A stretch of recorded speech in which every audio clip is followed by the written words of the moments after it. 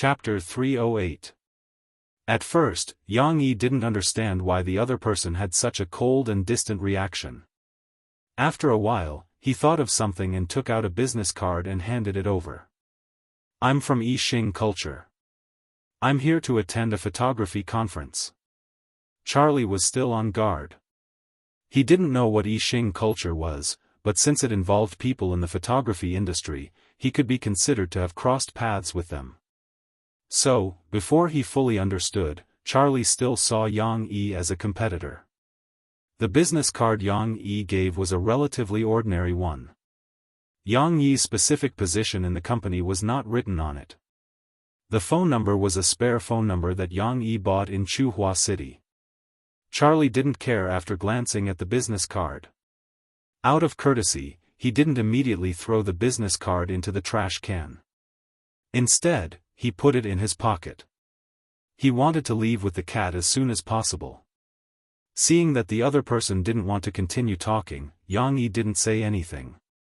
After the other person left with the cat on the small electric bike, Yang Yi thought about the scene just now. When the other person knew that he was a photographer, the obvious vigilance in his eyes made Yang Yi speculate a possible answer. He gave the business card out of curiosity. The movie he invested in also involved some cat scenes, but the cats in the movie had to be of expensive breeds. Yang Yi didn't consider the black house cat. His original plan was to find some trained cats that had a bit of intelligence. When he saw the words Ming Ming Pet Center printed on the bag, he thought that if possible, it would be good to cooperate with such a pet center. It was just a spur-of-the-moment behavior of him. After asking someone to check the pet center, Yang Yi returned to the hotel and watched most of the commercials and videos that Xiaoguo and the others had shot. He didn't sleep the whole night, thinking about the videos. He suddenly had an idea, but this idea needed to be discussed with the person in charge of the pet center first. Yang Yi didn't have to wait long. The next day, he received a call from Xiaoguo. It turned out that after Charlie took Zheng Tan to the pet center, because the temperature in the room was a little high and it was a little stuffy, Charlie threw his jacket in the place where clothes were placed. The business card in the jacket slipped out at that time.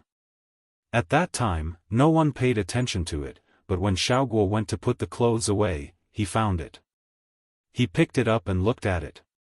When he saw the words I Xing culture on it, he immediately became excited.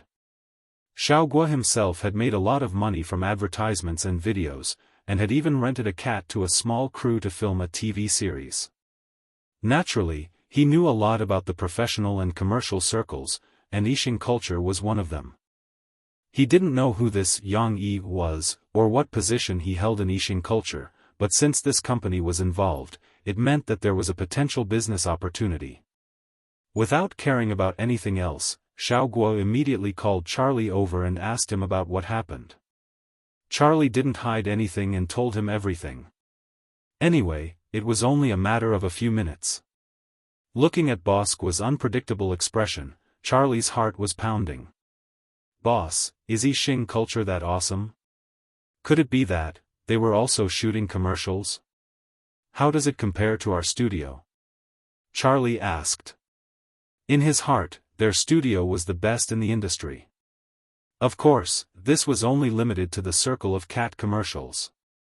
Xiaoguo knocked Charlie's head with the magazine in his hand. "What do you know? The difference between our studio and theirs is like the difference between braised beef instant noodles and braised beef." Charlie was speechless. Wasn't this the difference between a loser and a Mr. Perfect? Looking at the 2 yuan bag of braised beef instant noodles on the table next to them, Charlie didn't say anything. Xiaoguo pondered for a whole night, then woke up in the morning and made a phone call. After receiving Xiaoguo's call, Xiaoguo introduced himself and had a rough idea. When he was investigating the pet center, he had investigated a few key people in it. He knew what role Xiaoguo played in the team. The two made an appointment. Yang Yi came to the pet center and walked around with Xiaoguo. He also asked about Zheng Tan. However, Xiaoguo didn't want to say too much when it came to Zheng Tan. After Yang Yi revealed his identity, he revealed some secrets. Zheng Tan had always been low-key. Although there were many people in the cat community who knew the name Black Sea, they couldn't match it. Also, Xiaoguo deliberately hid Zheng Tan's real information. Since the big boss of Yixing culture was interested in working with them, Xiaoguo decided to reveal some information to him. Yang Yi didn't immediately decide on the cooperation. He wanted to know more about the shooting. For this reason, Xiaoguo invited Yang Yi to watch the next shooting. Yang Yi's heart had been itching for a long time. He really wanted to see how the photos were taken and how the cats performed. In the videos, many of the cats' performances were perfect, especially the black cat. Moreover, although he usually took some photos of animals, there was definitely a gap between him and a professional pet photography team. Just like his grandfather in the past, he was not good at taking photos of people and scenery, but he was good at taking photos of cats. Therefore, after leaving Chuhua for a while, Yang Yi flew back to the pet center for a new round of shooting. Zheng Tan was surprised when he saw Yang Yi. He remembered this person, but he didn't know why Xiaoguo allowed him to watch. Normally, Xiaoguo didn't allow others to enter the set, unless it was someone he truly trusted.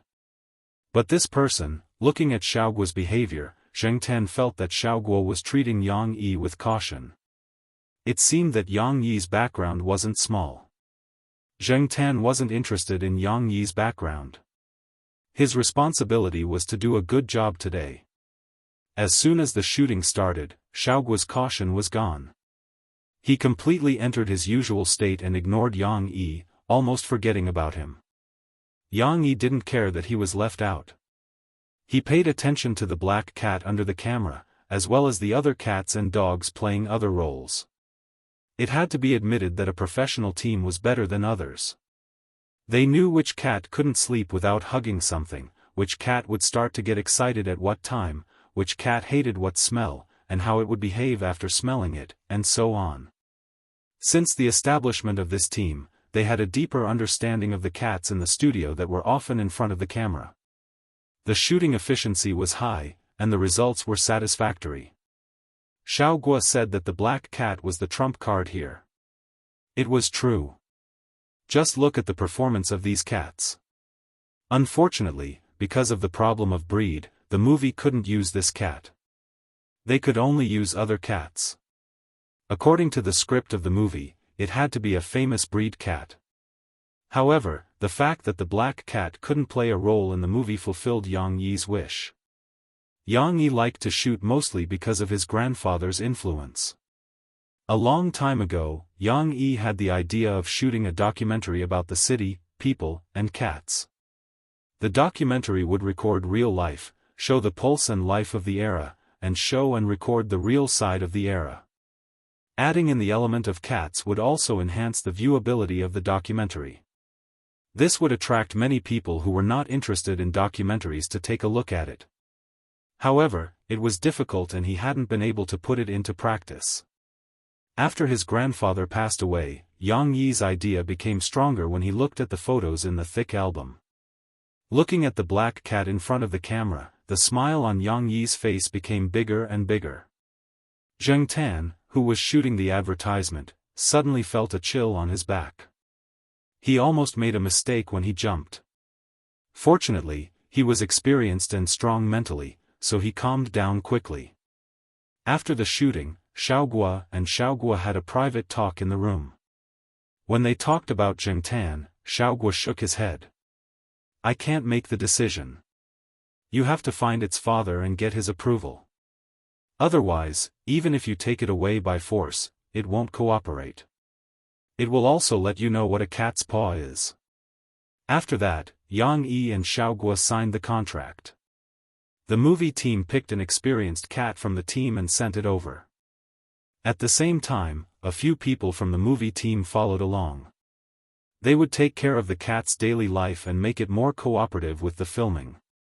As for Zheng Tan, Yang Yi went to talk to him directly. Jiao Pa and Jiao Ma were troubled. Shooting the advertisement was one thing, but Xiaoguo was an acquaintance. He knew everything about Zheng Tan and agreed to keep it a secret.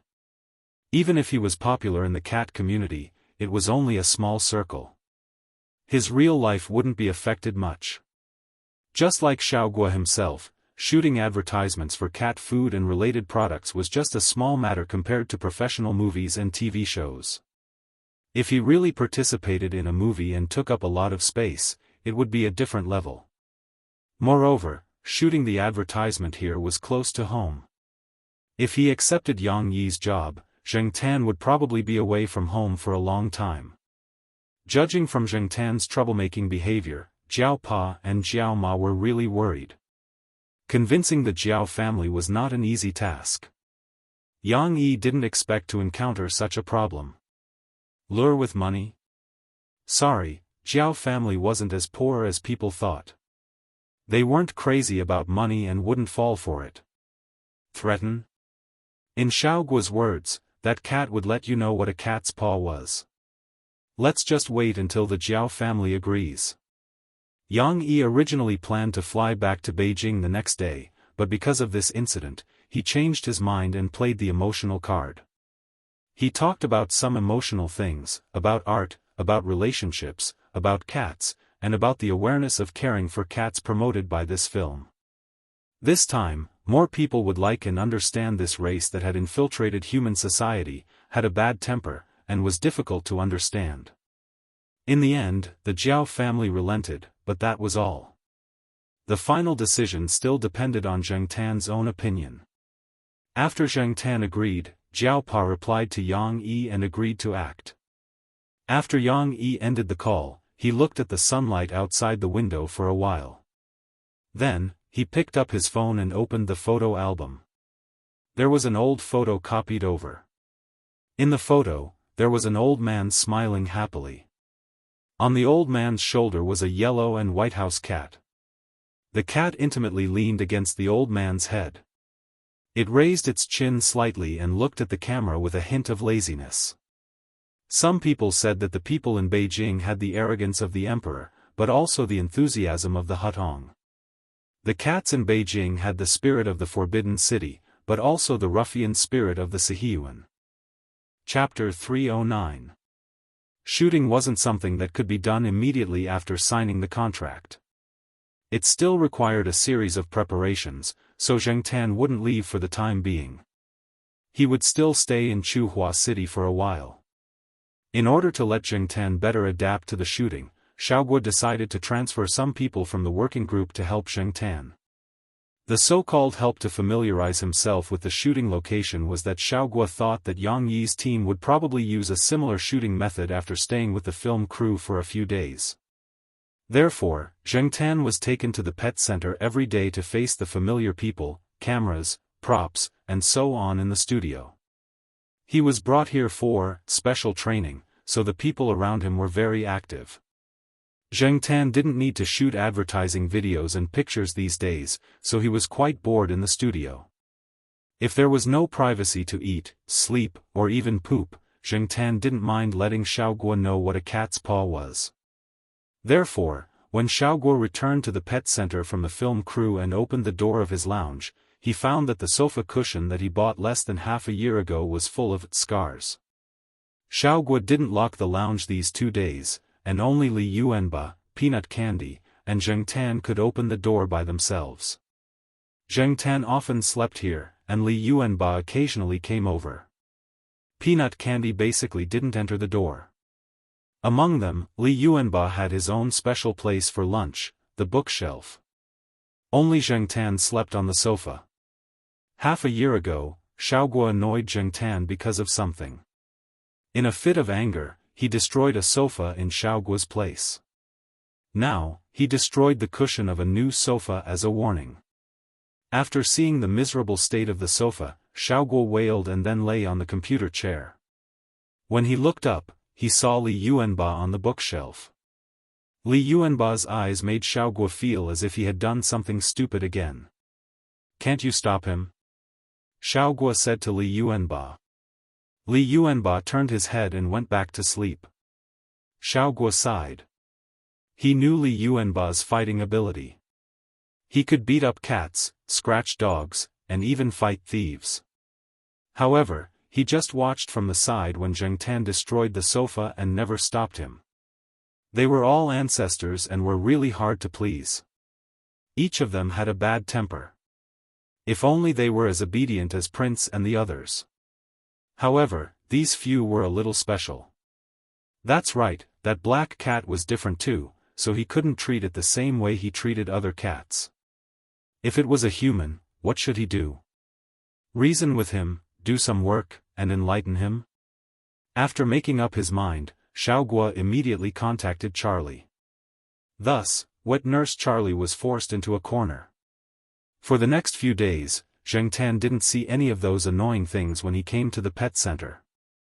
However, no matter how hard Charlie worked, Zheng Tan's attitude could only be regarded as normal. Charlie didn't know if Charlie had instilled Boss Guo's order into the cat's brain. Boss Guo had been busy these days, so he gave Charlie this difficult task to try to arouse the cat's positive emotions. Charlie didn't know what a cat looked like when it was in a positive mood. He only knew that when he was working, he talked until his mouth was dry. In the end, he found that the cat lying lazily on the chair narrowed its eyes and yawned. Then, it ignored him. Charlie's mood at that time. Speaking of it, he felt like crying. For the sake of the high salary, he accepted it. Xiaoguo came back early that day. When he came to the studio, Zheng Tan hadn't left yet. He was lying on the sofa and sleeping. Charlie next to him had a tangled look on his face. No one knew what he was thinking. Seeing Xiaoguo, Charlie got up and talked about today's situation. Still the same? Xiaoguo frowned. This cooperation with Yang Yi was an excellent opportunity. If the cat didn't agree, it would be fine. But since it agreed to act, Xiaoguo had to spend more effort on it. If he was passive and slack off, people wouldn't be optimistic about him. It was fine here, but if he went to Beijing and went to other people's territory, he didn't know if he would be at a disadvantage. Throwing his coat on the sofa, Xiaoguo didn't bother to change his shoes. He wiped his face, rolled up his sleeves, and walked to Zheng Tan. He squatted down and looked at Zheng Tan, who had just woken up. He waved his fist seriously to encourage him. Black charcoal, after this job, will be rich. Zheng Tan and Charlie, simple, direct, and effective. Zheng Tan's fighting spirit was finally ignited and he narrowed his eyes. Zheng Tan looked at the contract. The money was indeed a lot, but Zheng Tan felt that Xiaoguo was too nervous. He wasn't a rookie who just started shooting commercials. Did he need to worry so much? Sighing in his heart, Zheng Tan felt that recently everyone seemed to be a little too nervous and anxious, whether it was the people at the pet center or the Jiao family. While Zheng Tan was sighing, the Jiao Pa was thinking about whether to contact the people he knew in Beijing. He knew people there, but they definitely didn't have time to take care of them. It was also inconvenient for them to take care of them. After thinking about it, the Jiao Pa contacted Fang Xiaokang. The third Master Fang's base was in Beijing. It was more reliable to ask him for help. The third Master Fang, who was busy in other provinces, was surprised when he received the call from the Jiao Pa, shooting a documentary. The third Master Fang waved his hand and asked his assistant to leave. He put his feet on the desk. Who is it? Mr. Yang from Yixing culture, the Jiao Pa said. That kid Yang Yi? Okay, I got it. Don't worry. Even if I don't have time, I will ask someone to take care of him. The third Master Fang gave the Jiao Pa a phone number. If there was a need, he could ask someone to contact this number. With the third Master Fang's promise, the Jiao Pa suddenly felt a lot more at ease. But he wasn't completely relieved. After all, that cat was really a troublemaker. After the third Master Fang hung up the phone, he flipped through his contact list and dialed a number. It rang for a long time before it was picked up. Hello? The other party didn't seem to be awake. Hello, Yang Yi. It's the third Master Fang. I heard that you are shooting a documentary about cats. Yang Yi was a little confused. He didn't sleep the whole night after organizing some materials. He went out again in the morning and only started to catch up on sleep when he came back at noon. He didn't expect to receive a call from this person. Oh, Uncle Fong. Yang Yi was of the same generation as Mao and the others.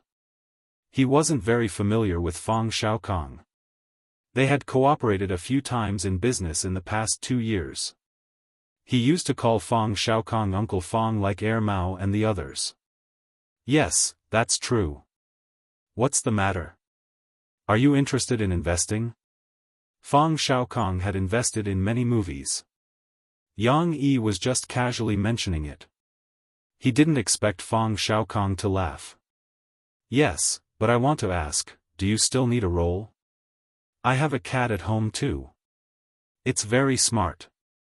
It's not much worse than black charcoal. Yang Yi paused for a few seconds. Third Master Fong had a cat at home?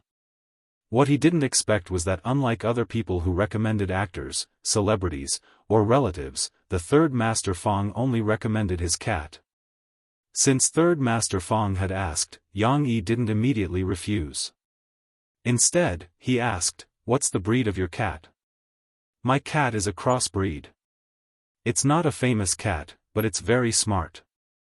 It's much better than those famous purebred cats. Do you have internet there? I'll send you some photos." Fong Xiaokong took out his laptop, selected a few photos taken at home, and sent them over. He always thought that the smartest cat in the world, other than black charcoal, was his demi. If his demi wasn't good enough, what other cat was qualified? Crossbreed cats referred to cats with impure bloodlines. Yang Yi didn't plan to use many expensive purebred cats in the documentary. Basically, he was going to use house cats and crossbreed cats. Hearing Fong Xiaokong's words, Yang Yi was relieved. He opened the file he received and checked the photos. 10 seconds later. "How is it? Good enough, right?" Fong Xiaokong asked. "His eyes are sharp enough," Yang Yi commented. Fong Xiaokong didn't ask for much. He just wanted to make a cameo appearance as a souvenir for himself. After Yang Yi agreed, Fong Xiaokong immediately looked for an opportunity to ask his daughter for credit. Fong Mengmeng was happy, but she thought of another. "Dad, since our demi is participating, can we get Xiaomi to make a cameo appearance? I haven't seen Xiaomi in a long time." So, after Yang Yi slept restlessly for another hour, he received a call from Fong Xiaokong again. "Hello, Yang Yi. It's me, Fong San. Yang Yi, I just wanted to ask, are you still looking for roles? I'll recommend another one. She's also a crossbreed. She's from the same family as our demi. She's called Xiaomi. She's just a little dumber than our demi. Her looks are passable, but there's a mole near her mouth. Are you still in front of the computer? I'll send you the photos." Yang Yi, Xiaomi had always been with Zhao Lu. They stayed in Chuhua City for a while. Later, when Zhao Lu got busy, there was no one to take care of her. Even the nanny couldn't hold her down, so Zhao Li's mother brought her to Beijing to keep her company. Her husband and daughter were usually very busy, but Zhao Li's mother liked Xiaomi. When she returned to Beijing, she couldn't bear to part with her, so she brought her along. Although they were both in Beijing, Xiaomi and Xiaomi didn't have much time to see each other. As for Zheng Tan, ever since Xiaomi was taken away, they hadn't seen each other. Xiaomi only saw Xiaomi when they went to the cat exhibition. Knowing that these two would also participate, Zheng Tan was looking forward to it. He wondered if Xiaomi would still be as aggressive after inheriting her father's mole. In the middle of November, Zheng Tan followed a group of people selected by Xiao Gua and set off for Beijing. Charlie's sidekick took care of them. This wasn't the first time Zheng Tan went on a long trip. The people of the Jiao family couldn't help but worry. Zheng Tan's ears were about to grow calluses from all the reminders he had heard. Before leaving, Zheng Tan went to the old tiled house and hid the phone and the bag of diamonds separately. He also moved some broken tables and chairs to block the entrance. This way, he wouldn't be afraid of other cats entering. They didn't have the strength of Zheng Tan. Yang Yi had already arranged a place for them to stay. There were also some other staff members of the film crew there. These people were very curious about Zheng Tan. They heard that the big boss Yang Yi had brought up the plan of making this film again because of this cat. Charlie and the others who were entrusted with the important task by Xiaoguo were worried that Zheng Tan wouldn't be able to adapt after seeing so many strangers. It turned out that they had thought too much. Zheng Tan wasn't nervous at all. Although he didn't know these people, he could feel the kindness from them. Even the ugliest one, the big bearded man with a fierce smile, was actually kind. Since there was no threat, there was no need to worry. After Charlie called the Jiao family to tell them that he was safe, someone came to pick up Zheng Tan before Zheng Tan could get familiar with the people of the film crew.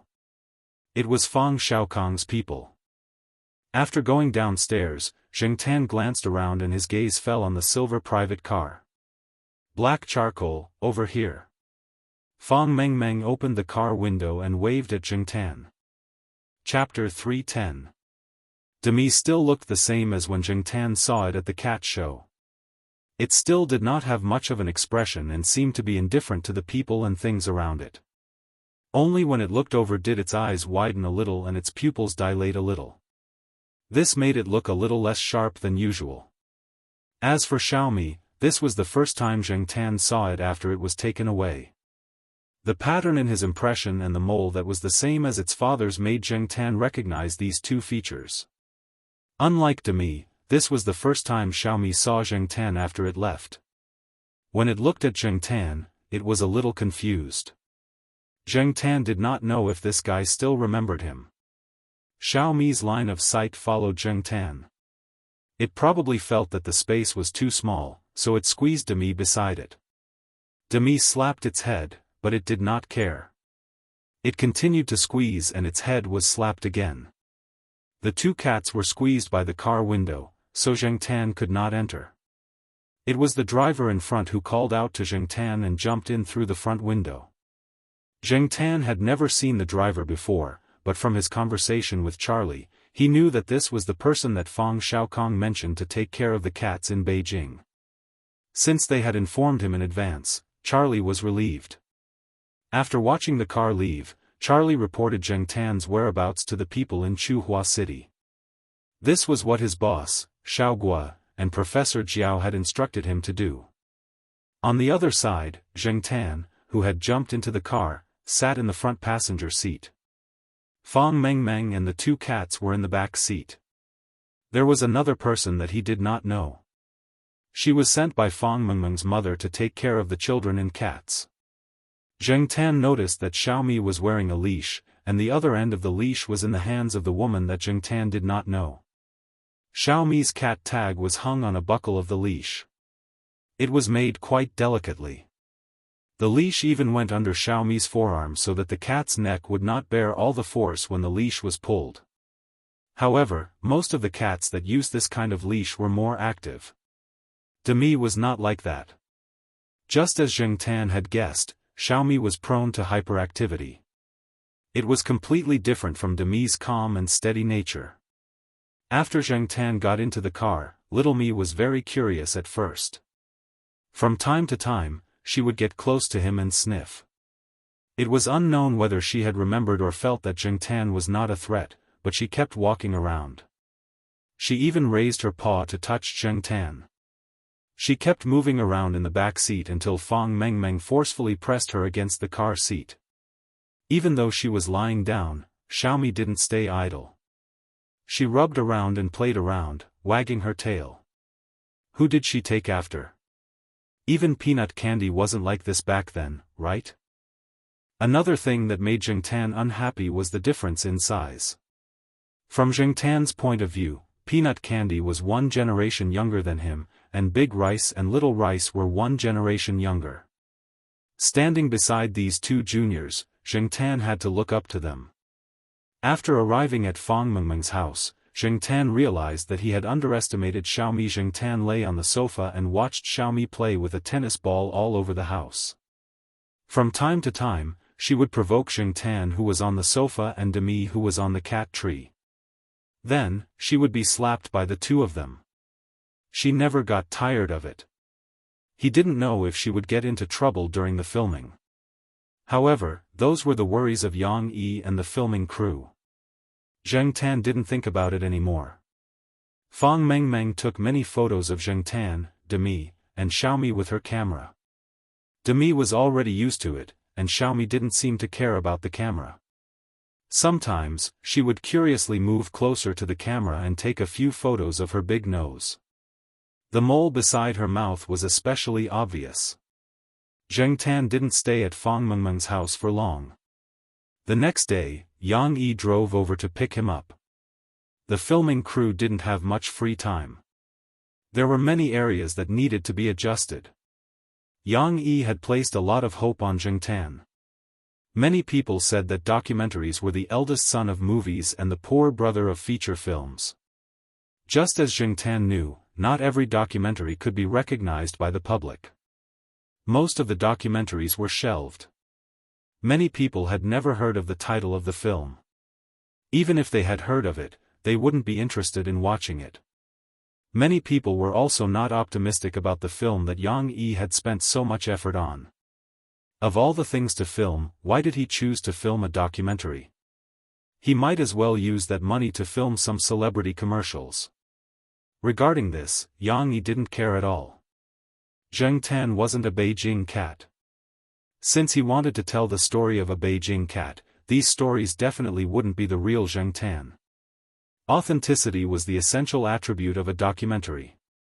It recorded objective things so that the audience would have a more realistic experience. Therefore, Yang Yi wouldn't make up nonsense, and he wouldn't let Zheng Tan act in those fake stories. Zheng Tan wanted to act in something that used to be real. In other words, Zheng Tan wanted to act in another cat that was no longer in this world. He had to change the location and the mentality. Compared to 20 or 30 years ago, the current Beijing had changed a lot. The scenes and things in Yang Yi's memory couldn't be recreated as they were. Therefore, this involved a method of using scientific and technological means to create a virtual reality. Of course, virtual didn't mean that the story was real. The scenes and things created by scientific and technological means were also real and had historical basis. Therefore, some parts of the documentary needed to use a combination of virtual and real shooting techniques to recreate the real story. Humans had the ability to recreate the past. Those past events were scenes that existed in Yang Yi's memory. Yang Yi said that he wanted to achieve a resonance in terms of thinking. Zheng Tan felt a bit of pressure. Whether it was the lineup or the atmosphere, it was very different from Xiaoguo's studio. During the shooting process, the focus was on the control of the light ratio to improve the visual effect of the image. Therefore, the technical level of the camera and the cameraman was higher. The cameraman had to adjust the light ratio to ensure the beauty of the image, so that the filmed content could be shown to the public at the most beautiful angle. The advanced shooting equipment and the skillful cameraman showed the importance Yang Yi attached to this documentary from these two aspects. The post-production requirements for the technical processing of the image were also high.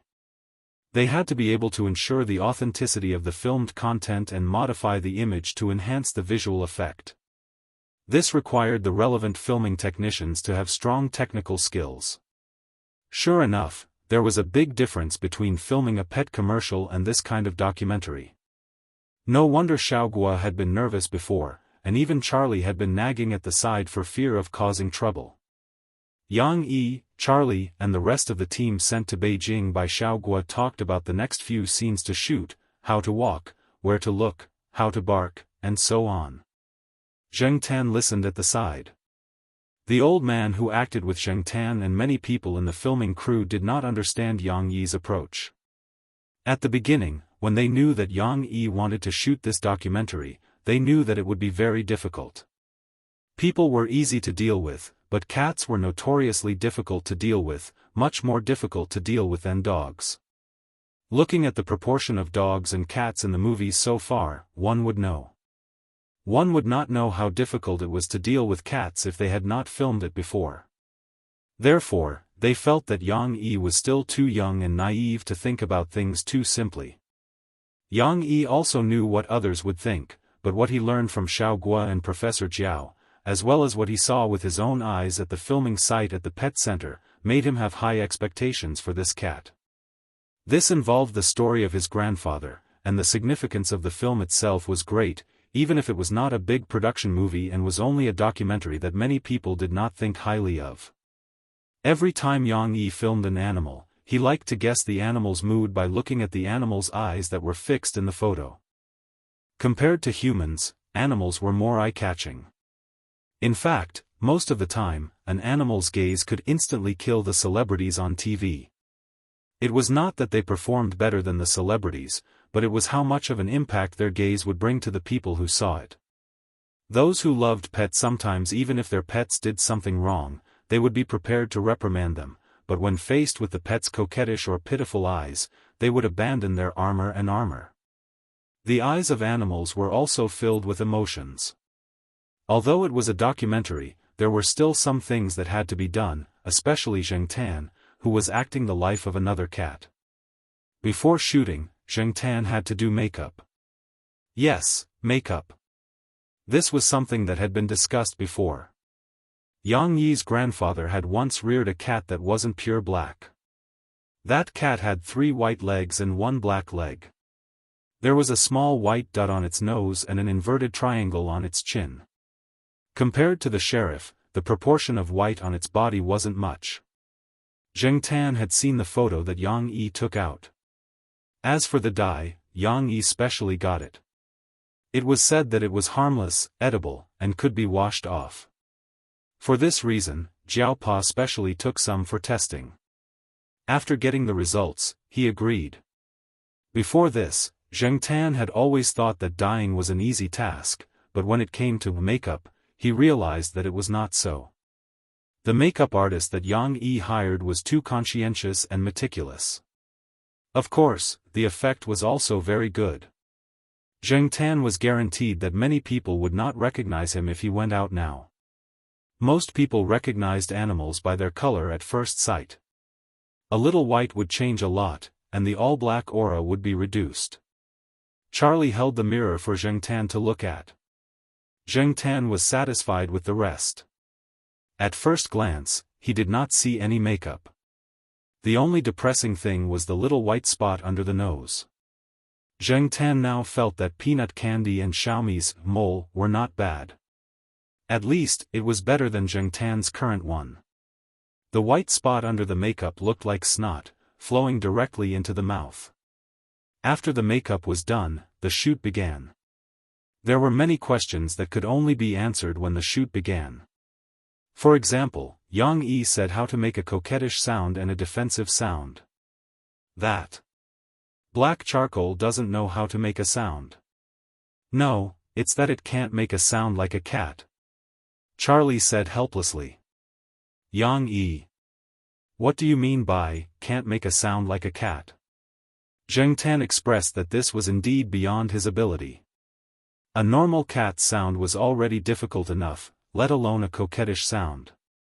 Charlie was afraid that this master would be angry, so he quickly explained to Yang Yi. Yang Yi thought about the advertisements that he had seen. It seemed that he had not seen this cat sound in them. Sighing, Yang Yi said, "Forget it. I'll think of something when the time comes." Continue. Okay, I'll bite the socks later. What's wrong? Don't bite the socks. Hate smelly socks. Sigh, that's new. It's just that I purposely made it old. If you don't believe me, smell it. Okay, continue. Okay, I'll let it squat on the wooden stool and lick its paws later. What? Don't lick its paws. What kind of cat doesn't lick its paws? Humans suck their fingers too. There's dye. It's okay, the dye is edible. I've eaten it before. Or I'll let it lick the paws that don't have any dye.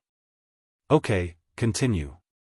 After a day of shooting, Charlie and the crew were sweating profusely. Zheng Tan was not much better. Yang Yi was too demanding. The director did not feel that there was anything wrong, but Yang Yi was not satisfied. If one thing went wrong, he would reshoot. He probably wanted to have a high degree of overlap with the scenes in his memory. Chapter 311.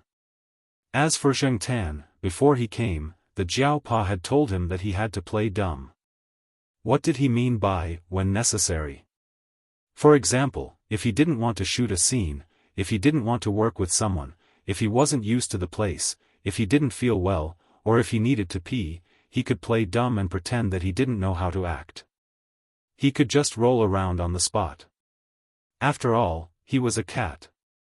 How much could the filming crew ask of a cat? The troublesome things could be dealt with by the crew. Xiaoguo didn't send so many people over just for show. Zheng Tan didn't believe that Xiaoguo and the Jiaopa didn't have a private agreement. However, this was for his own good. Zheng Tan understood that it was okay to be smart, but if he acted too smart, it would arouse suspicion. To avoid unnecessary trouble, sometimes it was safer to be a little stupid. There were many scenes that Zheng Tan wouldn't shoot in the past, but this time, he tolerated it. After all, this kind of documentary was different from commercials. It took a lot of manpower and material resources. Since Zheng Tan had accepted this job, he had to be responsible. Moreover, these scenes were very common for ordinary cats. It wouldn't make sense for him to refuse to act.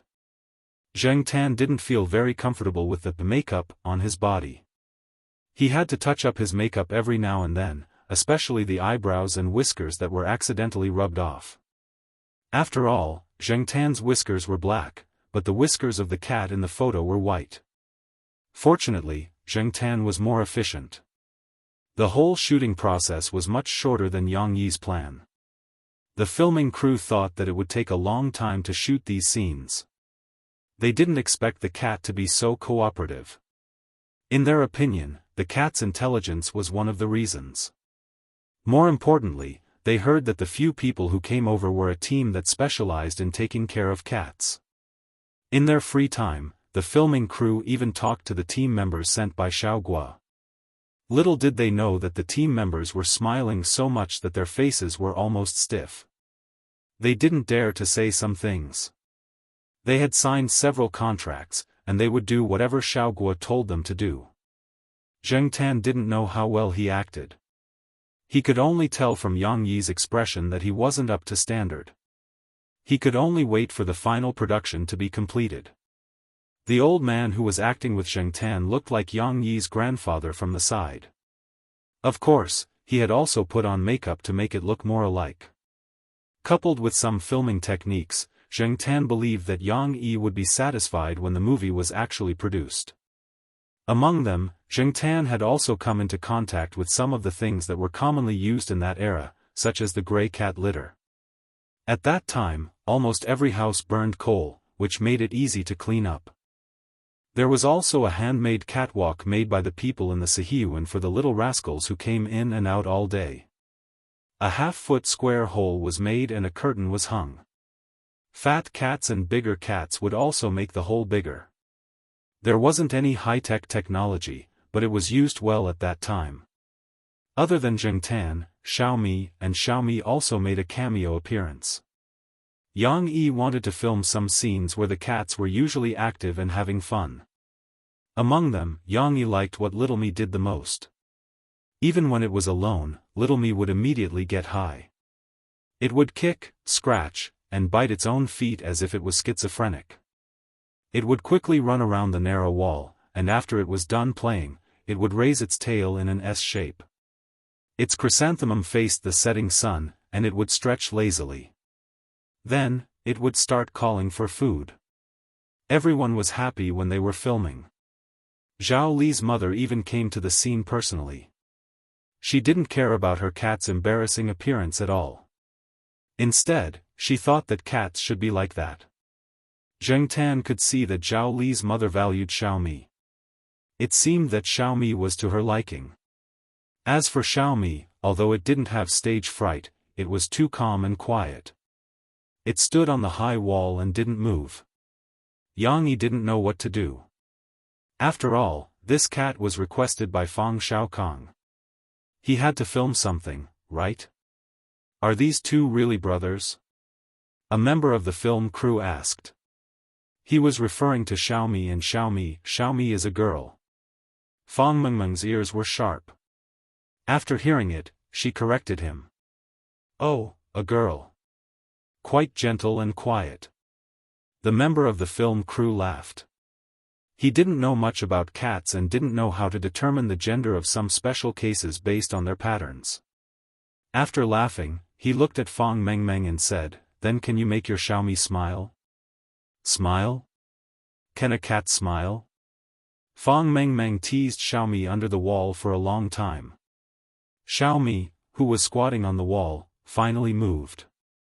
Its front paws stepped on the ground twice, it straightened its back and looked down. Finally, it pulled out a terrifying smile. All the members of the film crew who were watching, damn, so scary. A few of them even unconsciously scratched their arms, feeling goosebumps all over their bodies.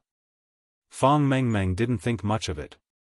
Xiaomi was usually more natural in front of people it was familiar with. Once it was unnatural, it would either have facial paralysis or this kind of expression. It was even worse when it was in a bad mood. Fang Xiaokong knew this very well. Now, Xiaomi probably felt that there were too many people it didn't know under the wall. The atmosphere was a little dull. It wasn't as active as Xiaomi and didn't usually take the initiative to stretch out its paws. Fang Mengmeng teased it for a long time but didn't see it stretch out its paws. Fang Mengmeng could only judge its emotional changes through its facial expressions. Of course, it wasn't really Xiaomi's smile just now. It was just a change in its face and mouth that made it look like a smile. However, this was the only way to continue. Okay, that shot just now was good. Every cat is different. If we want to shoot something new, we need to shoot something unique. Yang Yi was quite satisfied. At least they shot something new. At the same time, they could explain it to Fang Xiaokong. At the end of the shoot, Xiaomi was taken away by Zhao Li's mother. Before they left, Zheng Tan heard Zhao Li's mother talking to the people beside her about Xiaomi. She was glad that she brought Xiaomi back. Otherwise, she would probably be depressed if she met a cat like Xiaomi. As for Xiaomi, Fang Mengmeng was even more glad that she chose Xiaomi. Xiaomi was too troublesome. Her Xiaomi was more obedient. Perhaps to some people, other people's cats were always good. However, even if they praised other people's cats, in the hearts of cat owners, their own cats would always be the first. No matter if it was a mischievous person or a taciturn person, they would love their own cats. This documentary didn't only talk about Zheng Tan's grandfather. The filming crew also went to interview some other people. Although the latter interviews didn't talk about Zheng Tan couldn't leave yet. Some scenes might have to be res hot. Zheng Tan had to stay for a while, just in case. Therefore, Zheng Tan followed them to see the people who were being interviewed. The first person they went to was an old writer's house. Both the old man and the old lady were there. The interview was more realistic. The filming location was at the two old people's house. Their children were often not around, so the two old people raised a cat. It was a white field cat. When it saw Zheng Tan, the cat was very curious and vigilant. It hid around the old man and the old lady and stared at Zheng Tan. Zheng Tan walked around the house. The cat didn't have any reaction. It only stretched its neck and stared at Zheng Tan. When Zheng Tan came to its cat nest and approached its cat rice bowl, the cat's fur stood up. It rushed over, arched its back, and waved its paws at Zheng Tan and growled. "Hey, don't worry. That black cat won't fight." Yang Yi comforted the worried old lady. Then, he asked the two old people when they could start. After Zheng Tan left its rice bowl and cat nest, the cat immediately ran back to the old man and the old lady. The two old people had been interviewed countless times. Therefore, they could handle this kind of situation calmly. The director wouldn't deliberately ask them to do what they wanted. When the old lady was reading and cooking, when the old man was writing, when he was listening to the radio, and the cat's reaction were all filmed. When the old man was writing, the cat would jump on the desk and cause trouble. It would step on the old man's paper and couldn't be pushed away. If it was pushed away again, it would directly lie on the paper. It would only get up slowly when the old lady called it. The old man wasn't angry.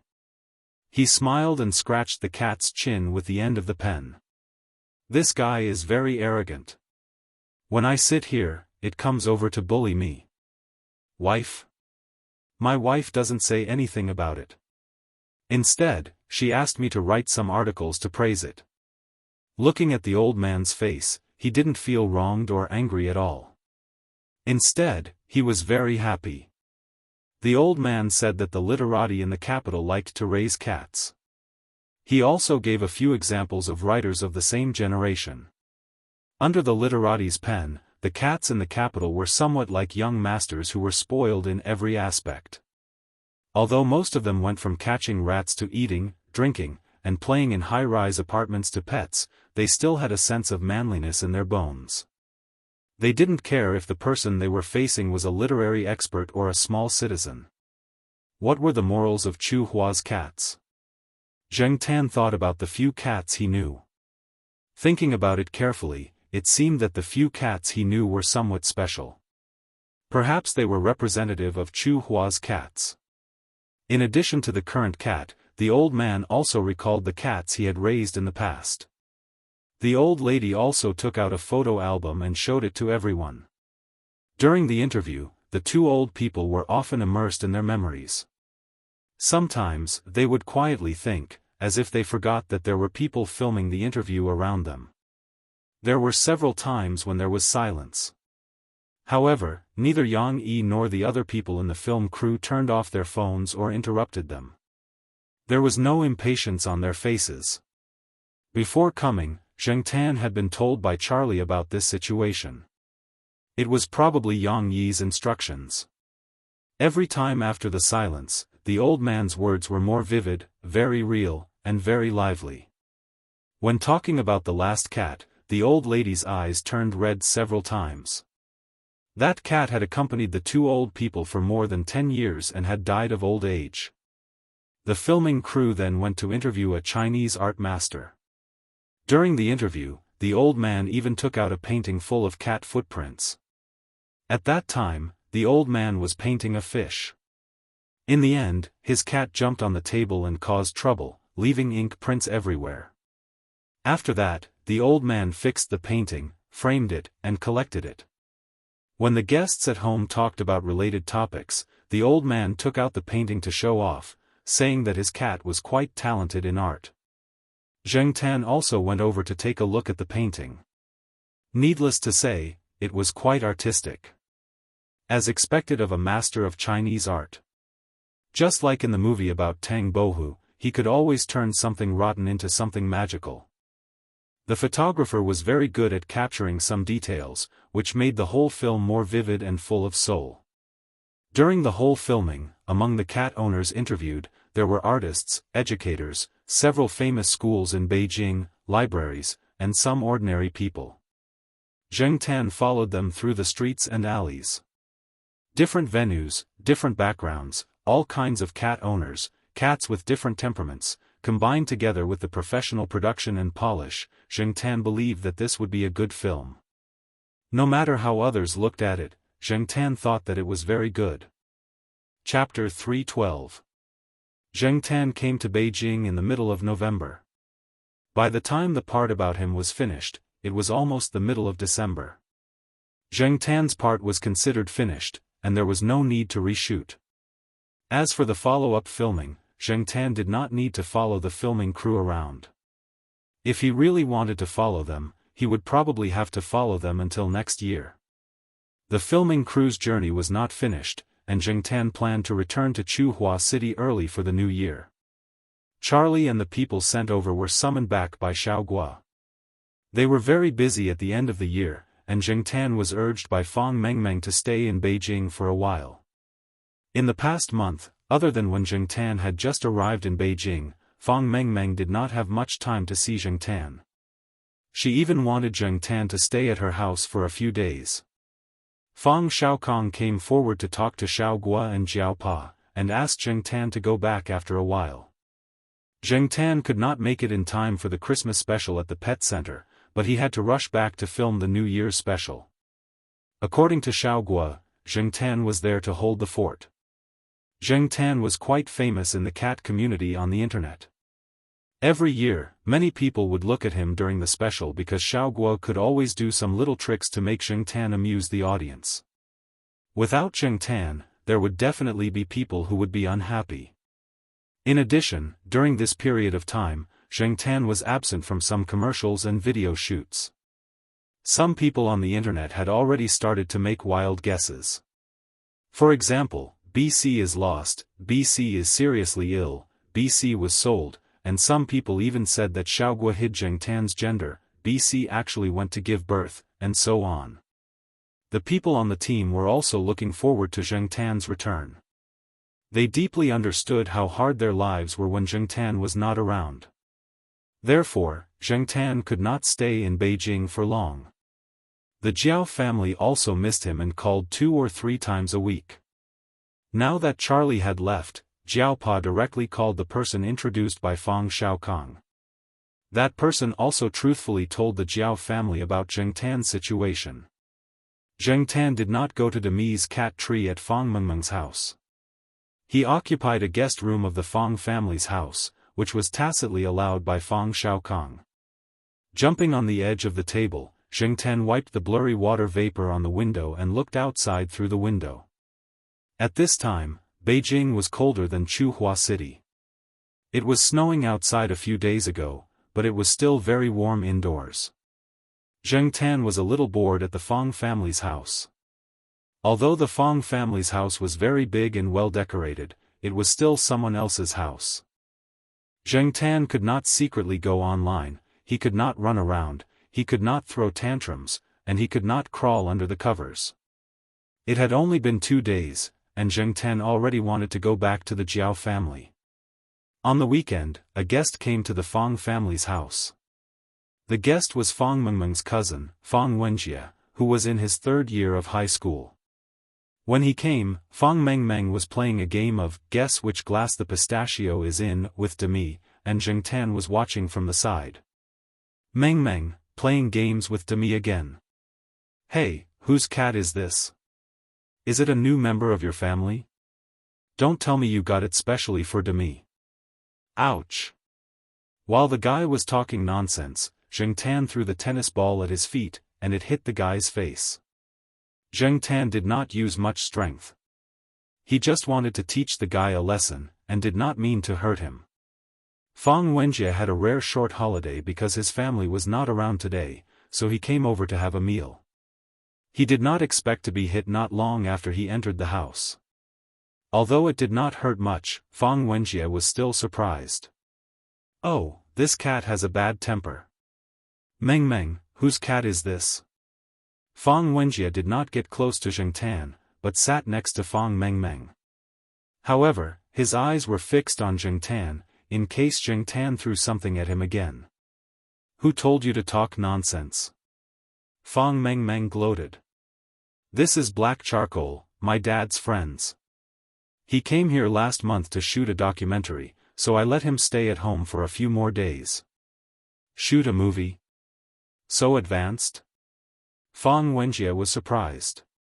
Not a movie, a documentary. Fang Mengmeng corrected. Same meaning. Fang Wenjie was no longer afraid of Jingtan throwing things at him. He got up and walked around Jingtan. Based on my experience, this cat is a Mumbai cat known as a little black panther. Wrong, this cat is an ordinary field cat. Fang Mengmeng despised. Even the face of a little black panther is different. How is it different? I think so. Otherwise, who would find an ordinary field cat that can be bought for 10 yuan? It is a field cat. If you don't believe me, you can ask my dad. Hearing Fang Mengmeng's words, Fang Wenjie thought of his third uncle. He struggled for a while, then said, "Okay, I'll take it that you're right." After that, Fang Wenjie ran to look for snacks. He did not eat much in the afternoon, and now dinner was not ready yet. He could not wait. By the way, Meng Meng, tomorrow my mom and your mom are going to attend a banquet. Let's not join in the fun. I'll take you out to eat, okay?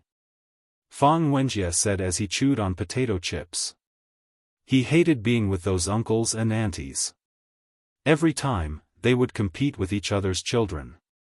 After that, Fang Wenjie would inevitably be scolded by his parents. He was very unhappy, so he did not want to go to the banquet at all. He would be looking for trouble if he went. Okay. Fang Mengmeng did not want to go either. Although she was young, she knew a lot of things. For example, those who did not have a good relationship with her family, because of her father, immediately came up to her when they met at the banquet. Some of them pretended to be friendly, and some of them even played tricks.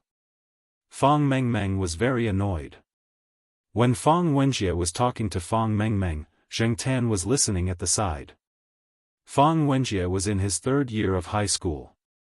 It seemed that he was still in his rebellious period. His grades were not good. His family had hired several tutors for him, but it was useless.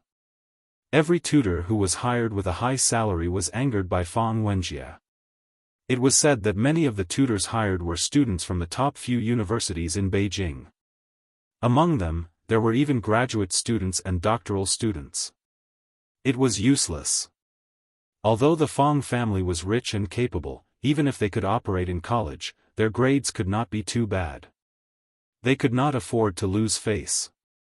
Listening to Fang Wenjie's tone when he was talking, it seemed that he hated those tutors. He felt that those tutors were too arrogant and self-righteous, and Fang Wenjie was just a dandy in their eyes. Explaining to him was simply like playing the lute to a cow. Even a pig would understand, but this person still had a blank look. Now that the winter break was coming, and in the last half of high school, Fang Wenjie's parents had started to find people to tutor Fang Wenjie during the winter break. Fang Wenjie could already see the dark winter break this year. Moreover, Fang Wenjie's family had restricted him from now on. He was not allowed to go out and have fun with his friends frequently. His pocket money was limited, and he was even cut off from the internet. Thinking that this kind of life would continue for another half a year, Fang Wenjie felt that his vision was dark. Just the last half a year. After that, it will be easier. Fang Mengmeng said. It's easy for you to say that.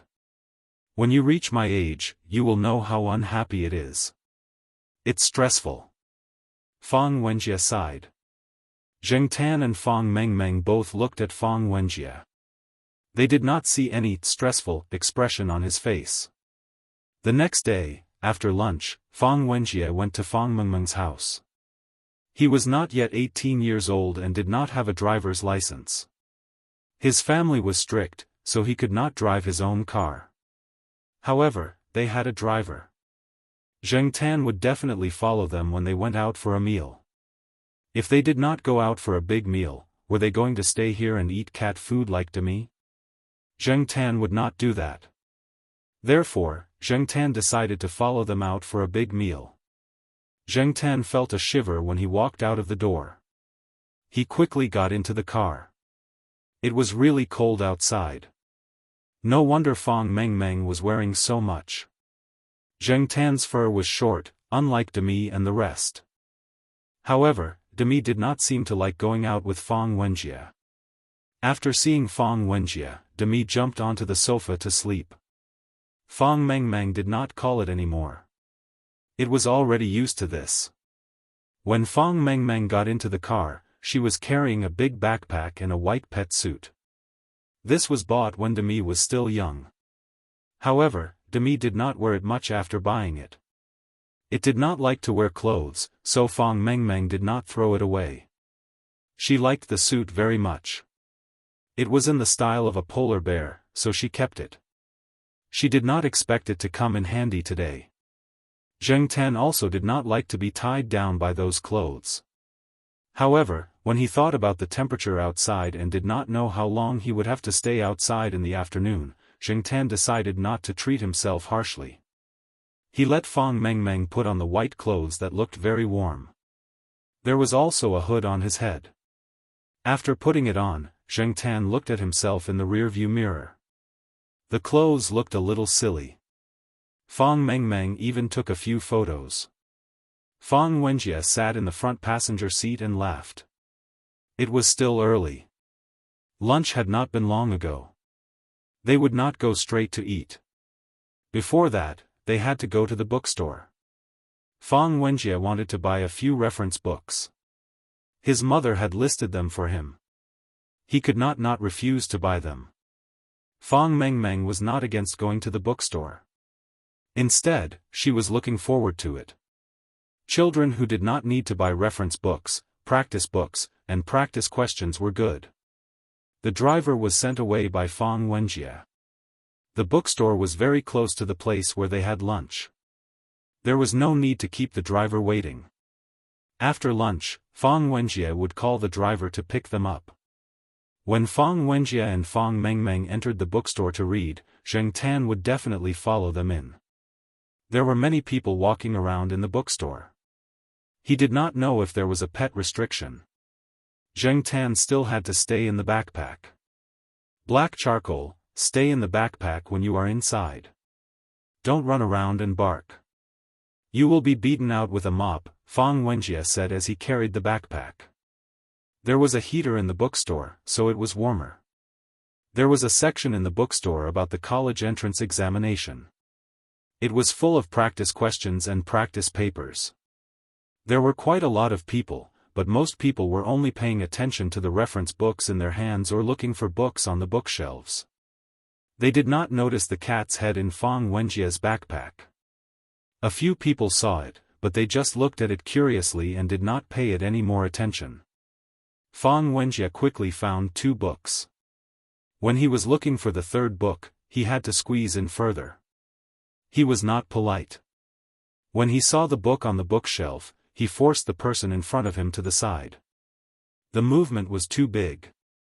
The book in the person's hand fell to the ground because of Fang Wenjie's push. After saying, sorry, without any sincerity, Fang Wenjie did not even look at the person and went straight to find the reference book.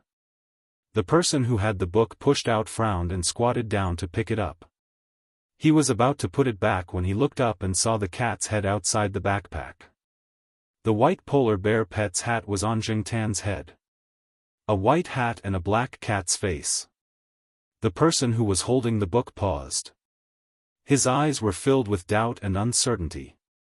Zheng Tan was looking around curiously. When he was at Tsinghua University, he had been to a small bookstore a few times, but he had no experience in a big bookstore like this. His curiosity was piqued, especially when he saw the few pretty girls not far away.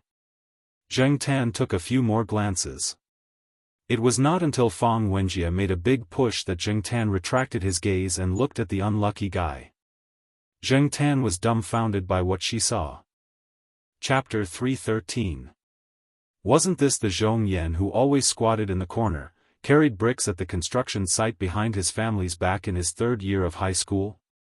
Thinking back, this guy should be in his 3rd year of college now.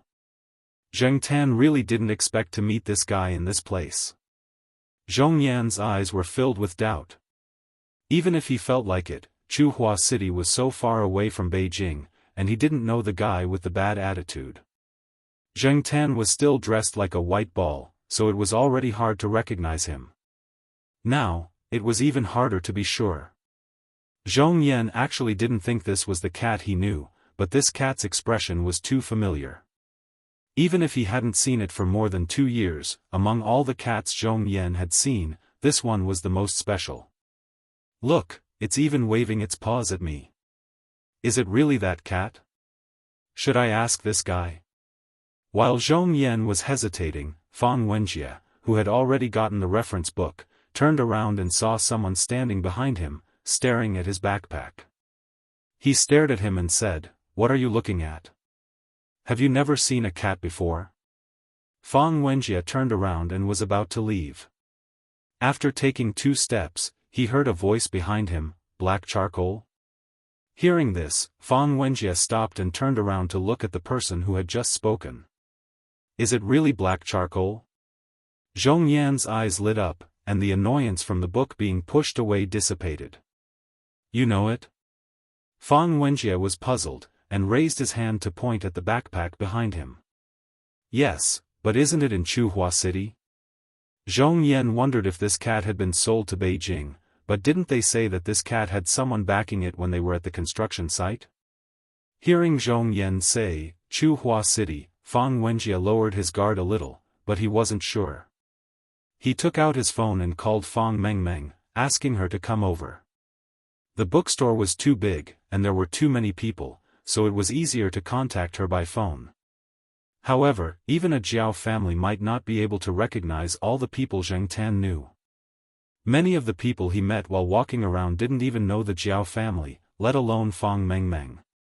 The 2 Fangs could only determine if they were acquaintances through Zheng Tan's attitude. Fang Wenjie's plan this afternoon was to buy some books and then sleep in the bookstore. It was too cold outside and he didn't want to move. When it was time, he would go straight to the restaurant to eat.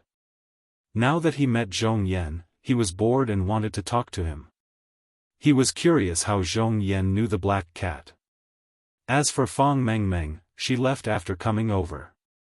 She had found a few books that she was interested in and wanted to read them for a while. Fang Wenjie immediately rushed over and occupied 4 seats before the others sat down. He used his bag and books to occupy the empty seats. Zhong Yan came with his friends today. When he was a freshman, he worked part-time in a fast food restaurant and made 2 friends. They were from different schools. The person who came today was one of them. The other one had graduated this year. Zhong Yan's tutoring job was also introduced to him by this friend. In the morning, he would tutor a 3rd-year student. In the afternoon, Zhong Yan and his friend, who was also a part-time tutor, would come here to look for tutoring books for 3rd-year students. Many people said that the college entrance examination was not a fair platform and was full of regional discrimination. Zhong Yan didn't care. He had already passed the exam. Taking the tutoring books for 3rd-year students was just to tutor another 3rd-year student. There were also differences in the college entrance examination system in different provinces. The types of questions, policies, preferences, and so on all had to be studied. After 2 years of tutoring, he wasn't used to it in the 1st year. However, it was much better in the 2nd year. Zhong Yan was never a rigid person. He knew how to be flexible and could solve the problem. His reputation was good and the parents were willing to give him money. Zhong Yan's classmate was originally chatting with a girl. When he saw the situation here, he came over and the 3 of them started chatting. One of them said, "It's tough. We have to tutor during the holidays." The other 2 nodded. "Yes. Every time we tutor, those students look at us as if we are their enemies." Zheng Tan listened to them talk. From their words, he knew that Zhong Yan didn't go home after coming to Beijing. He also earned his own tuition and living expenses. It seemed that his relationship with his family was still at a freezing point. No wonder he hadn't seen Zhong Yan in Chuhua for 2 years. Fang Wenjie was quite excited when he heard that Zhong Yan was a super dark horse during the college entrance examination. He directly flew from the ordinary level of the class to the top 3 of the school. He slapped some people's faces loudly. He felt that a creature like a dark horse was simply a beast that pretended to be pretentious and slapped people's faces. Even Zhong Yan was more pleasing to the eye.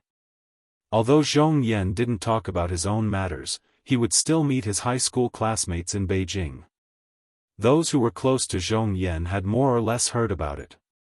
Therefore, when his friend mentioned it, Fang Wenjie was excited. He couldn't stop the topic. As Fang Wenjie chatted, he pondered in his heart. His mother was currently looking for a tutor during the winter break. Instead of finding someone he didn't like, it would be better to just let Zhong Yan and the others go over. When he was bored, he would have someone to talk to. When he was chatting just now, Fang Wenjie felt that Zhong Yan and the others were quite interesting. They weren't like the tutors his mother hired before, who always had arrogant expressions like, "I'm a genius, my words are more correct than the reference answers in the reference books, you have to listen to whatever I say," and so on. Although those people rarely showed it on their faces, Fang Wenjie could see that they thought that way in their hearts. Fang Wenjie also raised his own thoughts. He wasn't joking. He was serious. Forget about me. I can fool the servants. If you really want a tutor, you should find Zhong Yan. This guy is at least from Beijing University. Moreover, Zhong Yan doesn't go home during the new year. He has time, Zhong Yan's friend said. He could see that Fang Wenjie's family conditions were good. Although he would definitely make a lot of money if he took on this job, he also knew that the better the family conditions, the more the parents valued the school. Therefore, he could only politely decline to avoid being kicked out by the parents when the time came. Don't go home? That's just right. Zhong Yan, you don't have to take on other tutoring jobs during the winter break. Don't worry, my mother is absolutely generous with the money. Fang Wenjie's words were not wrong. His mother was indeed very generous to tutors. In addition to the remuneration agreed upon at the signing of the contract, she also gave out red packets from time to time. The money in the red packets was definitely not much less than the remuneration in the contract. This was also one of the reasons why Fang Wenjie was very displeased with those tutors. How could they have the face to receive red packets when they didn't produce results? Therefore, Fang Wenjie had an excuse to find fault with those tutors. The last tutor was directly scolded away by him. After all, most intellectuals were thin-skinned. Zheng Tan felt that the people of the Fang family were very unreliable on the surface, but in fact, that was not the case. Fang Xiaokong was an excellent example. And as Fang Xiaokong's nephew, Zheng Tan did not think that Fang Wenjie was a stupid person. Take the matter of hiring a tutor as an example. Fang Wenjie did not impulsively send out the invitation. The so-called pleasing to the eye was naturally one of the reasons. Another reason was that when they were chatting just now, Fang Wenjie's seemingly casual and hot-headed complaints were mixed in with a few learning questions. These questions were all solved by Zhong Yan in a simple and straightforward way that was easier to understand, which made Fang Wenjie very satisfied. Fang Wenjie never felt that he was stupid. He felt that it was very difficult for him to understand the things that those senior tutors said before, mainly because every time those people opened their mouths, they used a lot of professional jargon. If they said it bluntly, it would make them lose face. Would it kill them to be more vulgar? Was there really such a clear distinction between elegance and vulgarity? Fang Wenjie listened impatiently. Hey, bringing this cat out was really the right thing to do. Carrying such a heavy bag for so long was not in vain. Fang Wenjie was very happy. If this matter was solved, he would not have to live in darkness and oppression this winter break. Compared to Fang Wenjie's carefree heart, Zhong Yan's heart was much more complicated. What his friend could see, he could naturally also think of. He was still very confident in tutoring Fang Wenjie. He knew that this person was not stupid, just a little rebellious. If he took this job, he would not have to worry about tuition and living expenses next year. Under normal circumstances, he would not have such an opportunity. If he had not met the cat today and talked to Fang Wenjie, even if he was at Beijing University, he might not have been able to get into the tutor's good books. It could be seen from the disdain in Fang Wenjie's eyes when he talked about his previous tutor. Glancing at the black cat on the chair next to him, who was dressed like a polar bear and stretching its neck to look at something, Zhong Yan thought for a moment. It seemed that every time he met this cat, his luck was good. Meeting an old friend in a foreign land. Zhong Yan could finally understand the reason why the ancients put this as one of the 4 joys of life. This kind of feeling could only be deeply understood when one was really in that kind of situation. Even if this was the capital, Zhong Yan still missed home many times. When he occasionally heard the moonlight in the city from more than 10 years ago, he would feel sad. Every time he called home, he was not very happy. He had not been home for 2 years, not even during the holidays. He just called to let them know that he was safe, and then continued to work, part-time, to earn tuition, and to study hard. He could not relax on either side. He had not officially stepped into society, but he already felt that his shoulders were heavy. It could be said that in the past 2 years of studying in Beijing, it was not easy. Classmates? Of course, he had met them. There were many schools in Beijing, and he often went out and met a few junior high or high school classmates, but their relationship was not very good. There were also 2 high school classmates who did not like Zhong Yan, the dark horse in the college entrance examination. When they met, they also mocked and ridiculed him, and then everyone went their separate ways. They were not old friends. Dark horse? Kind of. But even the biggest dark horse would become ordinary in Beijing, where there were so many talents. Everyone wanted to soar into the sky, but how many people could really do it? Zhong Yan once thought that he would be one of them after the college entrance examination, but after experiencing some reality blows, his confidence faded a lot. The world was very exciting, but also very helpless. How should one walk?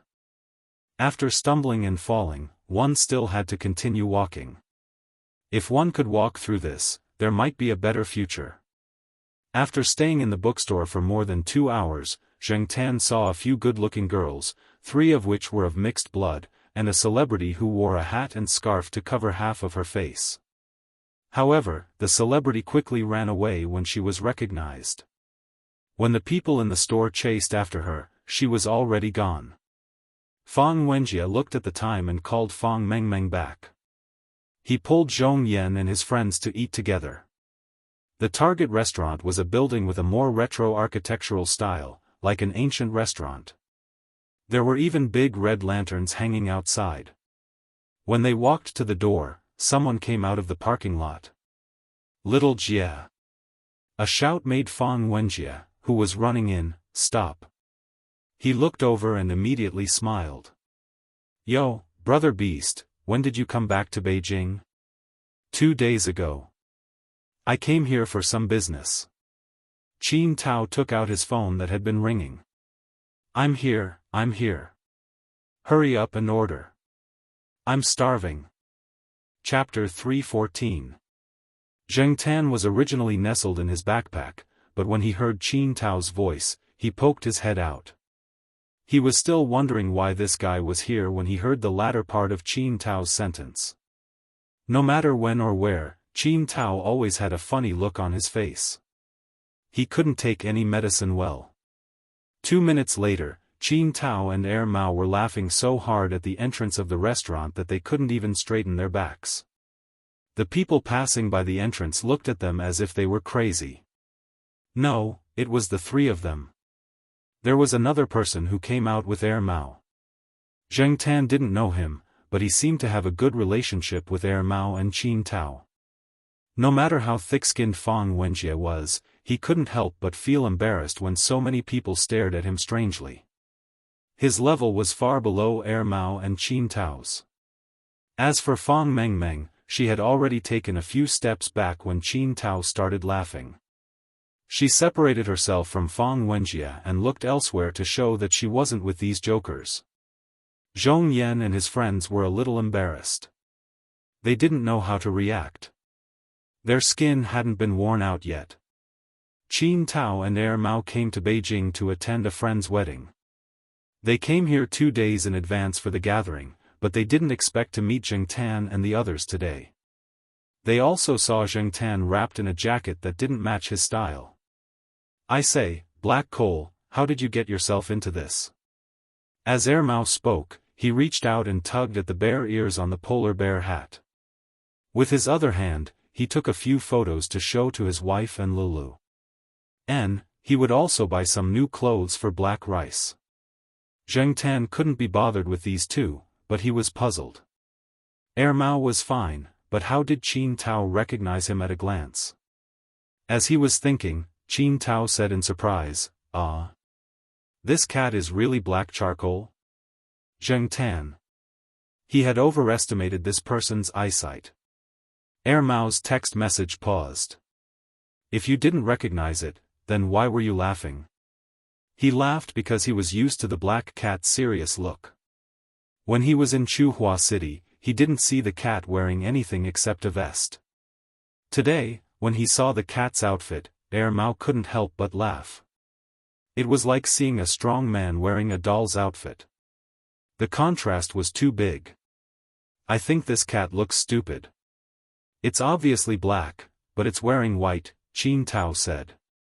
Thinking that the cat in front of him was the black cat from Chuhua City, Qin Tao, who had just stopped, started to laugh again. Hearing from Fang Wenjie that Zheng Tan had come to Beijing to film a documentary, Mao and Qin Tao were very surprised. At the same time, they also expressed that they would definitely support him when the time came and promote him. Not only Qin Tao and Mao, but Zhong Yan also heard it. He thought that when the film was released, he would go to the school and the surrounding school forums to promote it. The forums of these universities were quite popular. He believed that the effect would be good. The film hadn't been released yet, and Yang Yi and Xiaogua hadn't started promoting it, but the advertisement had already been released. Although documentaries rarely had the same celebrity effect as movies and television dramas, and there were also very few people who could be recognized by the audience. Most of them were unknown people. However, Yang Yi probably wouldn't have thought that Zheng Tan's trip would bring about an advertising effect. Probably finally feeling embarrassed, the group walked into the restaurant. Mao wanted to ask Fang Wenjie not to book a separate room and ask him to join them. There were only 3 people in Mao's group today, but after thinking about it, he didn't do that. He guessed that if they were together, everyone's topics would be different. Qin Tao would definitely continue his topic of, a man's temperament is directly related to what kind of wife he marries, and Fang Wenjie would probably continue to complain about his menopausal class teacher. Therefore, it was better to separate. They could talk freely. That way, they could enjoy themselves to the fullest. When they walked into the restaurant and parted ways, Mao called Zheng Tan over and said a few words. Zheng Tan's anger from being mocked just now hadn't subsided. He didn't have a good look at Mao, but after hearing what Mao said, Zheng Tan became serious, which was rare. Mao told Zheng Tan that he had seen Ah Wu when he went out the day before. He had also heard some things about cats. If Mao hadn't mentioned it, Zheng Tan would have almost forgotten about the cat trainer called Ah Wu. Probably because of the series of activities held in Beijing next year, the relevant departments accelerated the investigation of some criminal cases, as well as those potential threats. After Ah Wu came to Beijing, he was recruited through some channels to assist in the investigation and arrest. He didn't expect that those cats really did a lot of work. Ordinary people wouldn't think too deeply about a cat if they saw it in the daytime or at night. In the area of drug enforcement, firefighting, search and rescue, and so on, only dogs were well known. Who would think of cats? When he was caught, he didn't know what went wrong and exposed himself.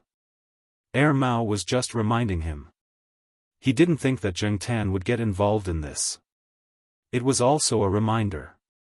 He didn't want Zheng Tan to be tricked and used as a tool, especially by that Wu guy. This was not Chuhua City. There was no one to protect Zheng Tan.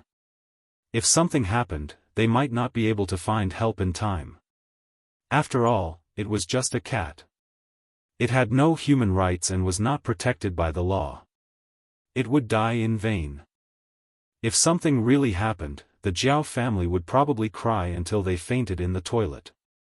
Fang Mengmeng and Fang Wenjie definitely hadn't heard of this kind of thing. If he hadn't met Mao today, Zheng Tan wouldn't have known. However, even if Zheng Tan knew now, he didn't think that he would have anything to do with Ah Wu and those people. Moreover, during these days in Beijing, he hadn't seen any familiar cats or other suspicious people. Of course, it could be that Zheng Tan didn't pay attention to it. But thinking that in 2 or 3 days, someone would send Zheng Tan back to Chuhua City. When he returned to Chuhua City, there would be many people to protect him. Thinking of this, Zheng Tan was relieved. It had only been 2 or 3 days. He didn't have to be curious or meddle in other people's business.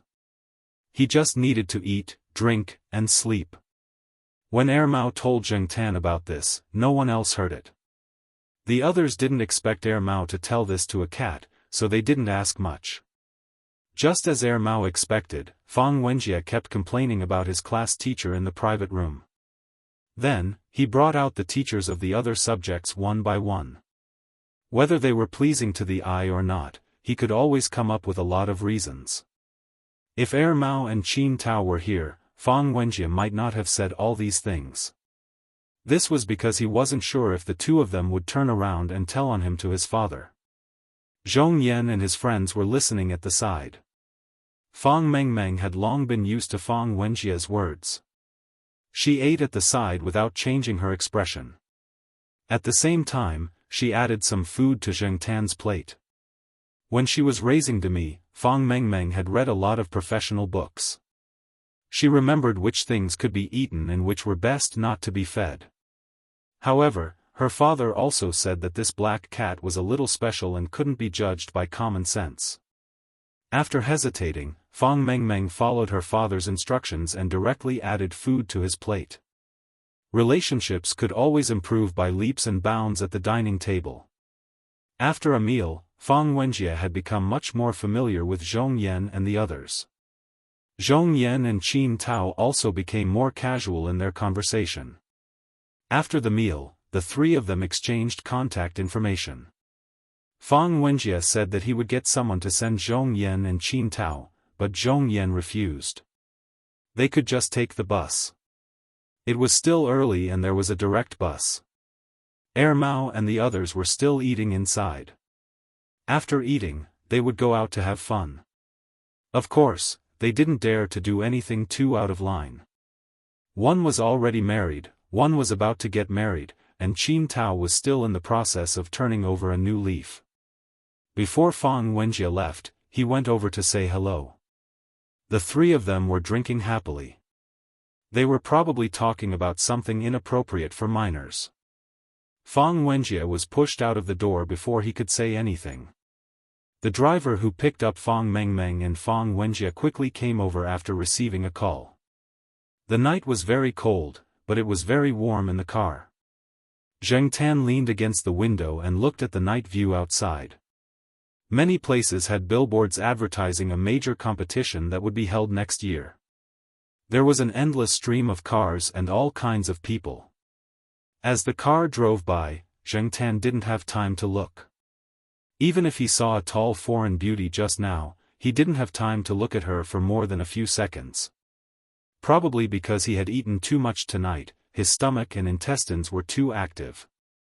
The amount of blood in his head and limbs was reduced, and the blood supply to his brain was insufficient. Coupled with the warmth in the car, Zheng Tan was drowsy. Next to him, Fang Wenjie had already fallen asleep. Fang Mengmeng was also yawning. At a red light, the car stopped. After yawning again, Zheng Tan glanced outside. Huh?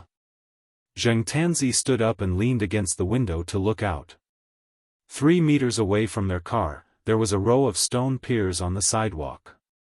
At this moment, a cat was squatting on one of the stone piers. It was a cat with a white body and a black tail. There were many cats with this color of fur in the world, but Zheng Tan could still confirm at a glance that this was the cat that he had seen beside Ah Wu before. He remembered that it was called Longan or something. The car window was covered with a film, so the people outside couldn't see the figure in the car. Longan naturally couldn't see Zheng Tan either. She remembered that there used to be 2 other cats around this cat, called Lotus Seed and Babeo. However, when Zheng Tan leaned against the window and looked around carefully, looking for the figures of the other 2 cats, the car moved, and soon, Longan's figure could not be seen. The coolness of the car window made Zheng Tan sober. According to the information revealed by Air Mao, Zheng Tan guessed what Longan and the others were doing. Drug enforcement? Chasing after criminals? It was really possible. When they met in the past, the three of them were almost tamed, so it was reasonable for them to do something similar. Zheng Tan himself had participated in similar operations. No matter what they were doing, Zheng Tan felt that it had nothing to do with him. In 2 or 3 days, he would return to Chuhua. The matters in Beijing had nothing to do with him. Therefore, Zheng Tan quickly put these matters to the back of his mind. The driver first sent Fang Wenjie home, then sent Fang Mengmeng and Zheng Tan back. When they arrived at Fang Mengmeng's house, Zheng Tan saw Dami running outside. In front of Dami, a pug wearing a small cotton-padded jacket was running around with its tail between its legs. After hearing the sound of the car, Dami ran over and stopped chasing the pug. The pug barked a few more times, bluffing. When Dami took 2 steps in that direction, the dog immediately ran away. When Dami stopped, it continued barking. Dami, you bullied it again. Fang Mengmeng picked up Dami, who ran over. Zheng Tan saw clearly that Dami's paws were still holding the dog's fur. It seemed like Dami was actually quite ferocious, just like its father. When it came to fighting, it was definitely good. Chapter 315. At the end of the year, Fang Xiaokong was especially busy. Although he was usually busy, he would take a day off every week to relax. Now, he had no time at all. Even when he called Fang Mengmeng, he was in a hurry. Fang Xiaokong arranged for someone to send Zheng Tan back to Chuhua. The exact date was also confirmed. Because of some last-minute matters, it was pushed back by 2 days. However, it was only 2 days. Zheng Tan could afford to wait. Zheng Tan yawned on the sofa and looked at the date on the calendar. Fortunately, he could go back the day after tomorrow. For the past few days, Zheng Tan had been holed up indoors, eating and sleeping. He did not go out. Firstly, it was too cold outside. Secondly, it was because of what Air Mao had said. Therefore, Zheng Tan decided to laze around indoors to avoid any trouble. In the afternoon, Fang Mengmeng came home from school. After dinner, she informed her mother and went out. There was a model competition in her school. Recently, she had been discussing with 2 of her classmates. Fang Mengmeng's 2 classmates also lived in this villa area.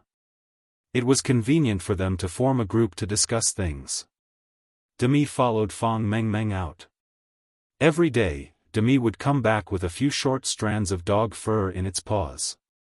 The pug that Zheng Tan saw being chased by Demi that night was the target of Demi's bullying. Black Charcoal, let's go out together. It's time to move around. Look, you've put on weight these few days. Fang Mengmeng looked at Zheng Tan on the sofa and said before leaving. Fat? Really? Muscles? Zheng Tan looked down and did not feel fat. However, compared to the days when he was filming the documentary, he did grow a little. It was mainly because filming the documentary was more tiring. After that, he followed the filming crew everywhere and lost some weight. After filming, he did not have to do anything at Fang Mengmeng's house. He only cared about eating and sleeping. The weight that he lost immediately grew back. However, it was true that he did not move much. After thinking for a while, Zheng Tan decided to follow Fang Mengmeng and Dami out for a walk. He would treat it as a chance to digest his food. It should be fine to just walk around the villa area.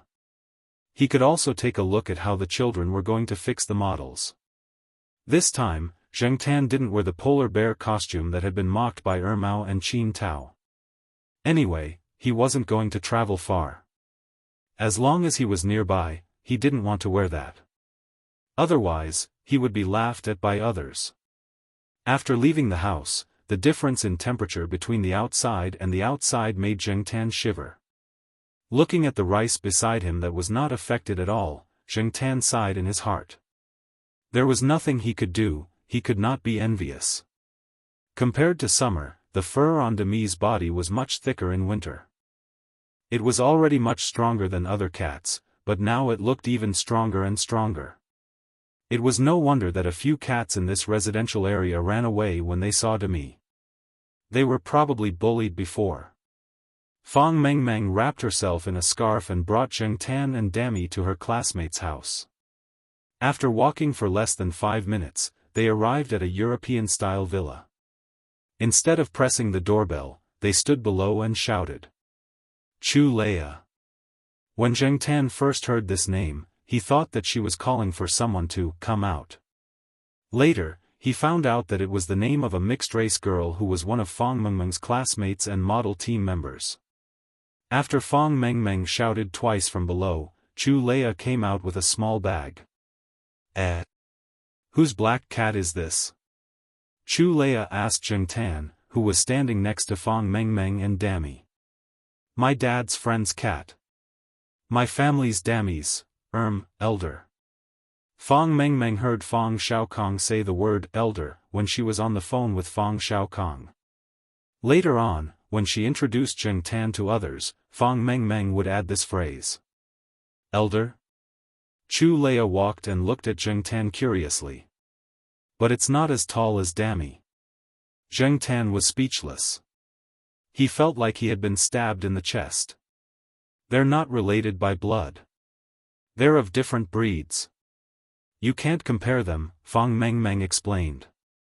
"Oh, that's true." Chu Leia nodded and did not add insult to Zhengtan's injury. The two walked along the road for about 10 minutes and came to a villa. This time, Fang Mengmeng did not shout from below. Instead, she walked to the door with Chu Leia and pressed the doorbell. Woof woof woof woof woof woof. As the doorbell rang, the dog inside barked. Zhengtan knew that it was the pug that was always bullied by Dami.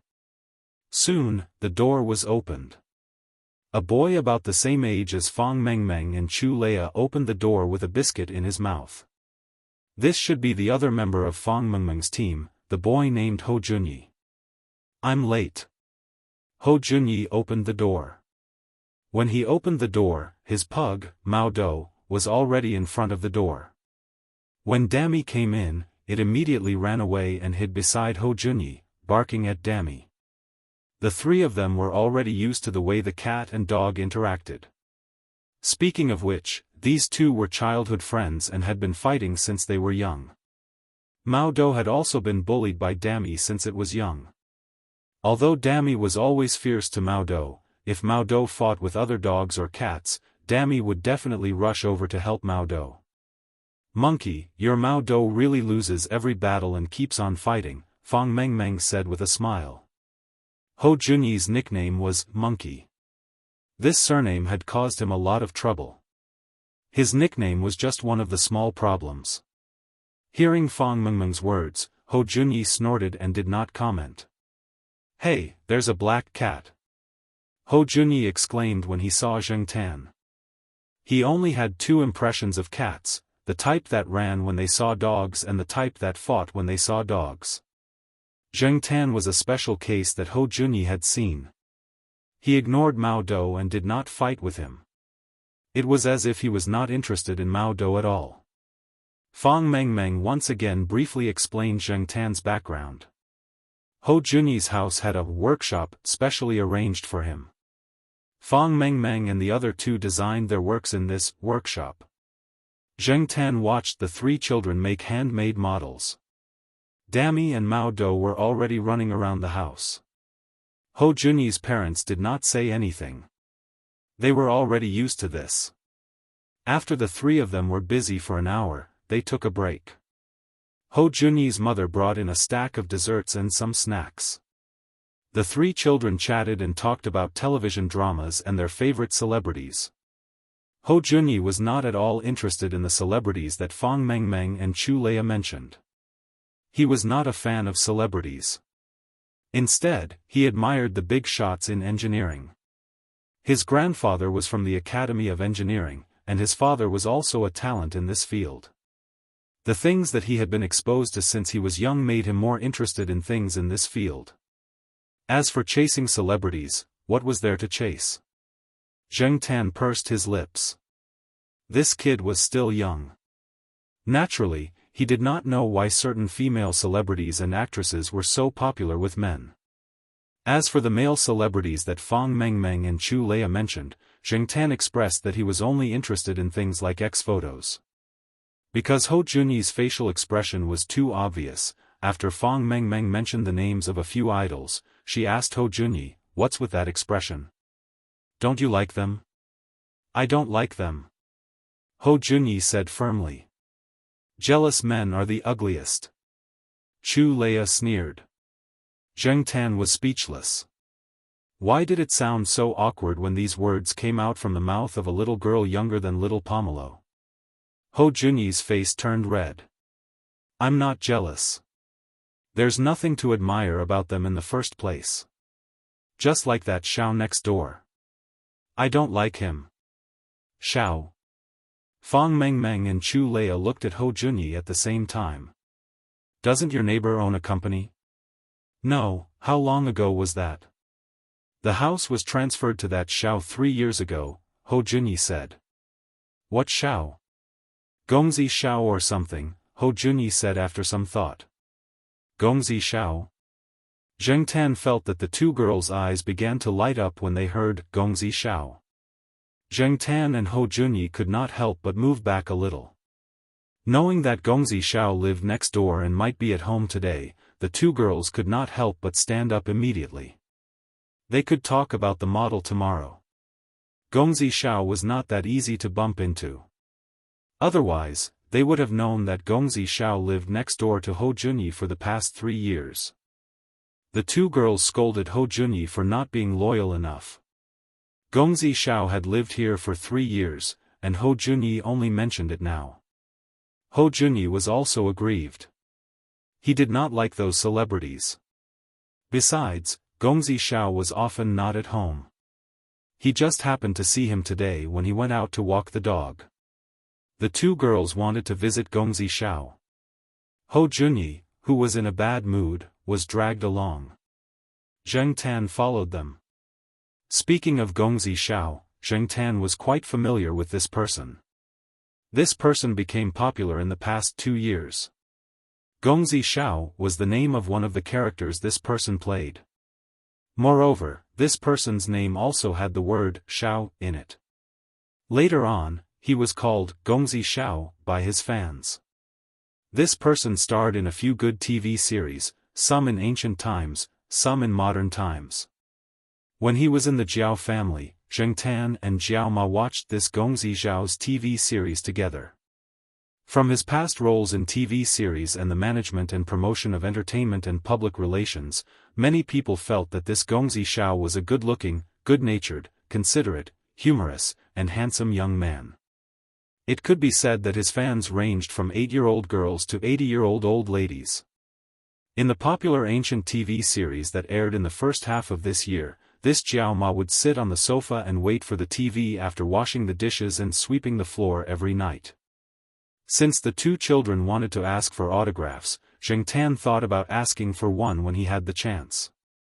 When he returned to Chuhua City, he would give it to Jiao Ma. Although Jiao Ma had passed the age of fanaticism, an autograph from a favorite celebrity would definitely make her happy for a long time. It was rare for him to come to Beijing, so this trip was not in vain.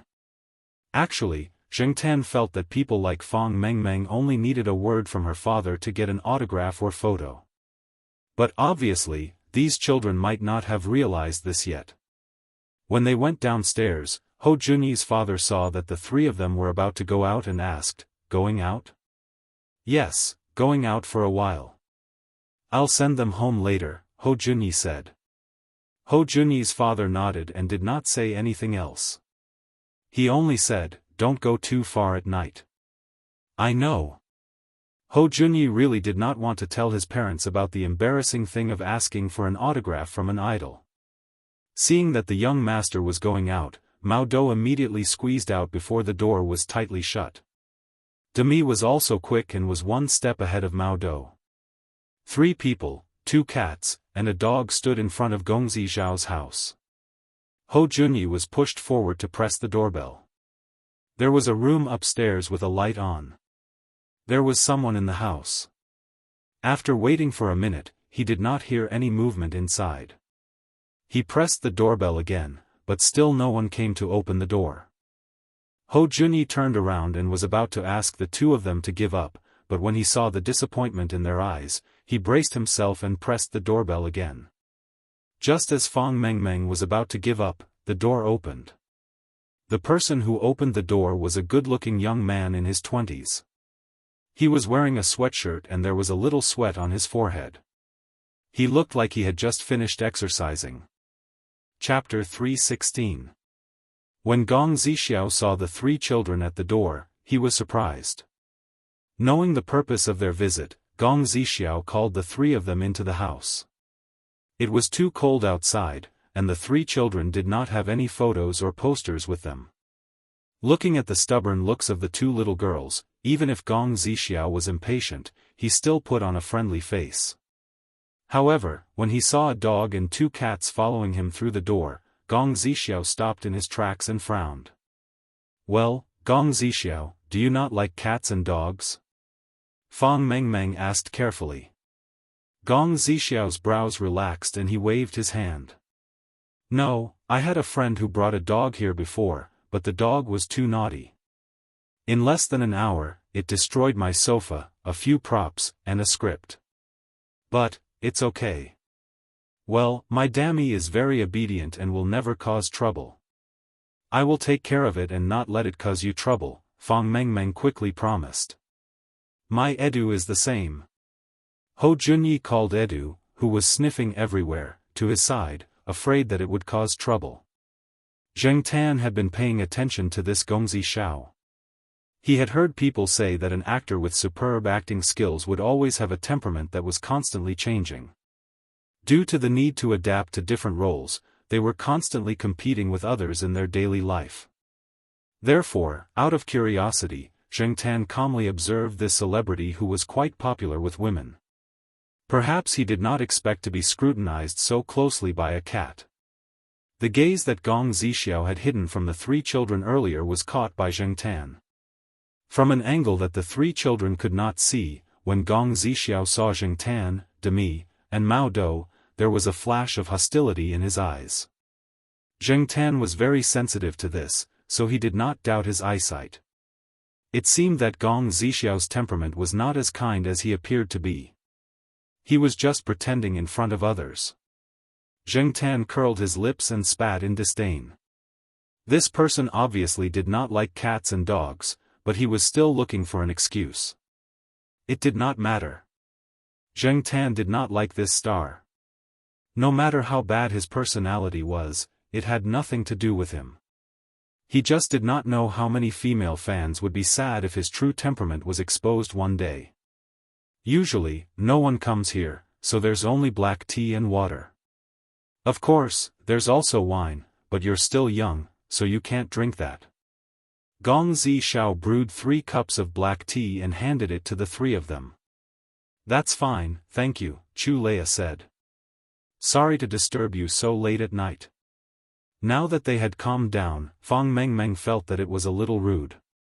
"It's okay. It's rare to meet 3 little fans like you." "I'm very happy," Gong Zixiao said with a smile. At the same time, he took out 3 photos from a drawer, signed them, and handed them over. As for Hou Junyi, he pushed the photo back and said seriously, "Thank you for your generosity, but I'm sorry, I'm not your crazy fan." Fang Mengmeng, Chu Leia, and Gong Zixiao, this child was so straightforward that it made people want to beat him up. Zheng Tan noticed that the corner of Gong Zixiao's eyes twitched. Generally, many celebrities who made it big knew how to be patient. This was also one of the difficult aspects of being a celebrity. Even if they were wronged or angry, they had to endure it and try their best to show their best side in front of others. Therefore, Gong Zixiao did not look embarrassed or angry at all. Although Hou Junyi was there to spoil the atmosphere, it did not dampen the enthusiasm of the 2 little girls at all.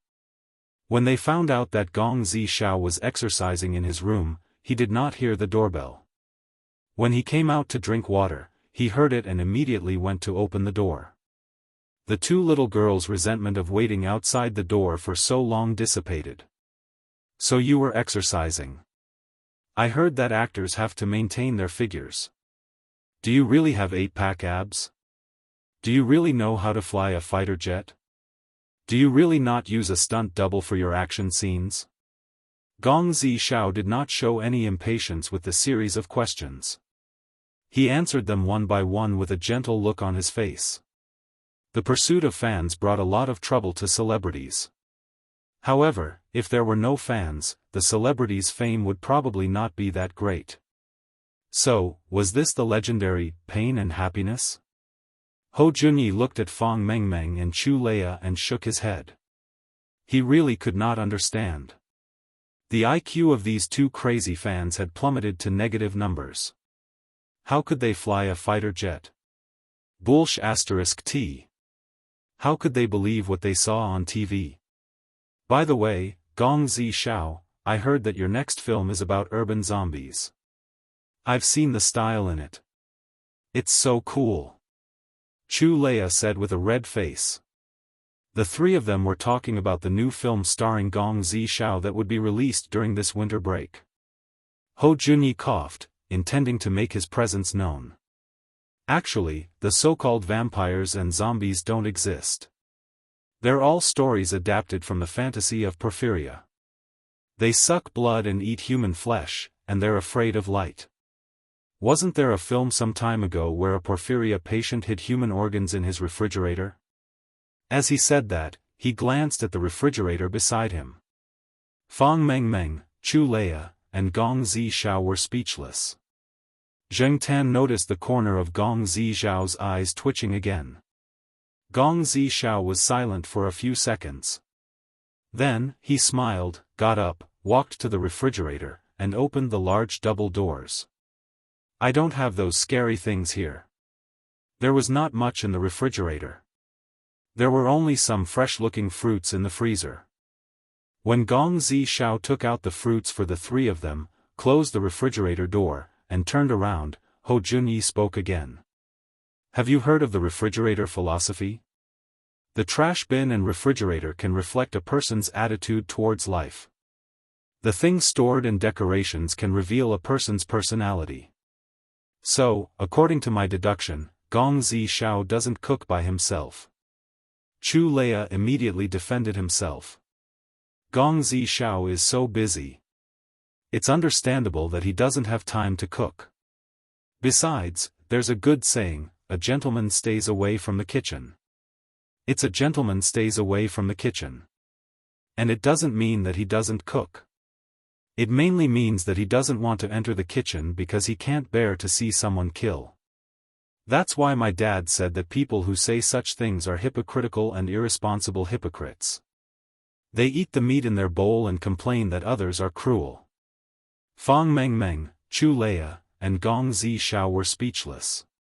Anyone would think that he was scolding Gong Zixiao for being hypocritical and irresponsible. Fang Mengmeng and Chu Leia wished they could go up and kick Hou Junyi. They really regretted bringing Hou Junyi along. They had embarrassed themselves in front of their idol. It was their first visit, and they had left a bad impression on him. Zheng Tan could almost see the group of troublesome children in the east courtyard. If Hou Junyi lived in the east courtyard, he believed that he would get along well with Jiao Yuan, Suan, and the others. Stubborn science guy. Chu Leia mumbled. You're wrong. I'm more inclined towards engineering.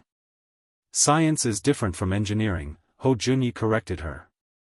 Zheng Tan saw Gong Zixiao looking down and rubbing his right thumb and index finger together. He had no idea what he was thinking. Perhaps Gong Zixiao was unhappy with Hou Junyi's words. Looks like I'll have to learn how to cook in the future.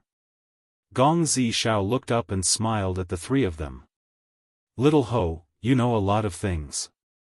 You're also very observant. Zheng Tan did not know if he was overthinking, but he felt that Gong Zixiao's last sentence had a deeper meaning. There was a heater in the house, but Zheng Tan suddenly felt a little cold. Hou Junyi was quite proud of himself. He looked around and pointed at the floor-to-ceiling window not far away. Is that the dimmer glass? Yes, little Hou even knows about this. How surprising, Gong Zhixiao said in a casual tone. Zheng Tan felt even colder. He was a little confused and felt that the atmosphere was not right. However, seeing that the three children were still the same, Zheng Tan wondered if he was overthinking and being paranoid. He looked around and saw some items of different sizes on a display shelf not far away. He heard that they were all gifts from fans. There were dolls, crystal items, commemorative shirts, and so on. Zheng Tan jumped onto the display shelf and saw a cat toy that looked like Huang's. He looked closer and saw a small note on it. It was a message from a fan. A photo of the display shelf had been published on the internet. It made the fans even more loyal to Gong Zhixiao. After all, it also showed how much their idol valued them. As he looked, Zheng Tan heard Gong Zhixiao talking to Fang Mengmeng and the others about cats. He sounded quite professional. Because I don't spend much time at home all year round, I don't have any pets like cats or dogs. By the way, I saw a dragonly cat on the wall of my house yesterday, but it didn't eat the food I gave it. Oh, there's another one. I saw it when I went home last week. It had a white tail and a black cat, but it ran away when I got close, Gong Zhixiao said. Fang Mengmeng frowned. I've never seen such a cat around my house. I don't know whose it is. Maybe I can find it and make friends with Dammy, Pa. Before Fang Mengmeng could finish her sentence, she heard the sound of something shattering on the display rack. She was shocked and looked over. Only then did she realize that a crystal cup on the display rack had fallen to the ground and shattered. At that moment, there was only a black cat standing on the display rack. I'm really sorry. I apologize to you on behalf of Black Charcoal. I'm willing to compensate. Fang Mengmeng looked at Gong Zhixiao nervously. She was afraid that he would be angry at Zheng Tan because of this. At the same time, she also asked Zheng Tan to quickly get down from the display shelf. Ignoring Fang Mengmeng's words, Zheng Tan felt a chill run down her spine. If the dragonly and the cat with a white body and a black tail that Gong Zhixiao had mentioned were Lotus Seed and Longan, this Gong Zhixiao was very likely problematic. It wasn't an illusion just now. Zheng Tan looked at Gong Zhixiao again. Before Zheng Tan could think more, he heard Edamame's cry. The four of them were too focused on their conversation and didn't notice Edamame, who had slipped away from Hou Junyi's feet and wandered around. Hearing Edamame's cry, Zheng Tan was keenly aware of the murderous aura that suddenly appeared on Gong Zhixiao's body. Dammy, who was originally obediently nestled next to Fang Mengmeng, was now staring at Gong Zhixiao. However, the three children didn't notice anything. When Edamame started to cry, Hou Junyi got up from the sofa and ran to the place where the sound came from. He was worried that Edamame would cause trouble in the house. This time, Dammy didn't join in the fun because of Edamame's cry. It stayed by Fang Mengmeng's feet and was very vigilant. Chapter 317. Fang Mengmeng and Chu Leia followed Hou Junyi in that direction. Demi followed closely beside Fang Mengmeng, Gong Zhixiao walked behind them, and Zheng Tan was at the back. Zheng Tan had a bad feeling about the conversation between Gong Zhixiao and Fang Mengmeng. He was so shocked that he accidentally knocked the crystal cup to the ground when he turned around. Before Zheng Tan could figure out how to deal with it, Edamame started barking. In order to observe Gong Zhixiao better and prevent him from suddenly doing anything threatening, Zheng Tan walked at the back and kept an eye on Gong Zhixiao. During their conversation, Gong Zhixiao had said that he was the only one in the house. Therefore, Gong Zhixiao was undoubtedly the most threatening person. What Zheng Tan needed to do now was to keep an eye on this person. Fortunately, Gong Zhixiao did not seem to care about Zheng Tan. He only paid attention to the three children running in front of him. When Zheng Tan went over, he saw edamame at the end of the corridor on the first floor. There was a tightly shut door at the end of the corridor. The door probably led to the workshop. Beside the door was a metal shelf placed in a corner. At that moment, edamame was roaring in front of the shelf. It seemed like there was something hidden under the shelf. From time to time, he would use his claws to scratch at the shelf. Zheng Tan had been paying attention to Gong Zixiao's expression. After seeing edamame's situation, Gong Zixiao's eyes flashed. He rubbed his right thumb and index finger together and then stuffed it into the pocket of his sports jacket. Seeing this, Zheng Tan's heart skipped a beat. He was afraid that there was an offensive weapon in his pocket. Edamame. Ho Junyi ran over and tried to pick edamame up. However, edamame was very persistent under the shelf. When Ho Junyi came over to pick him up, he struggled a few times and knocked against the shelf. "Aya! A rat!" Chu Leia exclaimed. A rat about 10 centimeters long came out from under the shelf. When Chu Leia screamed, it quickly ran past her feet and disappeared from the living room where they were sitting. Clearly, it had found another place to hide. What a busybody! Chu Leia patted her chest. She was scared out of her wits when the rat ran past her feet. As for Mao Dou, they all knew that Ho Junyi's Mao Dou liked to catch mice very much. He had caught 3 mice in a year, so Ho Junyi once boasted that his Mao Dou was as good as several cats in other houses. However, on the second day after Ho Junyi showed off, Demi caught 5 large rats and placed them in front of Ho Junyi's house, giving Ho Junyi's mother a shock. "So it's a rat." Fang Mengmeng was relieved and apologized to Gong Zixiao.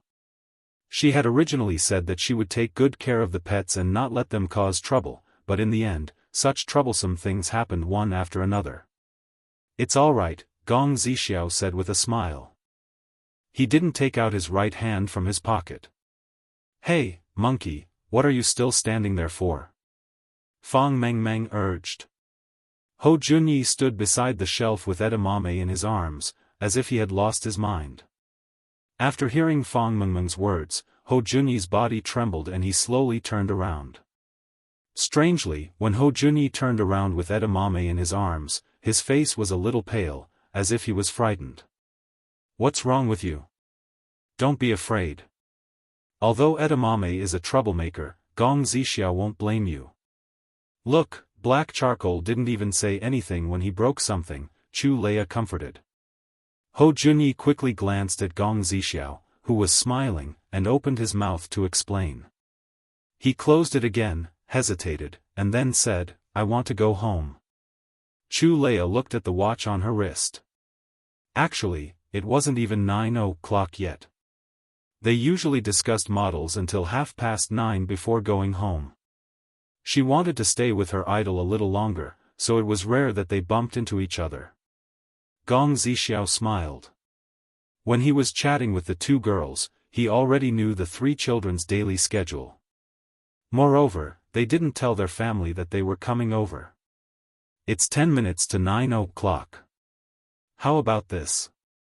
It's rare for you to come over, so I'll give you a signed DVD," Gong Zixiao said. Chu Leia and Fang Mengmeng's eyes lit up. "Is it the one that won an award this year? In high definition?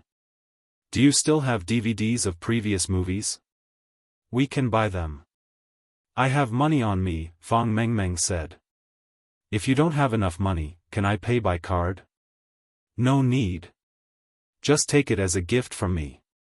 "Oh, those are all upstairs. I'll take you upstairs to take a look." "Take whichever you like," Gong Zixiao said. "Okay." Seeing Fang Mengmeng and Chu Leia follow Gong Zixiao upstairs with faces full of anticipation, Ho Junyi hesitated for a moment. He put down edamame and quickly followed them. He was worried about his 2 companions. While going upstairs, Ho Junyi took out his cell phone from his pocket and was about to call home. However, when he took out his cell phone, he realized that there was no signal at all. Zheng Tan followed Gong Zixiao upstairs while waiting for Ho Junyi. Therefore, When Fang Mengmeng and Chu Leia walked into the room with DVDs and posters that Gong Zixiao mentioned, Zheng Tan did not go in. He waited for Hou Junyi in the corridor on the second floor in front of the door. When Hou Junyi called Fang Mengmeng and Chu Leia's names and ran upstairs in a panic, Zheng Tan heard a bang. He turned around and saw that the door to the room that Fang Mengmeng and Chu Leia had just entered was closed. Gong Zixiao was standing at the door, watching Hou Junyi run upstairs. "You! What are you trying to do?" Hou Junyi said as he looked at the closed door. Gong Zixiao stood there with an indifferent expression on his face. He looked at Hou Junyi and said, "Can you tell me what you discovered just now, smart boy? Let us go home. If we can't go home by 9:30, you'll be in trouble." Hou Junyi said. This was the truth. Usually, if the three children were not home after 9:30, the parents of the three families would call each other to ask about it. Gong Zixiao's face turned cold. "So, little boy, you'd better be obedient." Gong Zixiao walked towards Hou Junyi. He did not expect the three children to come over today, and they kept pressing the doorbell. Before he opened the door, he saw the three people outside through the camera and the anti-theft eye. As for the three pets, perhaps it was because of the angle, he did not notice them until he opened the door. He always thought that children were easy to fool. He just needed to prevent the dog from discovering anything. However, he did not expect the kid with the surname Ho to know so much. It seemed that the kid had discovered something. Sometimes, the more you know, the more dangerous it is. Seeing Gong Zixiao walking towards him, Hou Junyi threw the phone in his hand at him. He did not even check if it hit the target. He turned around and ran downstairs. Mao Dou, who did not know what happened, followed Hou Junyi downstairs. Gong Zixiao dodged the phone that was thrown at him and chased after him. Zheng Tan put his ear to the door and listened carefully to the movements of Fang Mengmeng and Mao Dou, who were locked in the room.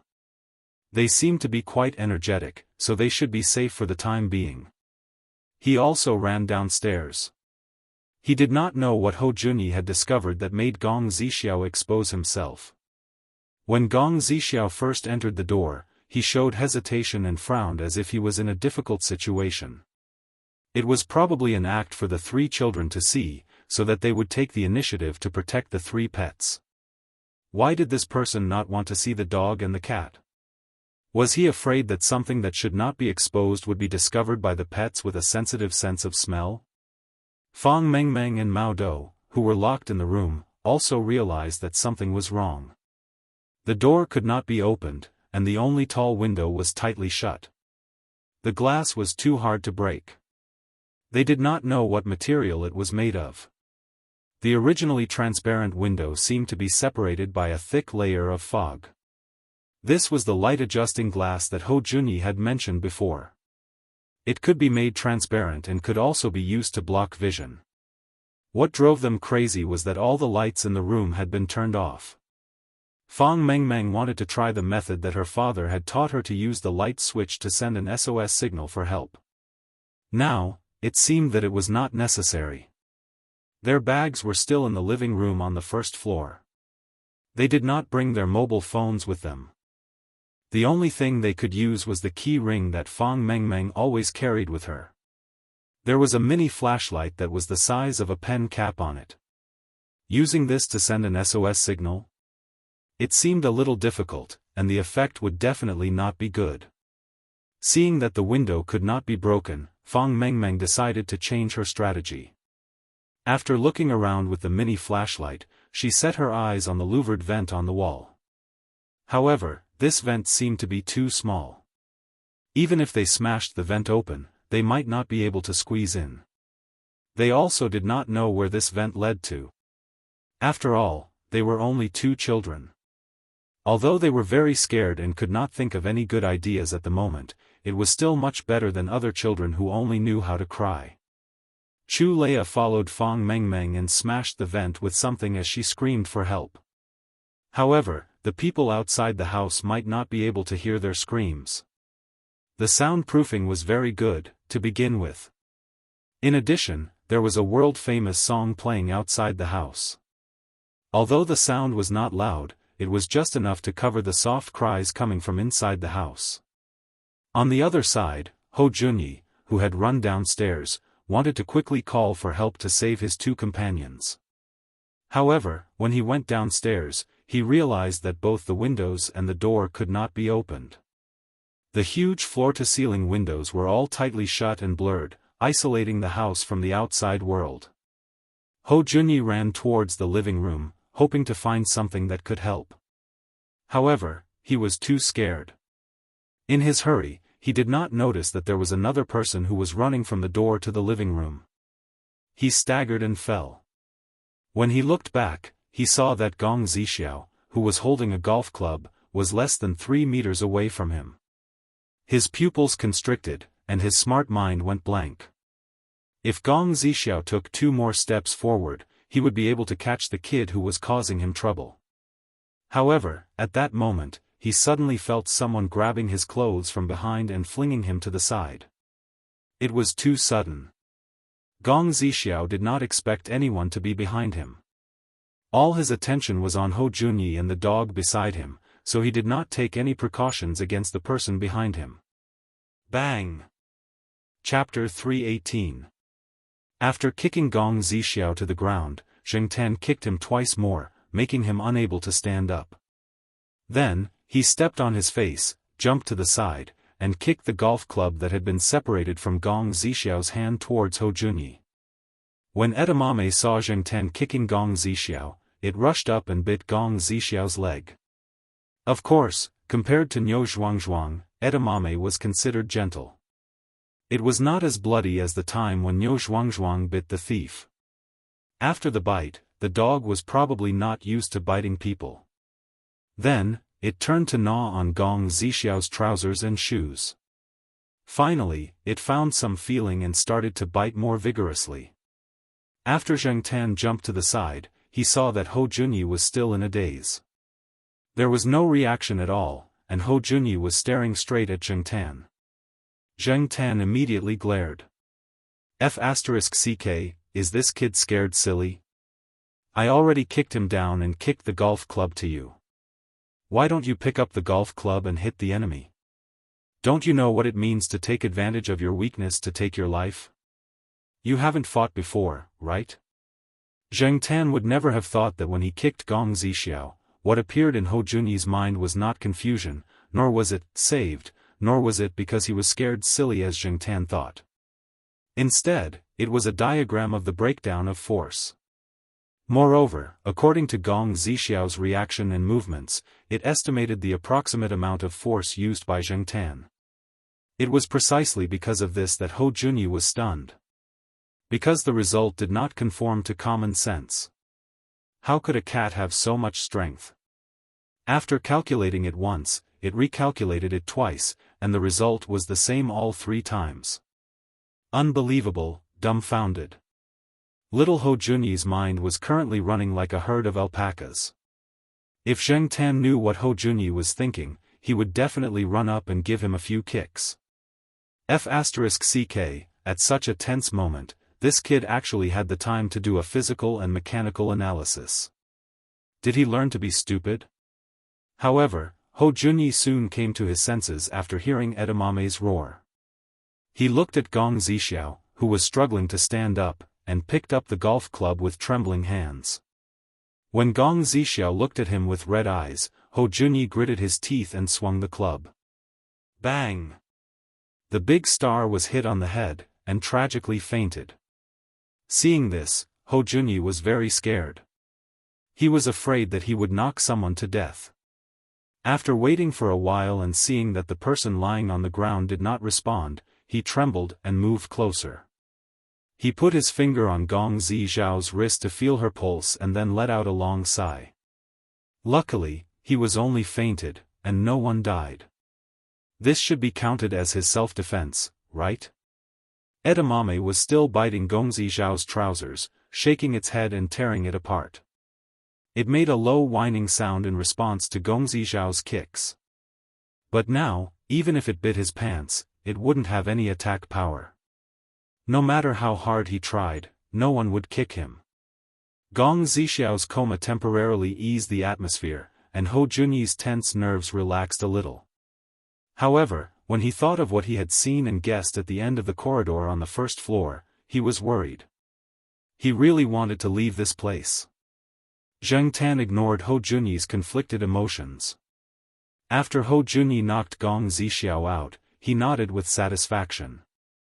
Then, he jumped up and stepped on Gong Zixiao's face, which attracted countless girls and women. Seeing that there was no reaction and that Gong Zixiao had really fainted, he moved closer and reached his hand into Gong Zixiao's pocket. He was very curious about what was in Gong Zixiao's pocket and why his hand was always in there. Now that he took it out, he found that it was a small remote control. Could it be a button that controlled some functions in this house? For example, windows, doors, and so on. Many rich people's houses started to be smart. When Zheng Tan was still a human, he had seen some people's houses using smart design. Gong Zixiao's house was probably similar, right? The remote control was full of characters and some patterns. Zheng Tan could not understand them. He pressed it twice and did not find anything unusual, so he ignored it. Hou Junyi, who was panting and trembling, saw the remote control. His eyes lit up and he picked it up with his free hand. Zheng Tan planned to go up to the second floor to check on Fang Mengmeng and the rest. He stopped in his tracks and moved his ears, carefully distinguishing some sounds. Then, he ran to the huge floor-to-ceiling window and listened carefully. He confirmed that it was Demi's cry. The cry was different from usual. Many people probably had not heard Demi cry out like that. However, Zheng Tan felt that it was familiar. After thinking for a while, he suddenly remembered that Demi's cry was similar to the way Black Rice used to summon cats. Although the cry did not sound exactly the same, Zheng Tan felt that it was very similar. Perhaps this was an ability that was inherited from the mother. Others could not learn it, but Demi did not need to learn it. It was like cheating. The natural world was full of strange things. There were many things that made people envious and jealous. At the same time, Zheng Tan had to sigh again. This family's genes were really F*King awesome. While Zheng Tan was thinking, the other residents near this house who had cats and could hear the cat's cry began to have abnormal reactions. They cried out and wanted to run out. In Fang Mengmeng's room on the second floor, the two of them worked together to smash the louvered vent and let Demi escape through the vent. Fang Mengmeng even took off the bow on her head and let Demi carry it to find help. She had seen this on TV before. But in fact, the other end of the vent was blocked by something.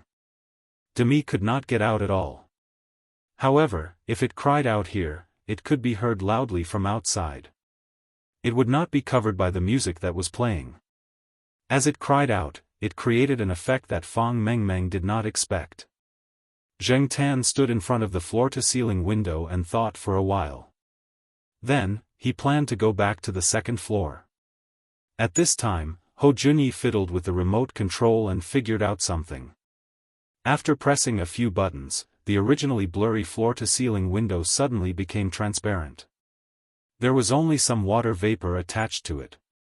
Zheng Tan wiped it and found that on the other side of the glass window, there were a few cats.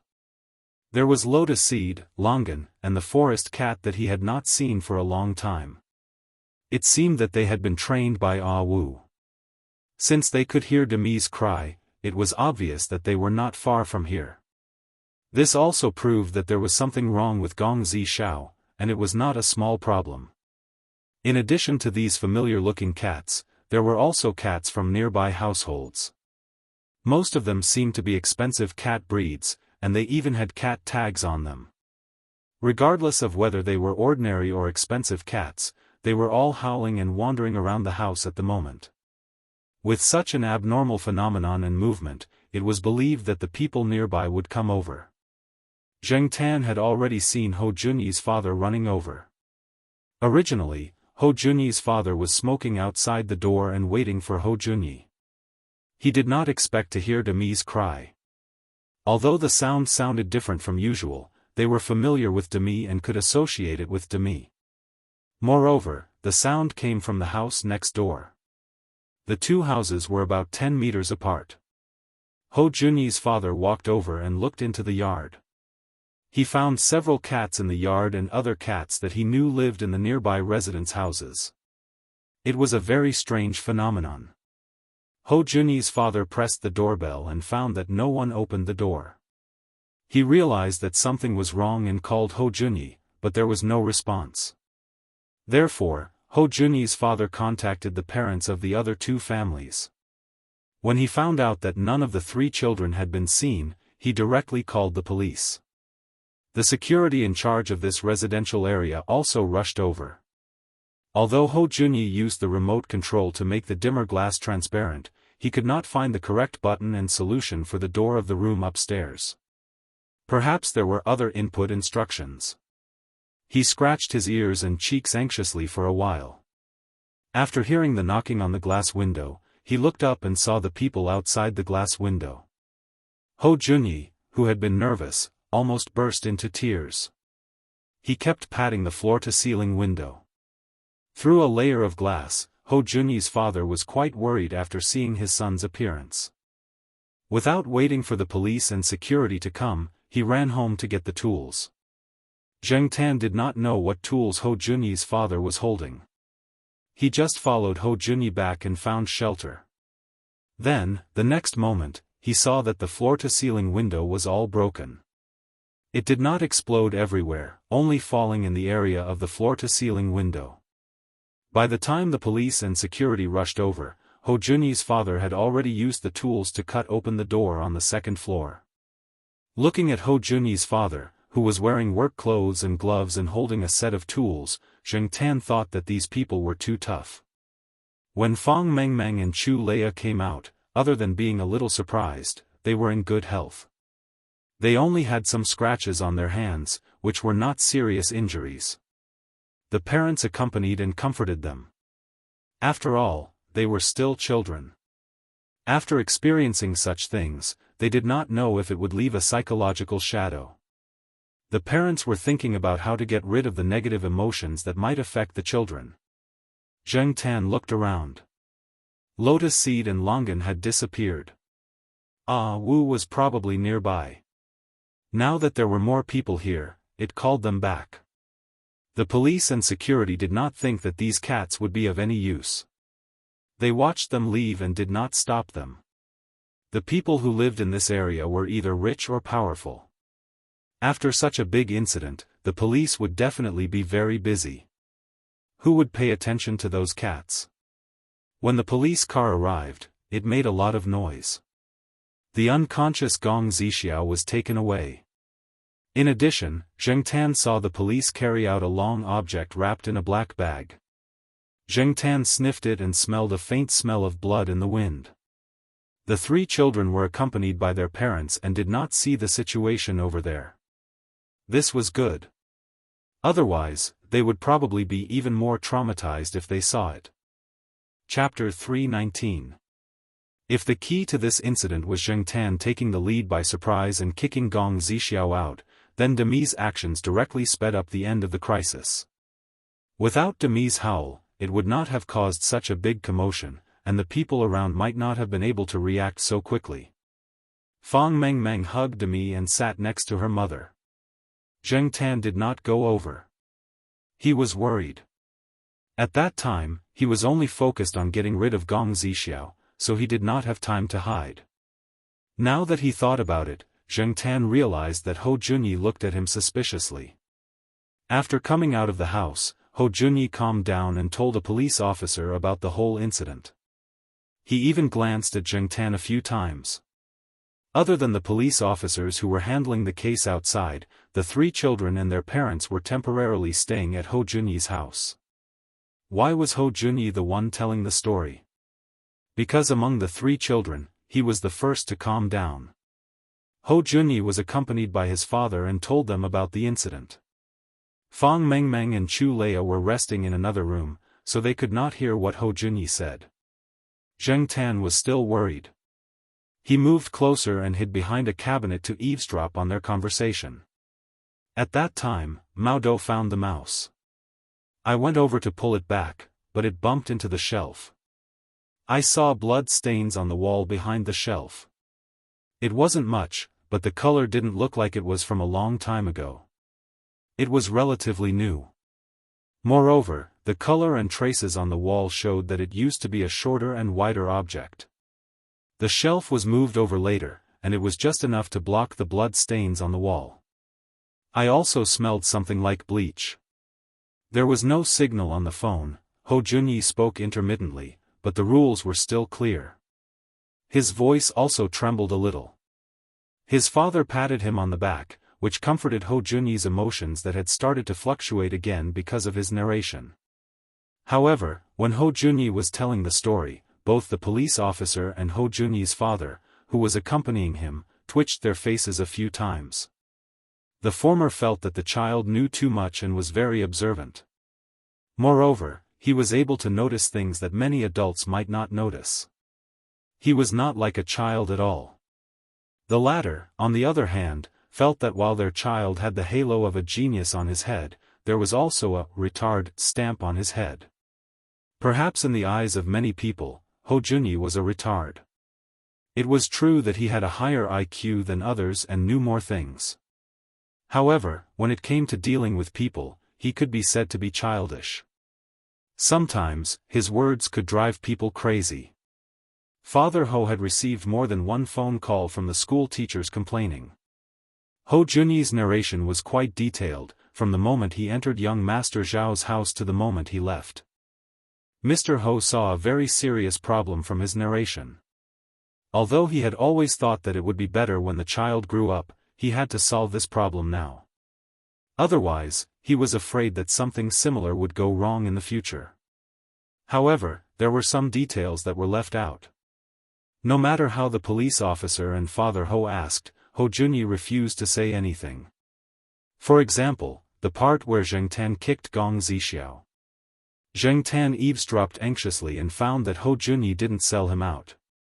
Only then did he feel relieved. Before, he didn't find this kid pleasing to the eye, but now he found that this kid was still okay. Dad, did I do something wrong? Ho Junyi looked like he was about to cry. He wasn't stupid. After thinking about it, he realized that many times, it was his fault that Fang Mengmeng and Chu Leia were in danger. Seeing Ho Junyi's expression, Father Ho didn't ask any more questions. He waved at the police officer, indicating that he could leave. Then, he began to comfort Ho Junyi. After all, he was only a child. You couldn't expect him to take care of everything. As for those problems, Father Ho decided to take it slow and solve the problem at hand first. Fang Xiaokong arrived early the next morning. When he received the call, he was busy in another province. After learning about it, he bought the earliest flight and flew over.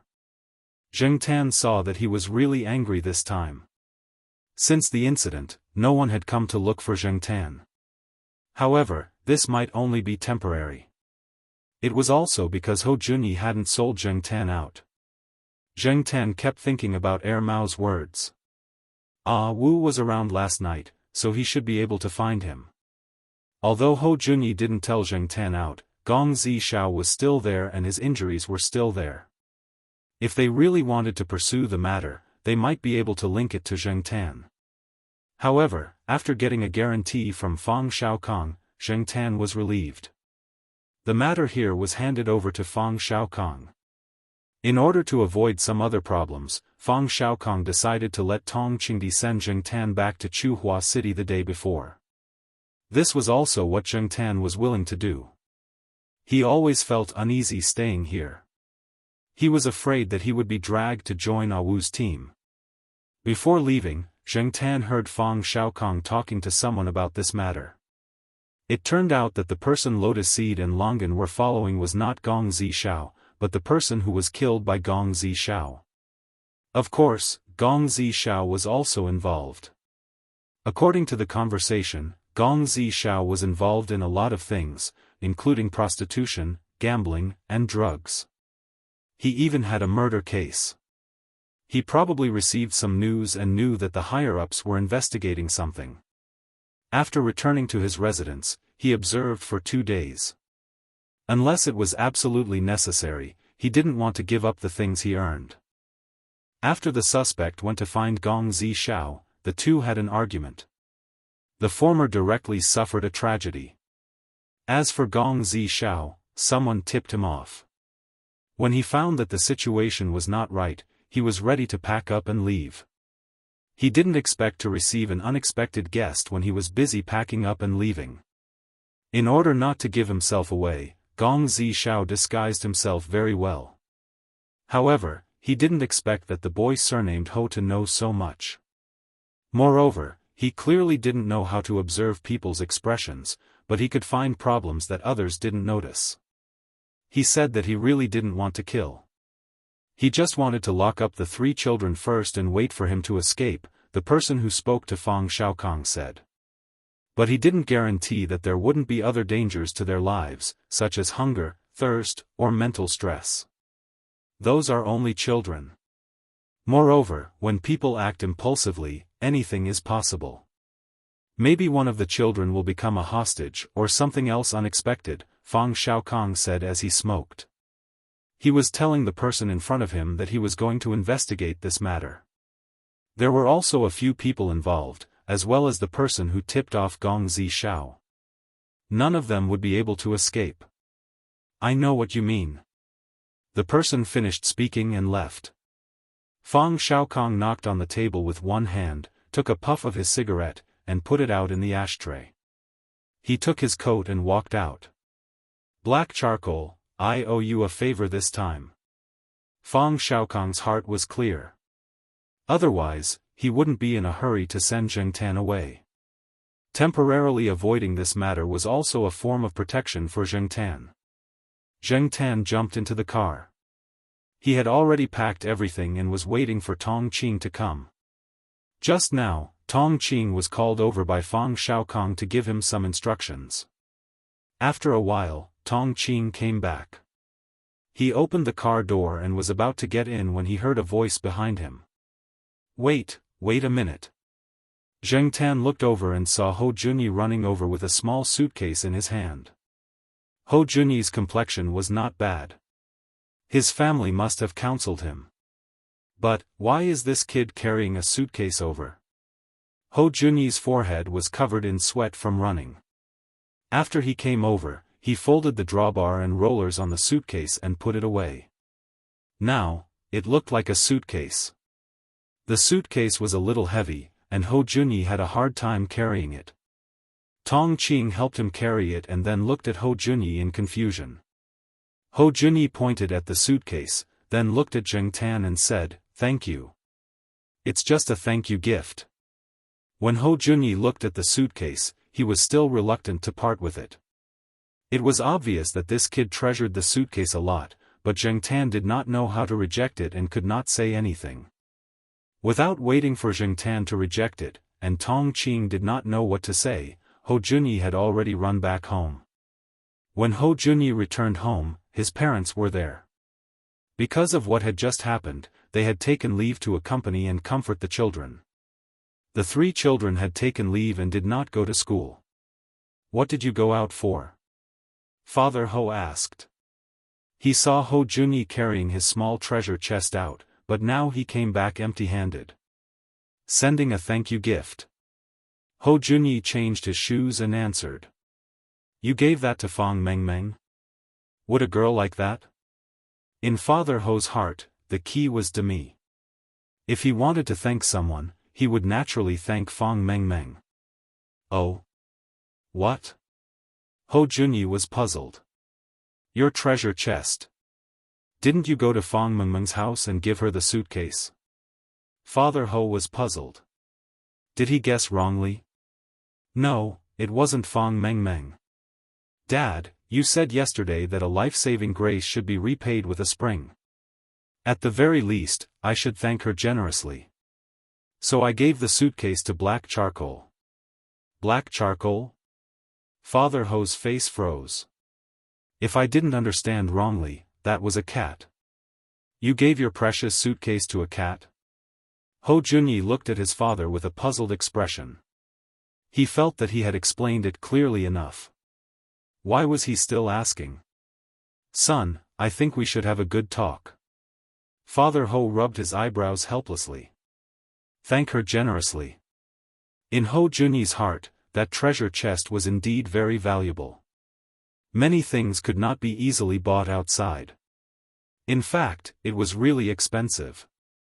However, those things were not the only ones.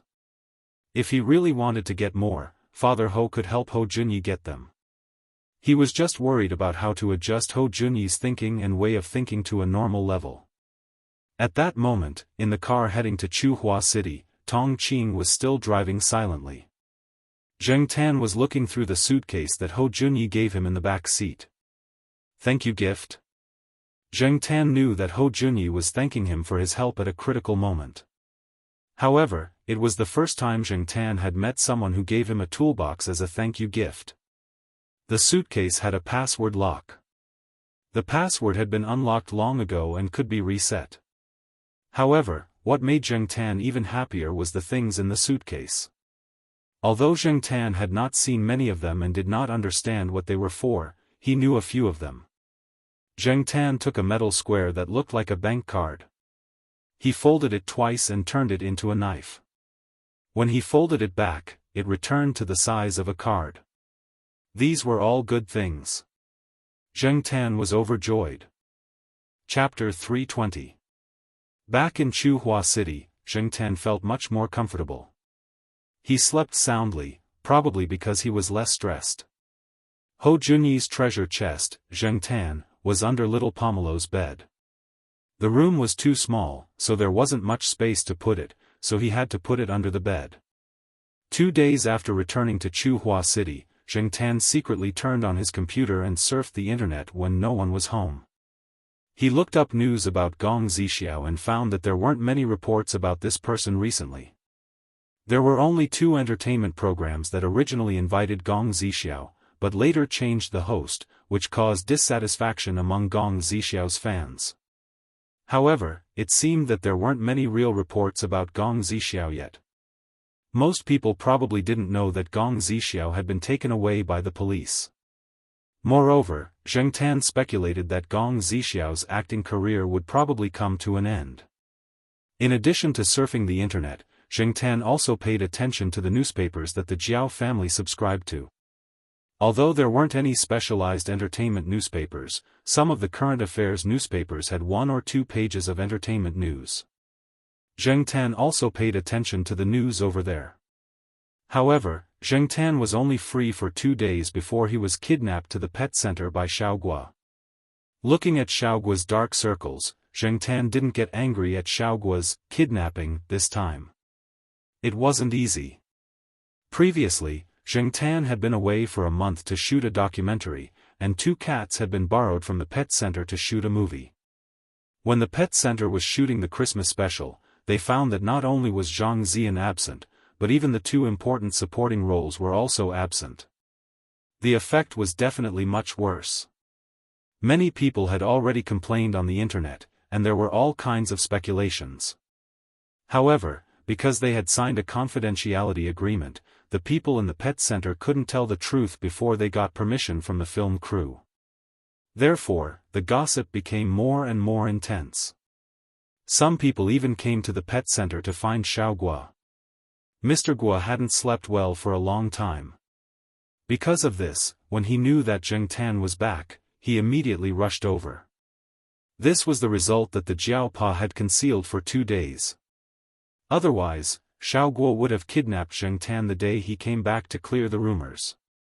Fortunately, a few days before shooting the New Year special, the cats in the movie were almost ready. Xiaogua took them over to shoot with him. This way, those who wanted to see the world burn could shut their mouths. In addition to shooting the New Year special in the pet center, Zheng Tan had something on his mind. The bag of diamonds was hot. He was just a cat now. What did he need these diamonds for? Although it was worth a lot of money, to Zheng Tan, it was a hot potato that could not be taken out in public. Giving it away would only bring trouble to others. Therefore, Zheng Tan was thinking about when to return the bag of diamonds. Anyway, the Jiao family's living conditions were not bad.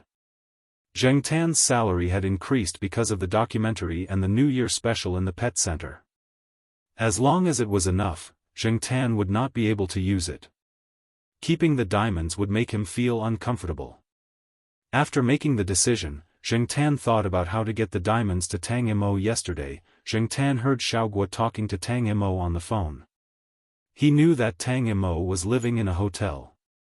When Zheng Tan was away, Tang Mo also went abroad. He had just returned a few days ago. Zheng Tan also knew about the 5-star hotel that Xiaoguo mentioned. It was not too far from Tsinghua University. Zheng Tan could accept it. Xiaoguo said on the phone that he would go over to discuss the cooperation with Tang Mo at around 7:00 on Friday night. This time, the New Year special would broadcast a jewelry advertisement of Tang Mo's company. As for the details, Xiaoguo would go over to talk about it in detail. Tang Mo would return to the hotel around 6:00 on Friday night. On Saturday morning, he had to fly to the other side of the ocean. There was an urgent matter there, so time was tight. Friday, which was tomorrow.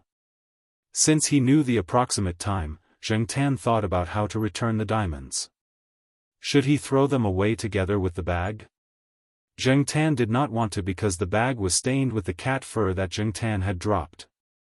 If he returned them just like that, Zheng Tan did not know if they would find out that he was the one who stole the diamonds.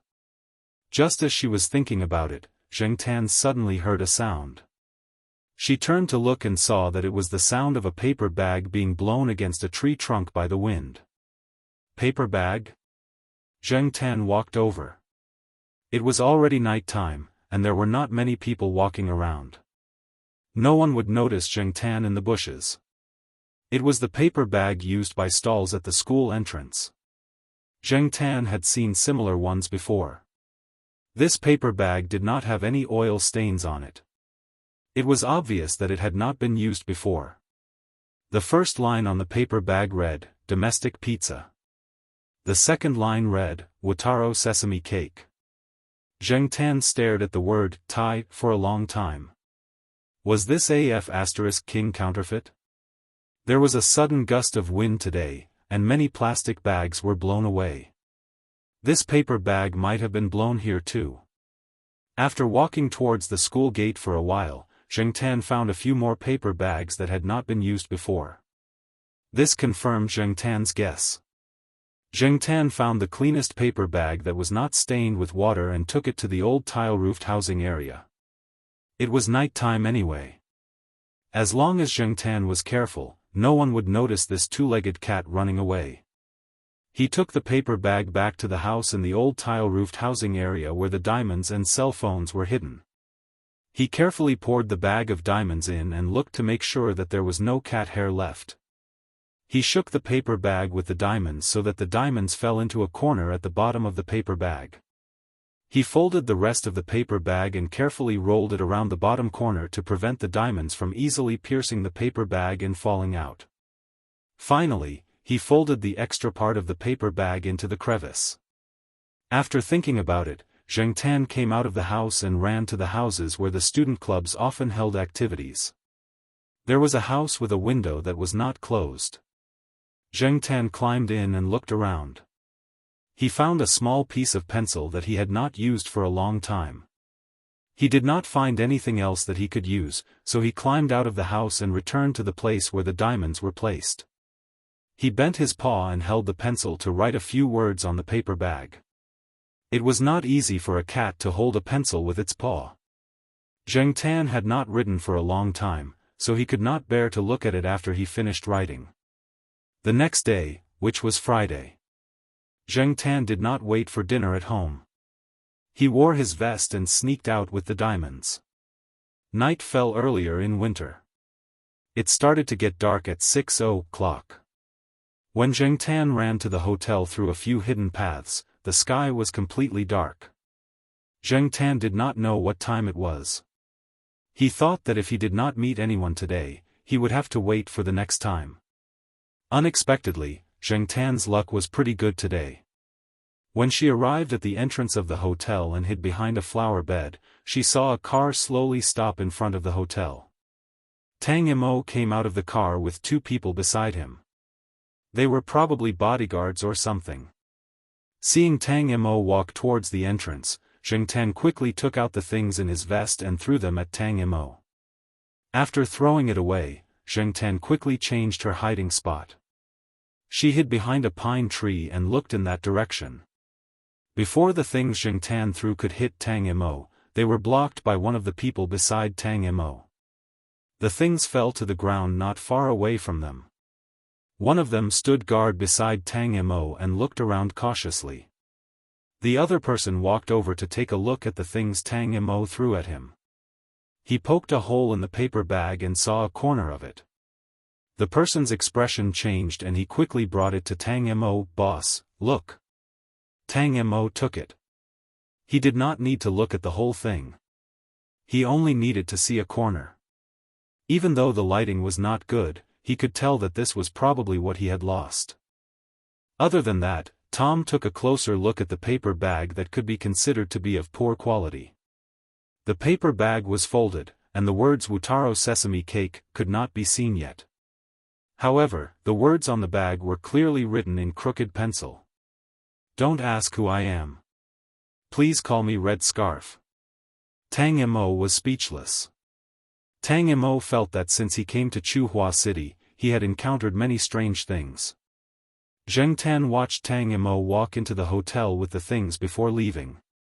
Before Tang Mo's bodyguard noticed him, Zheng Tan had already left. The bodyguard who was ordered by Tang Imo to look for the person who threw the things would never have thought that it was a cat who did it. In the next few days, Zheng Tan paid attention to the surroundings of the school, especially the sesame cake seller. Previously, Zheng Tan did not think too much about it. Now that he thought about it, he wondered if it would bring trouble to the sesame cake seller. After paying special attention, Zheng Tan managed to find out some information about the person selling sesame seed cakes. He had always thought that the "tai" in Wutaro was a typographical error or someone who specialized in selling pirated sesame cakes. Later, when he overheard the peddler's gossip, he found out that the sesame cake seller was called Wutai. He was a laid-off worker with a slight limp. He was a good person and was quite honest. The peddlers and students who sold sesame cakes had a good impression of him. Sometimes, when someone gave him too much money, he would limp over to get the extra money back. He did not know how his leg was injured. When he walked, it was obvious that he was limping. It was said that the injury had been there for many years. It could not be cured, and there was no money to treat it. It was also said that Wu Tai's wife ran away with someone else, leaving behind two older children. With the meager subsistence allowance, he looked like he was in his 40s despite being in his 30s. Wu Tai learned how to make sesame cakes from others. He heard that the business around the university was good, so he reluctantly gathered some equipment and set up a stall to do business with the students. His skills were good, he was a good person, and the ingredients he used were solid. The business was good.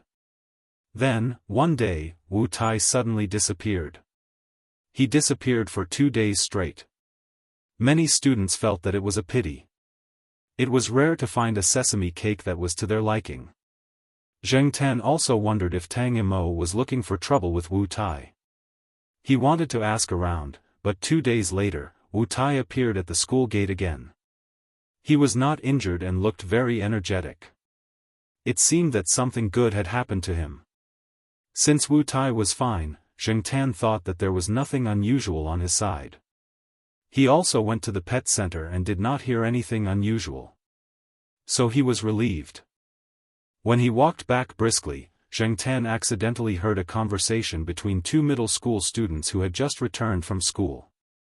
"I heard that Gu Yuzi, who got first place in the midterm exam, knows someone from the underworld." No way. "I heard that her boyfriend is from the underworld." Zheng Tan wanted to eavesdrop more, but the two students had already gone far away on their bikes. "Underworld? Boyfriend? Why didn't I know?" What the hell happened when I was on a business trip in Beijing for a month? Chapter 321. It had been a while since Zheng Tan last visited little Pomelo's school. After returning from Beijing, he had slept in for a few consecutive days. He hadn't accompanied little Pomelo and Jiao Ma out in the morning. Now that he thought about it, it had been more than a month since he last visited. More than a month was enough for many unexpected things to happen. As Zheng Tan ran home, she pondered over the events of the past few days since she had returned from the capital. Something wasn't right. Little Pomelo didn't seem to be acting strangely these few days. After returning home, she spent most of her time doing exercises. After all, it was almost the end of the semester. It was understandable that she didn't have any abnormalities in her eating and sleeping schedule. If what the two junior high students had said was true, then Jiao Ma wouldn't have been completely unresponsive. However, Zheng Tan had a nagging feeling in his heart. Jiao Ma might not know. After all, some rumors between students might not reach the ears of teachers. At night, Zheng Tan deliberately observed little Pomelo, but he still didn't find anything unusual. Therefore, Zheng Tan decided to wake up early the next morning and go out with Jiao Ma and little Pomelo. This year's winter seemed to be colder than usual. Zheng Tan shivered after leaving the house, then jogged after little Pomelo and Jiao Ma. It didn't feel as cold when he jogged after them. Jiao Ma rode her scooter to school first, while little Pomelo met up with her classmates in the Western District courtyard. Then, the three of them rode to school together. The three girls wore hats, scarves, and thick gloves, but the cold didn't dampen their mood to chat. Zheng Tan ran not far behind them, perking up his ears to eavesdrop on their conversation. At first, they were talking about a TV series. Zheng Tan had watched a few episodes, but he didn't think it was very interesting. However, the male lead was very popular with the girls. When they were almost at school, Wuxia Xianxia thought for a moment and said to little Pomelo, "Pomelo, are we really not going to care about those rumors? I think the rumors are getting more and more ridiculous." Zheng Tan was looking elsewhere, but after hearing Wuxia Xianxia's words, his ears perked up. He stopped looking around and stared at little Pomelo. "Don't worry about it. Let them spread it." Little Pomelo's attitude was rather cold, as if she didn't care at all. This made Zheng Tan feel a lot better. It seemed that it was just a rumor. According to what Wuxia Xianxia and the others said, it seemed that someone was not convinced that little Pomelo was the top student in the midterm exam, so they spread some rumors. However, Zheng Tan glanced at little Pomelo. Unknowingly, the little girl from back then had become a young girl. She was good-looking, and most importantly, she was good at her studies. In high school, people with good grades were always particularly favored by the opposite sex. After pondering all the way to school, Zheng Tan watched as little Pomelo and the others parked their car and walked into the school building to sit down. Although little Pomelo asked Zheng Tan to go back quickly, as it was cold outside, Zheng Tan did not leave immediately. Instead, he stood on the wall near little Pomelo's class and watched for a while. He noticed that a few of the boys were looking at little Pomelo with a gaze that made him want to beat them up, but none of them were particularly close to little Pomelo. He could tell just by looking at little Pomelo's attitude. The glass windows were gradually blurred by the steam. Zheng Tan did not stay there and walked along the wall. He wanted to wait until class was over to see if the other classes were paying attention to this. Zheng Tan walked along the wall, past the school building area, past the cafeteria, and then to the field. At this time, there were not many people on the field.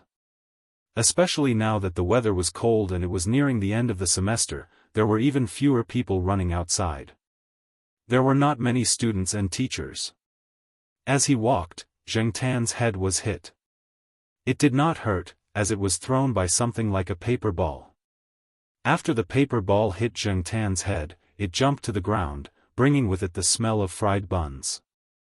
Looking in the direction where it was thrown, Zheng Tan saw a familiar person. Black charcoal? After the person saw Zheng Tan, she ran over with a bright smile. Then, she squatted at the foot of the wall and waved at Zheng Tan. Zheng Tan's eyes widened. Why was this girl here? Wasn't she still in primary school last month? Now she was in middle school?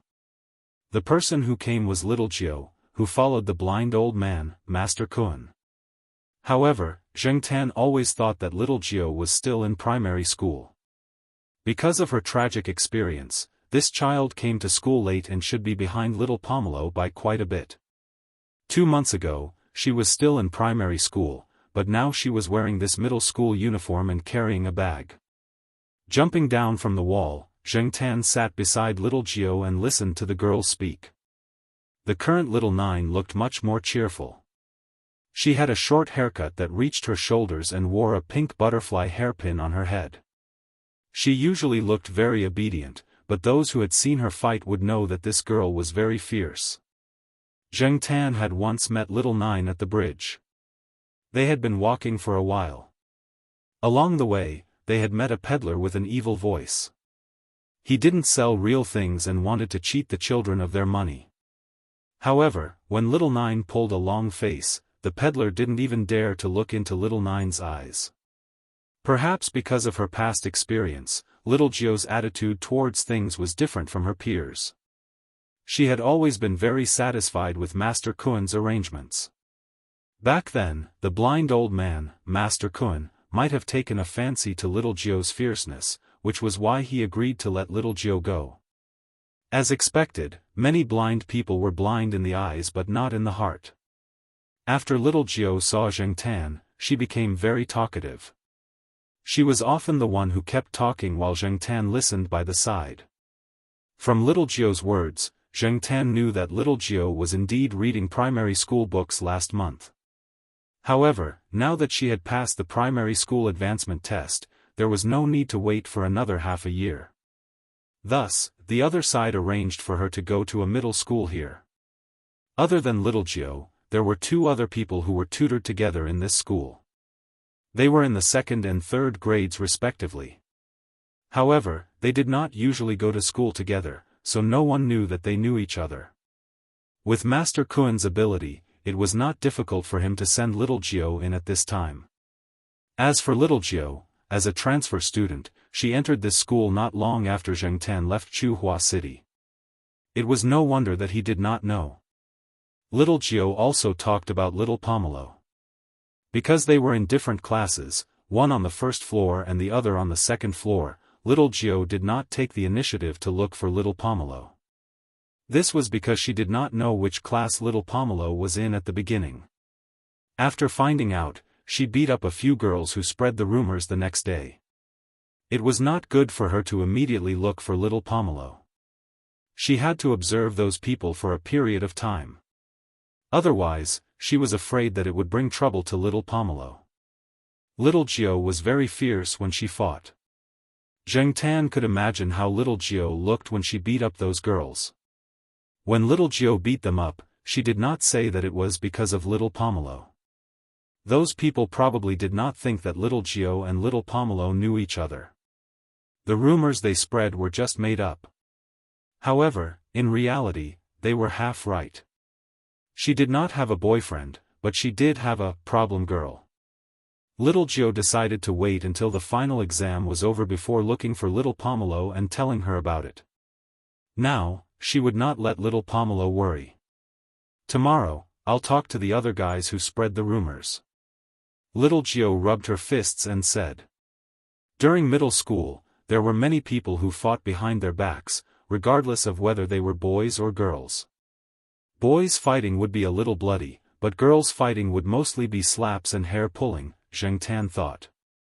However, if little Jiao made a move, it would be hard to say. Little Jiao was not the kind of person who liked to bully others. If she really made a move, those people would definitely be very hateful. Moreover, Zheng Tan believed that little Jiao knew her limits. This girl followed Elder Kun and would not act rashly like those hooligans. On the contrary, most of the time, they were more low-key. Otherwise, little Pomelo would not have not known that little Jiao was in the same school. During the period of Young and Dangerous, for middle school students, the gangsters of the underworld were much more influential than Mr. Perfect. This was especially true for middle school students. When a gangster was mentioned, they would directly imagine him as a powerful figure in the underworld. It was all kinds of awesome. Although it had already faded, and it had been a few years since that era, the potential influence was still there. When it was mentioned, people would have a feeling of disdain and reverence. If it was related to the top students, there would be more gossip. It was no wonder that those students would choose to spread the rumors about the underworld. Zheng Tan originally wanted to personally teach those who spread the rumors a lesson, regardless of whether they were male or female. However, now that little Jiao was there, Zheng Tan did not have to waste time looking for them. Aya, it's almost time. Class will end in 5 minutes. I have to go to the classroom during the break. Little Jiao carried her bag and threw it towards the wall. Then, she took a few steps back and increased her speed. Using a tree that was closer to the wall, she jumped over. Zheng Tan's eyes twitched. One look and he knew that she was a repeat offender. When Zheng Tan jumped over the wall, he found that on the other side of the school wall, there was a person standing not far from where little Jiao landed. He had a cold face and an armband. It was obvious that he was the teacher on duty. He was there to prevent those disobedient students from jumping over the wall or doing bad things in the school. Cough, good morning, Teacher Wang. Little Jiao lifted her bag and patted the dust off it. She obediently bowed to Teacher Wang, who was standing not far away. Teacher Wang's face twitched. There were 5 days of school every week. On 4 days, this girl would enter the school on time. On the remaining day, she might be late or early. Why did he say might? Because there were a few times when the teacher was late. The person on duty at the school gate did not record it. If it was a boy, then it would be easy to handle. There were many problematic boys in high school and there would be ways to deal with them. However, this was a girl. During class, other than being late, she was still well behaved. She was a transfer student. He heard that her grades were not good, but she was not at the bottom of the class either. She was just below average. She was not the main target of the teachers. However, it was this girl that made the people on duty feel helpless. Teacher Wang considered his words and thought about how to teach her. This morning, he was on duty. He did not expect to see a bag being thrown in from the other side of the wall. The next moment, a small figure nimbly jumped over the wall and steadily landed on the ground. After seeing who it was, Teacher Wang's eyelids twitched. Before Teacher Wang could speak, little Jiao lowered her head and said, "I was wrong." She admitted her mistake so straightforwardly that Teacher Wang had to swallow back his words. What was wrong? Teacher Wang asked seriously. I shouldn't have jumped over the wall. Little Jiao said. And? Teacher Wang stared at little Jiao. Why are you late again?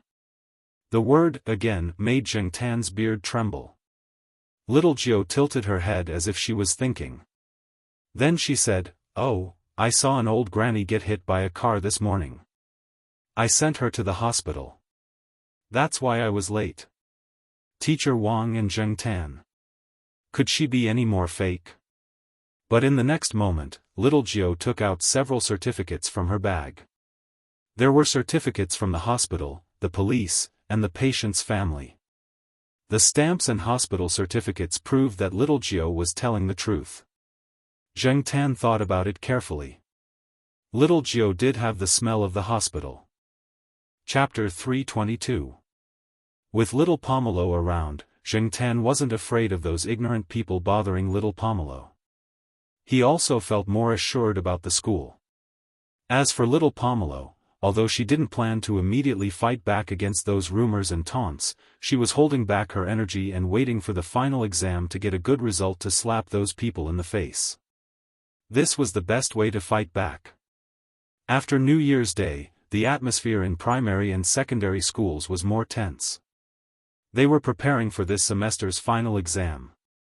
If they didn't do well, they might not be able to have a happy new year. Zheng Tan looked at the calendar in the living room. The old one had been replaced by the new one. This was the 5th year since Zheng Tan came here. According to the conversion of the age of a cat and a human, Zheng Tan was a middle-aged uncle. The good thing was that Zheng Tan felt that his body parts were quite resilient. There wasn't much difference from the past few years. In Zheng Tan's heart, he always felt that he was a handsome young man in his 20s. At noon, they ate at Jiao Wei's small restaurant. Jiao Wei's parents had already discussed when to buy a ticket back to their hometown. Of course, Jiao Wei's time was the norm. They had to let Jiao Wei finish the exam before buying a ticket. They were all in the province and there weren't many trains there. If they went to the bus station to buy a ticket, they could go there with their luggage whenever they wanted to go back. They didn't need to book a ticket in advance like other people. Walking on the street in front of the school gate, Zheng Tan found that a new store had opened. The previous store that sold clothes was gone and replaced by a big, Wutaro sesame cake sign. The store wasn't big, but there were many people buying the cake. The line of people formed a Z shape. The smell of the sesame cake made passers-by look over. Those who were impatient waiting in line wanted to come back when there were fewer people, but foodies were always very patient in this regard. Zheng Tan went closer to take a look. The busy boss was the one who had pushed the stall earlier. He was the one who had trouble walking. No wonder this person was so happy when he reappeared a few days ago. It seemed that he had rented a shop. The place where the sesame seed cakes were made took up half of the entire shop. The other half should be a rest area. Zheng Tan saw 2 small children walking to the front of the shop from a small door inside. They hugged the boss's leg and said something with a coquettish smile.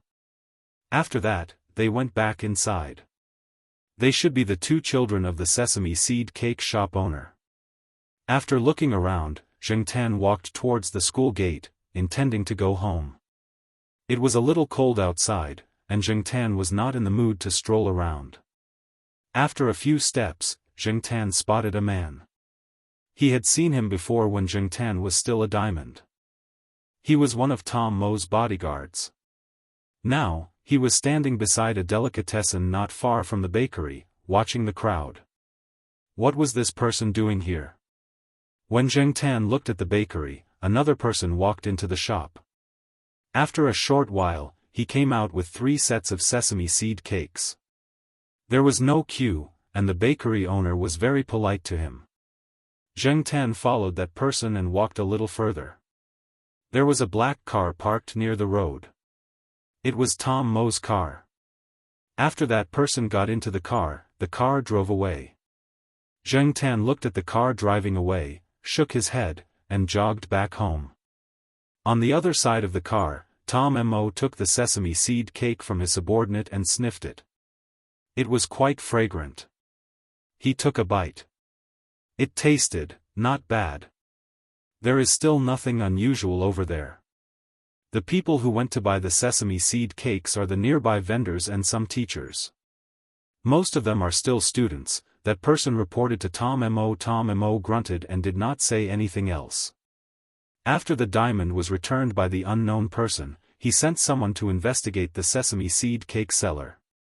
After all, there were many people selling Wutarong sesame seed cakes, but there was only one Wutarong sesame seed cake shop. The investigation did not find anything useful. Thinking of the pencil words on the paper bag, Tom Mo was more inclined to believe that the person who returned the diamond was a young student. Tom Mo even asked Xiaogua if anyone else had heard him on the phone. The answer he got was no. When Xiaogua made the call, he was alone in his room. Of course, there were 2 cats, Li Yuanba and Zheng Tan. Normal people would not think too much about the cats. Tom Mo and the others promised a sum of money when they asked the bakery owner and got enough information. Most of the information was about the person who went to buy the sesame seed cakes, but until now, they had not found the person they were looking for. The person who sold the sesame seed cakes used his savings and the money Tom Mo gave him to rent a shop. He had made quite a lot of money in the past few days. Don't underestimate this kind of small snack. Judging by the way the bakery owner could not stop laughing, it was obvious that he had made a lot of money. Zheng Tan would never have thought that a paper bag he picked up would lead to such a result. The person we are looking for is not him, the woman beside Tom Mo said. Tom Mo nodded. I know, but let them continue to observe. Ask Wu Turong to cooperate. He will not be short of money. Yes, boss. After Zheng Tan returned home, he had nothing to do in the afternoon, so he turned on his computer and browsed some forums. There were many people talking about Gong Zongxiao in the entertainment section. It started when an official channel reported that a famous movie star Gong Zongxiao had been detained. When the official channel officially announced that he was detained and under investigation, it meant that he had been convicted. Just like Fang Xiaokong said, there was no way he could get away with it. Gong Zongxiao's original surname was Zhao. After the news was broadcasted, it caused a lot of discussion. All kinds of conspiracy theories were flying around, and the fans were spitting on each other.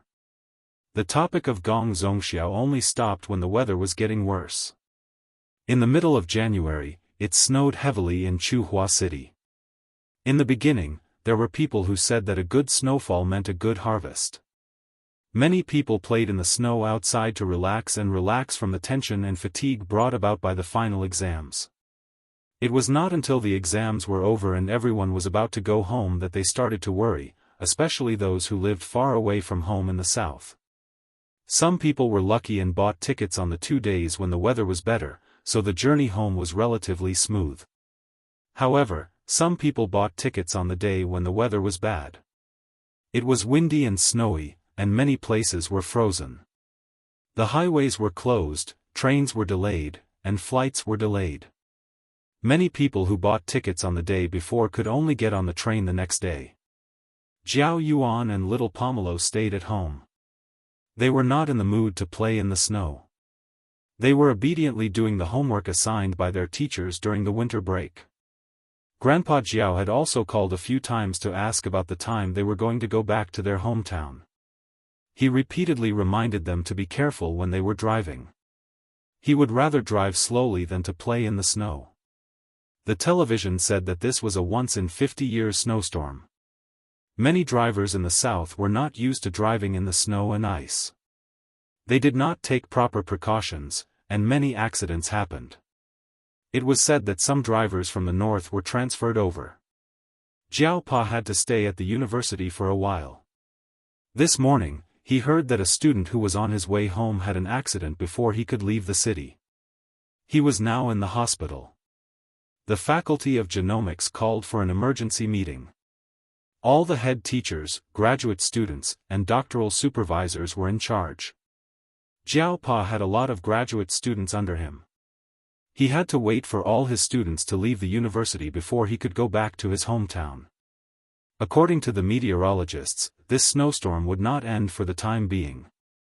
At the end of January, the students left the university one by one.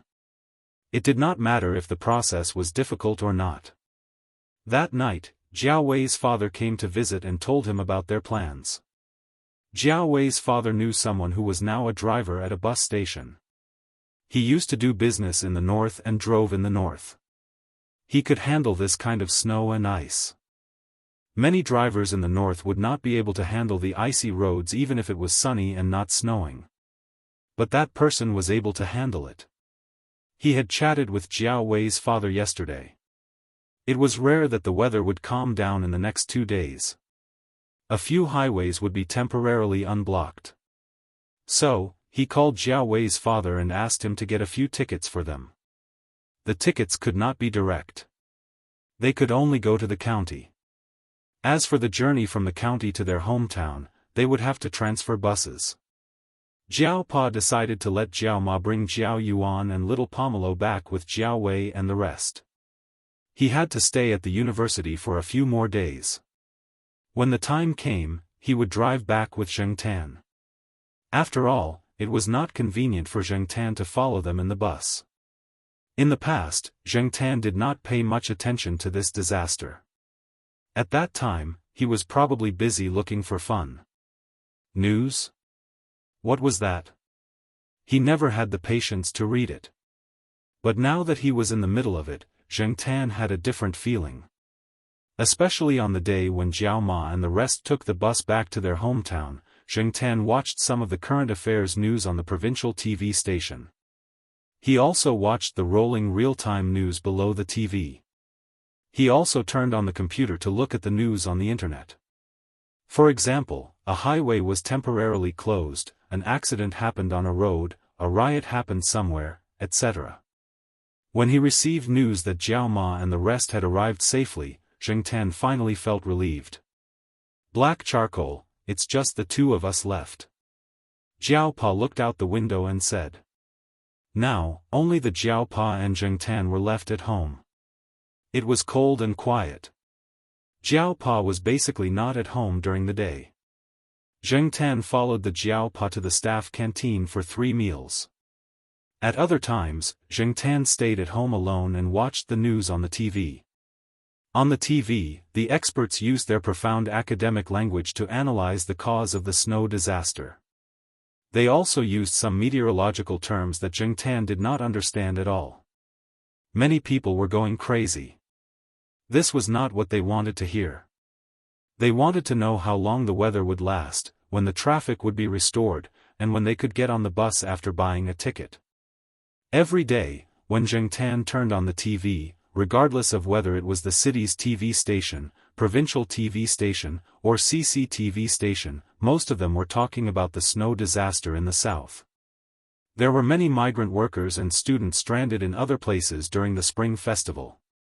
From the images on the TV, the bus stations of some provinces and cities were densely packed with stranded people.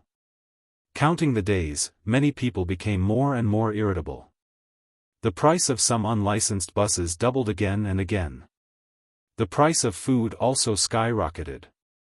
As for the superstar child Xiao, other than a few people, no one paid any attention to him. In this area, the traditional Lunar New Year was on the 24th of December. Although the Lunar New Year had passed, the bus stations of some provinces and cities were still the same. Every day, they would hear about the places that were seriously affected by the disaster, the economic losses, and the number of casualties. At night, some people who were stranded in other places would go online and complain about not going home for the Lunar New Year. But some people did not. I worked so hard outside to save so much money to go home for the Lunar New Year to reunite with my family and improve the lives of my wife and children. How can a mere snow stop me? Dream on. Even if they could not get a ticket or a bus, they could think of other ways. Therefore, Zheng Tan could always see all kinds of opinions and suggestions on the internet. There were also people who walked across provinces to go home. 2 days before the Lunar New Year's Eve, the Jiao Pa had finished his work. The weather had also temporarily eased. Looking at the scenery of the campus from the top, there were still many places that were white. The temperature was not high, and driving was still not easy. Chapter 323. Zheng Tan sat in the back seat and looked at the scenery outside the window. Unlike the usual bustle before the new year, this year seemed to be quieter. Perhaps it was because the temperature was lower than usual, coupled with the impact of the snow disaster, such a change occurred. However, compared to many places and some villages and mountain areas that were more seriously affected by the disaster, the situation in the city was much better.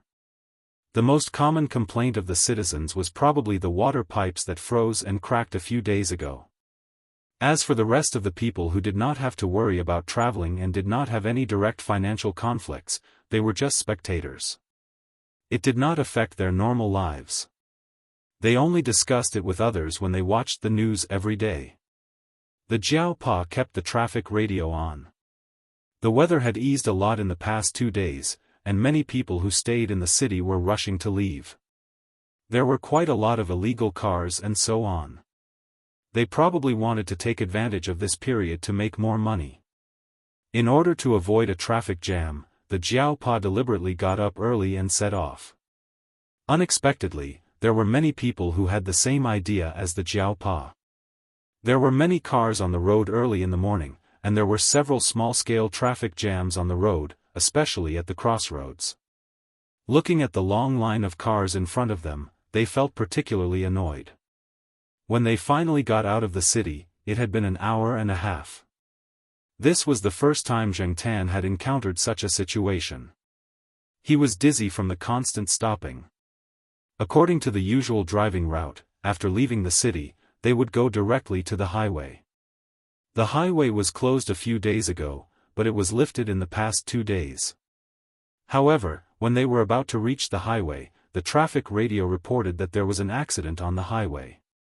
They hoped that the cars driving there would change their route. No one knew how long the traffic jam would last because of the accident. The Jiao Pa had no choice but to change their route. They did not take the highway and changed to another route. When they passed by a few bus stations, Zheng Tan glanced over there. There were still a lot of people around. The waiting hall was full, and there were also some people waiting outside the door. There were also armed police there to maintain order. Zheng Tan also saw taxis, buses, and private buses outside the bus station. Some people were holding signs with the names of various counties and cities, shouting as they walked, pulling passengers. This was probably what some people called a black car, but at this time, people no longer cared about whether it was a black car or not. It was fine as long as they could sit in the car. When it came to crowded cars, there weren't many people who would give way to vulnerable people such as the old, the weak, the sick, the disabled, and the pregnant. When it was time to squeeze, they still squeezed. After leaving the city, Zheng Tan was unfamiliar with the route. He looked at the buildings on both sides and recorded the new route information. The road was still a little frozen, but it was much better than before. The Jiao Pa could still control it if he drove slowly. However, some cars were speeding as if they were in a hurry. They kept squeezing forward as if they were afraid of falling behind. Twice, they almost collided with Jiao Pa's car. Just as Zheng Tan was cursing the two guys who overtook him, a motorcyclist suddenly cut in between Zheng Tan's car and the one in front. Then, he quickly passed through the gap between the car in front and the other car. Zheng Tan was shocked. Was this person too confident in his driving skills, or was he in an emergency? About 10 minutes later, the car stopped again. Zheng Tan stood up and looked forward. The line of cars had formed again. There was a traffic jam again. After waiting for a while, there was still no movement. The Jiao Pa opened the window for some air. It was very warm in the car. His nerves were tense when he was driving, and now, the cold wind cleared his mind. Black charcoal, are you cold? The Jiao Pa looked at Zheng Tan in the back seat. After the window was opened, the cold wind poured in, dispersing the warmth in the car. Many northerners were not used to the humid and cold weather in the south. Zheng Tan, who used to live in the south, had gotten used to it after a few years. Even if it was exceptionally cold this year, Zheng Tan felt fine. The vest he was wearing today was a winter model given by Xiaogua. Xiaogua gave him two, one black and one army green. Not only could the vest be used to store things, but it also had to be thicker to keep him warm. It was also said that it was waterproof. Seeing that Zheng Tan did not seem to feel cold, the Jiao Pa did not ask any more questions. The driver of the car on the left was smoking outside the car. There were children in the car, and it was not good to smoke in the car, so he came out. When he saw the Jiao Pa open the window, he started chatting. He had been driving for nearly 20 hours. Although there was a 5-hour break in the middle, the driver's driving skills were not good. He almost had an accident, so he was driving most of the time. Now that there was a traffic jam, he came out to smoke to refresh himself. The driver of the car in front also joined the conversation. He was privately soliciting customers. Yesterday was quite smooth. The traffic jam didn't last long. Today's bad luck. We were stuck for half an hour in the morning, and now it's starting again. Can we leave in 10 minutes? The driver of the car on the left asked. It's difficult. There was a car accident in front. A motorcycle, 2 private cars, and a truck all crashed into each other. Fortunately, no one died. 3 people were seriously injured and have just been sent to the hospital. The remaining people in the 2 private cars are quarreling. No one moved. I heard that the car was quite expensive. It also broke a telephone pole. In addition to the overturned cars and the truck's belongings on the ground. I think it will take at least 20 minutes for the traffic to open. According to the privately soliciting driver, it was even more difficult to drive a few days ago. Usually, it would only take a little more than 2 hours. Previously, it took more than 10 hours to drive through the snow. Moreover, the car could break down at any time. Only those who had driven it would know how difficult it was to drive. It was no wonder that the fare had doubled. Usually, the fare was 50 renminbi. Now, it was 100 to 150 renminbi per person. A few days ago, the fare had skyrocketed to 200 renminbi. As they were chatting, another person came to the front of the convoy. He asked the 2 drivers and the Jiaopa to go to the front to help. There were not enough people, and there were many obstacles. If they wanted the traffic to open quickly, it would be faster if there were more people. Otherwise, they would have to wait for a while. The driver of the car in front shook his head. He was not going. He had to look after the car. He did not know the passengers in his car. What if someone took the chance to drive away when he went to help? What if they took something valuable? What if the people in the car made a scene? The driver of the car next to him did not think much of it. He smoked and walked to the front with the Jiaopa. The car door was not locked, and the windows were closed. Soon, the temperature in the car rose. Before the Jiaopa left, he asked Zheng Tan to look after the car. Therefore, Zheng Tan was not napping. He was paying attention to the people around the car. Soon, Zheng Tan noticed that someone was walking over from the front and looking into the car. With one glance, Zheng Tan could tell that it was one of the guys who had evil intentions. When the guy saw the laptop bag on the passenger seat, his gaze paused for a little longer. There was a flash of joy in the man's eyes. Then, he walked to the car door and opened the door of the passenger seat. Then, just as he was about to reach for the computer bag on the seat, a black shadow flashed by. He felt a sudden pain on his face and was kicked out. He lost his balance and sat on the ground. That person's eyes were filled with disbelief. He saw that there was no one in the car and the door was not locked. He ignored the cat in the vest. He had done this many times and the whole operation did not take long. He just needed to open the car door and open the laptop. Even if the car door was locked, he could do it. However, he did not expect that what he thought was a simple task would be so different from what he expected. The person touched his nose and looked at the blood on his hand. Then, he looked at Zheng Tan. Zheng Tan narrowed his eyes. This person was still not giving up. Was he looking for a kick? He jumped up and kicked him again. That person raised his hand to block, but he underestimated Zheng Tan's strength. Although he reacted quickly and raised his forearm to block Zheng Tan's kick, the force of the kick made him fall back. His head hit a private car next to him and made a thud. At the same time, Zheng Tan also grabbed the person's down jacket. The wind blew, and the duck feathers flew everywhere. Zheng Tan found it hard to understand why that person was stealing when he was wearing a branded down jacket. However, there were many people like that. A few days ago, he saw someone complaining on the internet.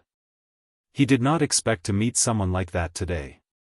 The driver of the private car on the right heard the noise and rolled down the window. He looked at the person on the ground and then looked at Zheng Tan. "Hey, what are you doing?" Before he could finish, the rear window was rolled down. 2 children in their teens looked out the window. The little girl said, "Uncle, this person must be a thief." He must be a thief. The little boy added, the cat in the vest is teaching the thief a lesson. The person on the ground looked a little embarrassed. There was blood on his face, from his nose to his mouth. Because he touched his face with his hand, there was some blood on his face. There was a long tear in his jacket, and some of the duck feathers inside was blown out by the wind. Seeing that the situation was not good, the person did not care about the nosebleed and the torn-down jacket. He immediately got up and ran away before the people around him looked over. He ran too fast and stepped on something. He slipped and fell, but he did not care about the pain. He got up and continued running. When the Jiaopa came back, the person had already run away. The driver of the car on the right told him what had happened. The Jiaopa smiled at the driver's questions and did not say much. I think your cat is not bad. Is it a male or female? The driver asked. Male. Oh, that's good. I also have a female cat with folded ears. Do you want to skewer her? Zheng Tan's face twitched. Screw you. Seeing Zheng Tan turn around and get into the car, the Jiaopa smiled at the driver. My cat is just a stray cat. It's okay. I don't mind. The man waved his hand and said casually. The Jiaopa was speechless.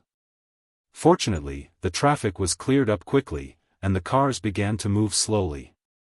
The Jiaopa said a few perfunctory words and got into the car. The Jiaopa did not say much about what had happened to Zheng Tan. He just smiled at Zheng Tan and gave him a thumbs up. Although the first half of the journey was bumpy, and there were several traffic jams, it was much smoother after that. Because there were many cars coming and going, there was no snow. The temperature was slightly higher during the day, and there was no ice on the ground. Therefore, the second half of the journey was quite smooth. As usual, the Jiaopa arrived at the county first. He had a meal, rested for a while, and then made a phone call to let his family know that he was safe. Then, he continued to drive to his hometown. There were a few sections of road in the Jiaopa's hometown that were not easy to walk on, but after a slow drive, it was much better. Grandpa Jiao was already waiting at the entrance of the village. He knew that the Jiaopa was driving alone, so he did not dare to call to ask about it. He was afraid that the Jiaopa would be distracted. When he saw the Jiaopa's car, he immediately smiled. Chapter 324. The next day, Jiaopa was still resting in the morning. He didn't have much time to rest these days. He had to pay attention to his students at school and work on projects. He was also tired from driving back to his hometown. After he arrived, he relaxed and had a good night's sleep. Many people in the village had already woken up early in the morning. Only some children and some people who had gone out to work were still resting in their houses. Although Zheng Tan was still a little sleepy, little Pomelo and Jiao Yuan were already awake. When they heard that they were going to help Grandpa Jiao at the orchard, Zheng Tan thought that since he had nothing to do, he might as well go and take a look. Jiao Ma and the old lady were busy preparing for the new year. Zheng Tan couldn't help much even if he stayed. The orchard didn't belong to Grandpa Jiao, but Grandpa Jiao was familiar with the people there and had helped a lot. This was one of the reasons why the Jiao family never lacked fruit.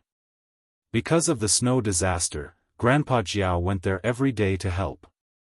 Even Jiao Yuan and little Pomelo, who had nothing to do at home, went to the orchard for a few days. Even if they couldn't help much, they could at least take a look. The orchard wasn't too far from the old house, but because of the weather, the road wasn't easy to walk on, and it was cold in the morning, so they took the donkey cart these days. Another reason why Zheng Tan followed them was because of the donkey cart. Whether it was when he was a human or when he was a cat, he had never taken a donkey cart before. At first glance, it was quite refreshing and full of rustic vibes. The donkey's family was not far from the old house. After walking for about 5 minutes, they saw a tile-roofed house. Behind the tile-roofed house was a newly built bungalow. However, the tile-roofed house was not completely demolished during the construction, so a part of it remained. This family's surname was also Jiao. Jiao Pa called the old man fifth uncle. Logically speaking, Jiao Yuan should have called him fifth granduncle, but he wasn't used to it. Instead, Jiao Pa asked the two children to call him Grandpa Jiao. It was more intimate that way. Grandpa Jiao heard that on the day the Jiao Yuan and the others came back, he planned to ask the donkey cart to help them if they couldn't get a ride from the county to here. Fifth Grandpa was old and couldn't drive the family's farm cart, but he was good at driving donkey carts. Jiao Yuan and little Pomelo were led into the house by Grandpa Jiao, but Zheng Tan did not follow them directly. His attention was on the donkey shed next to them. Yesterday, he heard from little Pomelo and Jiao Yuan that the donkey was only a little over a year old. He heard that fifth grandpa met the donkey when he went to the mountains. At that time, it was still a small donkey. No one knew where it came from, but after seeing fifth grandpa, it followed him back. At first, fifth grandpa's family wanted to raise the donkey and sell it. There were many people who ate donkey meat in the county, and the price of donkey meat in restaurants was not bad. But one day, when the old man saw the donkey running with his son, who was riding a motorbike, he had an idea. Later on, he got a donkey cart. At that moment, the donkey tied to the cart was looking at Zheng Tan with its two long ears protruding. Its eyes were wide open, and there was a circle of white around its eyes. Zheng Tan was wary of donkeys with a circle of white around their eyes. Although he knew that many donkeys looked like that, when he looked at the donkey in front of him, Zheng Tan couldn't help but think of the stupid bird in the courtyard. Shaking his head, Zheng Tan felt that he was thinking too much. As he was thinking, Zheng Tan saw the donkey walk to the low wall next to the donkey shed. There was a cotton mat on top of the low wall that was exposed outside the donkey shed. It was probably for the driver. Not far from the low wall was a two-wheeled wooden cart with a similar mat on it. However, at that moment, there was a yellow and white cat lying on top of the low wall.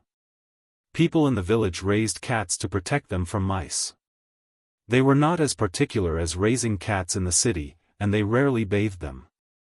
The cat had rolled around somewhere, and there were some dust and grass stains on its white fur. The cat didn't seem to care about its surroundings. It was kicking its paws, lying on the cotton mat with its head tucked in, and its eyes closed. The donkey wasn't very tall. It was obviously smaller than a normal horse, but when it raised its head, half of its head could be seen above the low wall. Zheng Tan watched as the donkey slowly walked over to the low wall. It used its nose to blow air at the cat. The cat didn't even bother to open its eyes. Other than the twitching of its ears, it remained the same. Just when Zheng Tan thought that the donkey would give up, the donkey went up again. This time, it didn't blow air. Instead, it opened its mouth and bit on a corner of the cotton mat.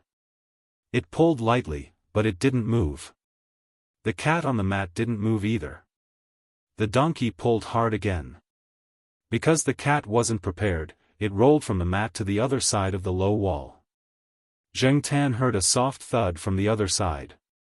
There was a haystack over there, and the cat happened to land on it. That was why it made such a sound. The donkey let go of the cotton mat and wagged its tail. It opened its mouth and cried out, "Aing, aing, aing, aing, aing, aing, aing, aing." Zheng Tan didn't know what to say. His first instinct was right. Just when the donkey was feeling smug, a shadow jumped up from the other side of the low wall. The tabby cat jumped onto the low wall and supported itself with its two hind legs. It stood up, opened its two front paws, and slapped the donkey's face twice. While the donkey and the cat were fighting, Grandpa Jiao came out with his men. An old man came out with him. He was probably the fifth grandpa that the Jiao Yuan and the others called. The old man's back was a little stooped, but he was in good spirits and walked steadily. He had been helping out in the orchard recently. Seeing the situation on the other side of the low wall, the old man walked over and patted the donkey's head. Then, he started to organize the things on the wooden cart. As for the conflict between the donkey and the cat, he was already used to it. After tying the reins and checking the donkey's head, he put the bags on the wooden cart and called for the others to get ready to leave. On the rugged mountain road, the donkey cart bumped and squeaked. The donkey didn't look like much, but it was surprisingly good at pulling the cart. It didn't look like it had a hard time carrying 4 people, a cat, and a few bags. The 2 old men chatted along the way, talking about the recent news from various TV stations and radio stations. The total losses from this disaster were huge, especially for the forestry industry. The forestry industry in the affected areas accounted for more than 50% of the industry's total income. The snowstorm not only greatly reduced the income of the forestry industry in the affected areas this year, but it would also affect their income for the next 3 to 5 years. According to some official TV stations, the losses from the forestry industry in several southern provinces accounted for 40% to 60% of the total losses from the disaster. Seedlings, bamboo forests, and new plantations were seriously affected. Just like Grandpa Jiao had been lamenting, it was common for seedlings to freeze to death. The area of bamboo forests in the province accounted for 80% of the total area of bamboo forests in the province, and 75% of the fruit trees in some areas that had been converted to forests were damaged. According to the results of the investigation, most of the affected areas were the areas with the fastest and most vigorous forestry development. They were also the areas with the best forest resources. This would have a serious impact on the country's ecology. There were many things that couldn't be salvaged even with money. Every time they talked about it, Grandpa Jiao's face would be full of worry. After about 20 minutes of driving, they arrived at the orchard that Grandpa Jiao had mentioned. This orchard didn't only plant a single type of fruit. Citrus was just one of them. There were also many new varieties that had been promoted. However, Zheng Tan looked at the people working in the orchard and saw that they all looked worried. Some varieties of autumn leaves had turned brown from frostbite on the edges and back, then curled up. The tender tips had turned brown from frostbite and dried up, while some other varieties had fallen off after being frozen and curled up. There were also some fruits that had been left on the tree for the winter. Some of them had frozen a while ago. After the snow melted, the fruits would quickly lose water and dry up. The juice cells would shrink, and there would be less juice and no taste. All kinds of situations would be recorded one by one. They would clear the ice in time, tie up and cut off the broken branches in time. Some pruning couldn't be done yet to prevent further frost damage. Jiao Yuan and Little Pomelo followed Grandpa Jiao and the others. Although they didn't have many opportunities to help personally, they didn't slack off. Sometimes, they would take the initiative to pass the tools and do some cleaning and other small chores. Moving around would make them feel warmer, and they had also learned a lot. After the frost passed, they would be even busier. After the frost, there would be pruning and fertilizing. During the year of the frost, the autumn leaves of the citrus plants would be frostbitten. One of the effective measures to ensure that the citrus plants would bear fruit was to replace the autumn leaves with spring shoots. The so-called spring shoots were the new shoots that sprouted in the spring. The new shoots that sprouted from August to October were known as autumn shoots. Different varieties would be treated differently. Different methods would be used for those that could withstand the frost and those that couldn't. Zheng Tan originally thought that pruning would be a very simple task in the future, but after listening to those people, he realized that there were a lot of things to be done. Some pruning would be done below the branch joint, and some tree bark would be cut several centimeters below the crack when it froze. The cutting also needed to be done. Some would be wrapped and sealed with nylon or smeared with lime paste on the wound. When the young trees were severely frostbitten, they would split above the grafting area, leaving 1 or 2 buds to be cut. At the same time, they would pay attention to keeping the spring shoots and recultivating the canopy, etc. Zheng Tan felt dizzy just listening to all this. He realized that he wasn't cut out for this at all. Thus, Zheng Tan decided to walk around by himself. After all, little Pomelo and the others would be staying here for a long time. It could be half a day, or it could be dinner time. No matter what, Zheng Tan just had to be back before lunch. There were more people in the orchard, so Zheng Tan decided to walk a little further away. The people who were busy in the orchard looked at Zheng Tan curiously because Zheng Tan was wearing a vest. After arriving at the old mansion yesterday, Zheng Tan moved some of the things in the vest. Now, there was nothing else in the vest except for a bag of pork jerky stuffed in by Jiao Ma. It was more relaxed this way, and he wasn't afraid of being checked. In the past, Zheng Tan wasn't willing to wear a vest often, but yesterday afternoon, when Zheng Tan was walking outside, an icicle fell vertically on his back. Fortunately, the icicle wasn't thick, and Zheng Tan was wearing a vest, so he only felt a little pain and didn't get hurt. Therefore, Zheng Tan decided that if he went out for a walk, he would wear a vest. It was safer this way. After jogging for a while, Zheng Tan didn't see anyone around, so he strolled slowly until he reached the edge of the orchard. It was surrounded by barbed wire. There was a door, but it was locked. Zheng Tan looked at the tall barbed wire and turned to walk in another direction. Suddenly, he stopped in his tracks and moved his ears. He heard a sound. Because he wasn't sure, he tried to distinguish it himself. It sounded like a person, but it wasn't clear. Should he go over and take a look? After hesitating for a moment, Zheng Tan climbed over the barbed wire and went in the direction of the sound. There was an open space outside the barbed wire, and then there was a forest belt. The sound came from there. As no one had cleaned the snow here, the snow on the ground hadn't completely melted. Listening to the sound, the person who made the sound wasn't in a good situation. Zheng Tan quietly jogged over. Chapter 325. The surroundings were very quiet. The two men were tied to two trees in a standing position. Their mouths were taped shut, and they could only make noises through their noses. The sound Zheng Tan heard came from one of them.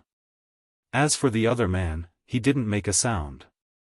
His head was moving slightly, and he seemed to be in a worse condition. Fortunately, the two men were wearing down jackets. Otherwise, they would probably freeze to death if they were left here alone. Zheng Tan approached the two men from behind and looked at the rope tied to them. The ropes were too tight, too secure, and there were dead knots. Zheng Tan didn't bring his card knife today, so it was difficult for him to untie the ropes. Good people? Bad people? They must have been tied up here for a long time. Otherwise, they wouldn't be so cold. The marks around them didn't look like they had just been done. Zheng Tan slowly walked out from the side and looked at the man who made the sound. He was about the same age as the Jiao Pa. When he saw Zheng Tan, he was filled with sadness, anger, and anxiety. Suddenly, he was filled with hope. He didn't look like a bad person. Moreover, when the man looked anxious, he looked at the other man who was tied up a few steps away. Obviously, he was worried about the health of the man next to him. As for the second man, he was younger and was also a man. Zheng Tan felt that this man was quite pitiful. He had obviously been beaten up. The first man had at most a bruise at the corner of his eye, but this man was beaten up like a pig's head. There was blood on his forehead, and he wasn't very conscious. There was a dirt road about 50 meters away from here. There were no cars passing by, and even if there were, the doors would be closed. It was hard to hear the noise outside. If it weren't for Zheng Tan, who knew when the two of them would be discovered? Perhaps, they would already be dead by the time they were discovered. After Zheng Tan looked at the two men, he ran towards the orchard. He quickly climbed over the barbed wire fence to find the Jiao Yuan. The Jiao Yuan was helping someone take out a toolbox. He moved his wrists and was about to move on to the next one when he felt someone tugging at his trouser leg. Zheng Tan tugged at Jiao Yuan's trousers and looked in the direction of the two men. He looked at Jiao Yuan and tugged again. Jiao Yuan frowned and said to Grandpa Jiao, who was chatting with someone not far away, "Grandpa, I'm just taking a walk." All right, be careful. Grandpa Jiao didn't mind too much. There wasn't much danger in the orchard. The children couldn't stay idle and wanted to look around, so he let them be. Zheng Tan didn't intend to let little Pomelo follow him. She was still young. What if she met someone with bad intentions outside? He did not expect little Pomelo to follow him after noticing him. After bringing the two men to the barbed wire fence, Zheng Tan directly climbed over it. Jiao Yuan asked little Pomelo to stay here while he went over to take a look. This was also what Zheng Tan wanted. Jiao Yuan had always been obedient in front of outsiders. He was a good student in the eyes of the teachers. However, in reality, this guy in Xiong had done a lot of bad things. Even though he was in high school now, he was still doing the same, or even more. Climbing over the fence and climbing over the fence, Zheng Tan knew that Jiao Yuan was familiar with it. After bringing the Jiao Yuan to the forest, the man who was about the same age as the Jiao Pa saw Zheng Tan and the Jiao Yuan. His eyes were filled with joy and tears. Jiao Yuan tore off the tape on the man's mouth and asked, "Who are you?" The man's voice was trembling, but his voice was very clear. "My name is Song Ting, from the Academy of Agricultural Sciences. When I came here yesterday, it was already night time. My phone was out of battery, so I didn't call my friends here. I wanted to take a taxi to the experimental base, but I didn't expect to be robbed. When we arrived here, the other two men and the driver tied us up here. They had knives and sticks in their hands, and they took our phones and wallets. Our IDs were in our bags, and they took everything away. The young man next to us should be from around here. He came back from work. He resisted and even took a few hits for me. He's not in good condition right now, and he needs a doctor." Jiao Yuan did not immediately believe the other party's words. Although he felt that the person in front of him was a good person, he had seen many situations where people were bitten after saving people. Now, he was only a high school student, and no one else could help him. 2 days ago, the news reported that after saving people, he was hit into the snow by the other party with a stick. He had to be vigilant, so he needed to prove this person's identity again. Therefore, Jiao Yuan didn't continue to ask about the man's identity. Instead, he quickly asked him a few questions about the anti-freeze care of fruit trees. He had learned a lot about this from Grandpa Jiao over the past few days. Song Ting's eyes lit up. He didn't think too much and answered casually. Whether he was an insider or not, he could tell from the way they spoke that they had their own way of using words. Many villagers working in orchards didn't know how to use professional terms. After confirming this, Jiao Yuan didn't waste any more time. He took out a universal knife from his pocket and untied the man and the other man. He asked Song Ting to wait here while he quickly ran back to the barbed wire fence. He briefly explained the situation to little Pomelo, and then little Pomelo ran back to call for help. Looking at the two men, they were tired, hungry, and in the cold and wet environment. They had been outside for too long, and it wasn't easy for them to walk. Jiao Yuan alone couldn't carry them. Little Pomelo had been to the orchard a few times, so she was familiar with it. She wasn't afraid of getting lost, so she quickly ran to call for help. Zheng Tan was helping Jiao Yuan to prevent any suspicious people around. What if the car robbers from last night appeared again? Jiao Yuan was just a high school student, and he couldn't handle those professional robbers. Not long after, people came from the orchard. They drove a small cart specially used by the orchard and opened the gate near the barbed wire fence. They carried the two injured men into the cart and went to the town hospital. Because of this incident, they originally planned to stay in the orchard until dinner, but now it seemed that they had to change their plans. When it was almost lunchtime, Grandpa Jiao directly took the children back on the donkey cart. Before getting on the cart, Zheng Tan saw the donkey wagging its tail and shouting beside Grandpa Jiao Yuan. It was different from the sound it made after teasing the cat in the morning. When it was in front of Grandpa Jiao Yuan, Zheng Tan felt that the donkey sounded a little coquettish. Donkeys also knew how to be coquettish. It was said that the two men who were rescued were quickly transferred from the town hospital to the best hospital in the county. This incident was quite big, and it was said that several leaders had ordered a strict investigation. It was rare for the Academy of Agricultural Sciences to take the initiative to send an expert to guide the anti-freezing and post-disaster recovery work of the fruit trees. They didn't expect to encounter such an incident. If this incident wasn't resolved, which expert would come to guide them in the future? There were many experts now, but it wasn't easy to find authentic experts. Why did they say authentic and good experts? Because there were many experts who were hired with high salaries or directly sent by the higher-ups. Not to mention how much real talent they had, not only did they have to put on airs and come to guide them casually, they also had to eat a feast, take a few red packets, and leave immediately. But this time, the one who came was quite famous in the industry, and he was also famous for being a good person.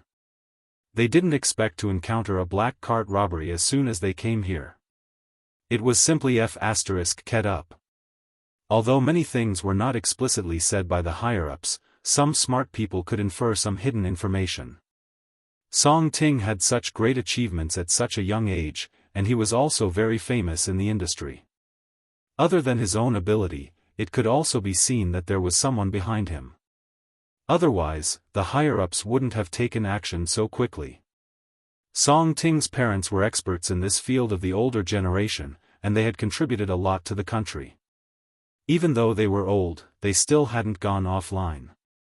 The old man had students all over the world, and he had high prestige in the circle. As an agricultural area with an experimental base, it was inevitable to deal with experts, and it would be inevitable in the future. Therefore, as long as one wasn't stupid, one would know that this matter had to be treated seriously and couldn't be careless at all. Although Song Ting said that there were no confidential documents in the lost things, it was better to find them as soon as possible. Perhaps the robbers didn't expect that the higher-ups would still take care of them when they were busy with disaster relief. They also didn't expect that Song Ting and the others would be discovered so quickly. The robbers planned to do a few more robberies in another town, but they didn't expect to be pulled out of their beds early in the morning on New Year's Eve and handcuffed. This wasn't the first or second time that this group of robbers had done this. They moved from place to place, and if it wasn't for the fact that the operation this time was swift and decisive, and that someone had taken the initiative to report them, they might not have been caught so quickly. As for the other person who was kidnapped, he was indeed from Jiao Pa's village. He had just turned 20 years old, and his reputation in the village wasn't very good. It wasn't that this person had done many things that harmed the villagers, but this person didn't go back to school after graduating from junior high. He wasn't interested in studying, and he didn't want to farm either. He always hung out with people outside and even got into fights before. But at the root of it, this person's character wasn't bad, and he had done things bravely for a just cause a few times. Later, under the suggestion of his family, he followed a few people in the village to work in a garment factory along the coast. He hadn't been home for 2 years, and when he came back this year, he encountered a snowstorm, which caused a lot of trouble. When he was almost back in the village, he was robbed and was beaten up. If it wasn't discovered in time, his life might have been in danger if he had waited for half a day. But now, he was much better. He was even joking around with his family in the hospital. But Zheng Tan didn't care about that. On New Year's Eve, Zheng Tan didn't sleep. He saw Grandpa Jiao buy some red packets yesterday. They were simple red packets with the words, New Year's gift bag, printed on them. He wrapped them up tonight and was waiting to give them to the children tomorrow. In fact, most of the time, the villagers were more casual and didn't wrap their gifts in red packets. They just gave it to the children directly from their pockets. But Grandpa Jiao was fashionable and specially bought some red packets.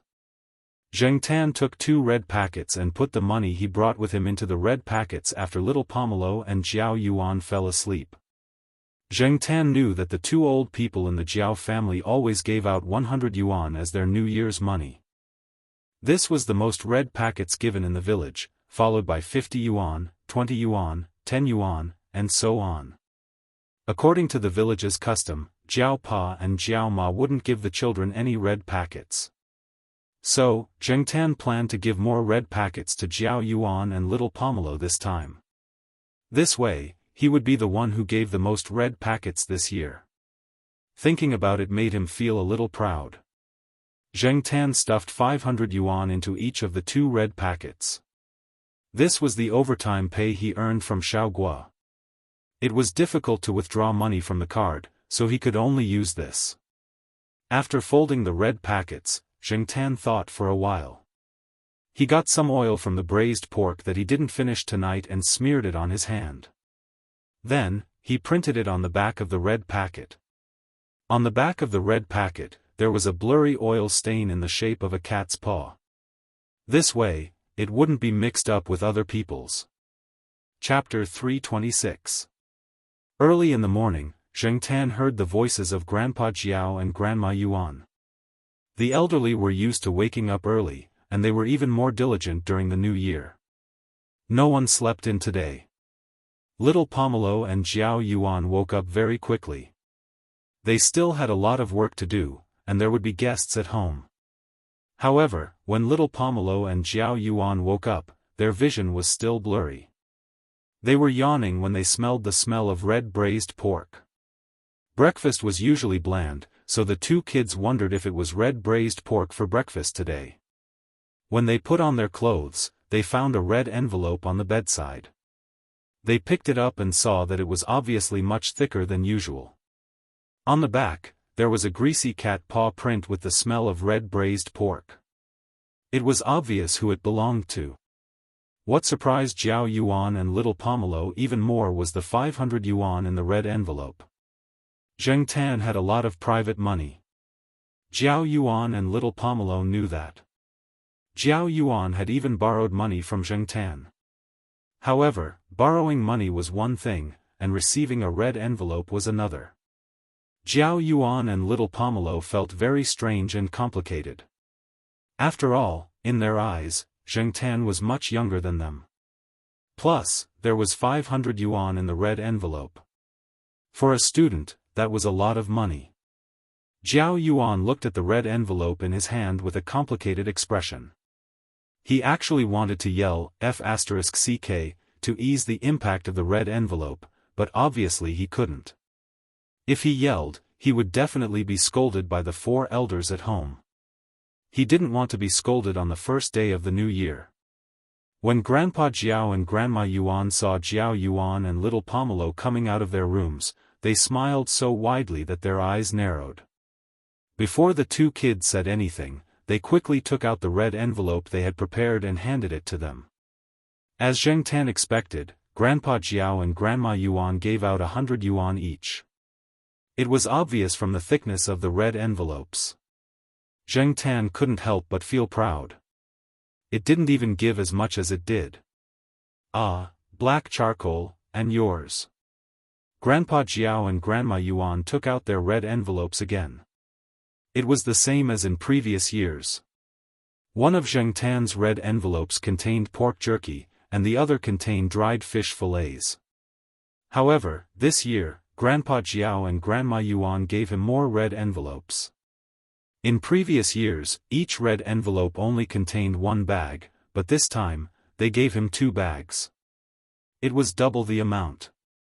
There was a reason why Zheng Tan gave them double the amount of red envelopes. The biggest credit for what happened the day before yesterday was Zheng Tan. Although many people thought that the credit was given to Jiao Yuan and little Pomelo, Grandpa Jiao and Grandma Yuan knew that the key person was Zheng Tan. Because of this, several village leaders came over to thank Grandpa Jiao. Even 2 town officials came over to talk to Grandpa Jiao. This gave Grandpa Jiao a lot of face. In the past, when he talked to Jiao Ma's old Master Gu often showed off. Grandpa Jiao's reputation depended on his face. Now, Grandpa Jiao felt that he could show off more the next time he met old Master Gu. Jiao Yuan and little Pomelo did not tell Grandpa Jiao and Grandma Yuan about the huge, red envelopes that Zheng Tan gave them. They were afraid that it would scare them. Zhao Yuan pulled Zhao Pa into the room when Zhao Pa was free. With an expression that said, "What the F***ck?" Zhao Yuan told Zhao Pa about the red envelopes that Zheng Tan gave them. Zhao Pa pondered for a while, then said, "Then accept it. According to the age of cats and humans, black charcoal is already middle-aged. You are still a teenager. He probably thinks of you as his junior." Zhao Yuan said. "You can't say that. This is black charcoal's appreciation. Besides, black charcoal is now a high-earning person who has worked for a few years. You are still a middle school student. His monthly salary is equivalent to half a year of your living expenses. Oh, and he made more money at the end of the year for the documentary." Zhao Yuan was speechless. That was a blow to him. There were many examples of cats from other families giving gifts, such as dead rats, incomplete grasshoppers, or other gadgets, etc. However, Zhao Yuan and little Pomelo were probably the only ones who had the experience of being given red envelopes by their own cats. Only they could understand the complicated and tangled feeling of being given red envelopes by their own cats. In the morning, when Zheng Tan came back from visiting the grave, he found a person sitting in the old house. It was the person named Song Ting. Grandpa Jiao was smiling like a chrysanthemum blooming. He called Song Ting Expert Song enthusiastically. Compared to when he was kidnapped, Song Ting looked much better now. The bruises at the corners of his eyes had faded a lot. Fortunately, the robbers did not directly take away their down jackets. Otherwise, they might not have been able to safely wait for rescue. Song Ting did not become depressed because of what had happened that day. He looked very energetic, and his complexion was much healthier.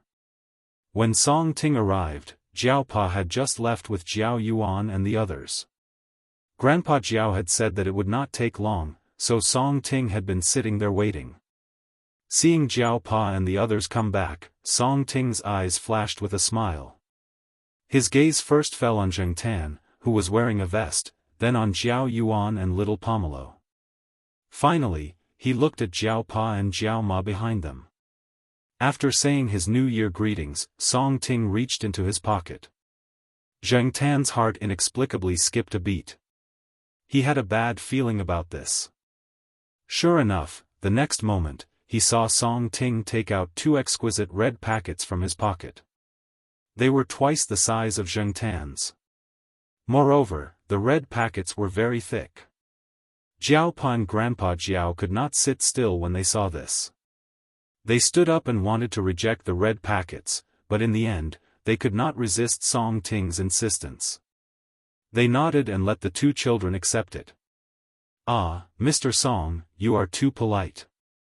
Grandpa Jiao felt a little pressured. Their village had never directly given 1,000 Chinese New Year's money. After Zhao Yuan received the red packets, he went back to his room to take a look. Then, he secretly gestured to Zhao Pa and Grandpa Jiao to let them know how much was in the red packets. In fact, many of Song Ting's relatives gave their children a lot of red packets. It was normal for them to give 1 or 2,000 Chinese New Year's red packets. However, this was also a process of exchange. No matter how much you gave your children, they would give your children in return. They would send red packets to each other. If they could not give their children any Chinese New Year's red packets, they would put it on other things and add it to the Chinese New Year's red packets. Song Ting did not like to do these so-called reciprocal gifts. In the past, it was his wife who prepared the red packets. However, now that his wife had gone abroad to study for a doctorate degree, the old man was not around to give advice. In the end, he decided to follow the traditional way of giving red packets between relatives and gave each child 1,000 Chinese New Year's red packets. Song Ting wanted to give more red packets. He was sincerely grateful to the 2 children. It was the first time in many years that he had encountered such a situation. Fortunately, the 2 children and the cat had helped him. Otherwise, the consequences would have been unimaginable. He could have given more red packets, but in the end, Song Ting's friends stopped him. Generally, in the village, giving too much red packets would be too stressful. If they wanted to express their gratitude, they could do it in other ways. Therefore, this 1000 Chinese New Year's red packet was the result of Song Ting's friend's persuasion. As for Zheng Tan, when Zhao Yuan went back to his room to look at the red packets, he hurriedly followed him. After seeing the red packets, he cursed in his heart. Along with the alpaca, he did not look at Song Ting in a good light. He had originally planned to give the highest red packet this year, but in less than 2 hours, his plan was broken. Zheng Tan was so depressed that he wanted to flip the table. At the same time, he was thinking of saving more cash next year to give the red packets. At that time, the red packets would be more exquisite and beautiful. Someone came to look for Grandpa Jiao, so he asked the Jiao Pa to stay here and talk to Mr. Song. After the Jiao Yuan and little Pomelo were called away by Jiao Ma, there was only the Jiao Pa and Song Ting left. Both of them were professors and were about the same age. Although they were engaged in different fields, they were not completely unrelated. They could also talk about common topics. Zheng Tan was sleepy listening to the profound academic topics. When Zheng Tan woke up after a short nap, the Jiao Pa and Song Ting talked about the loss of the orchard after the snow disaster. They even talked about donating. Zheng Tan had always been a simple-minded person. He had no interest in donating. He did not feel that he should give the money he earned to people he did not know. He also did not need to rely on donating money to earn his reputation. He would rather give it to the Jiao family and his friends. Therefore, when the Jiao Pa and Song Ting were talking about donating, Zheng Tan ran out and planned to take a walk outside.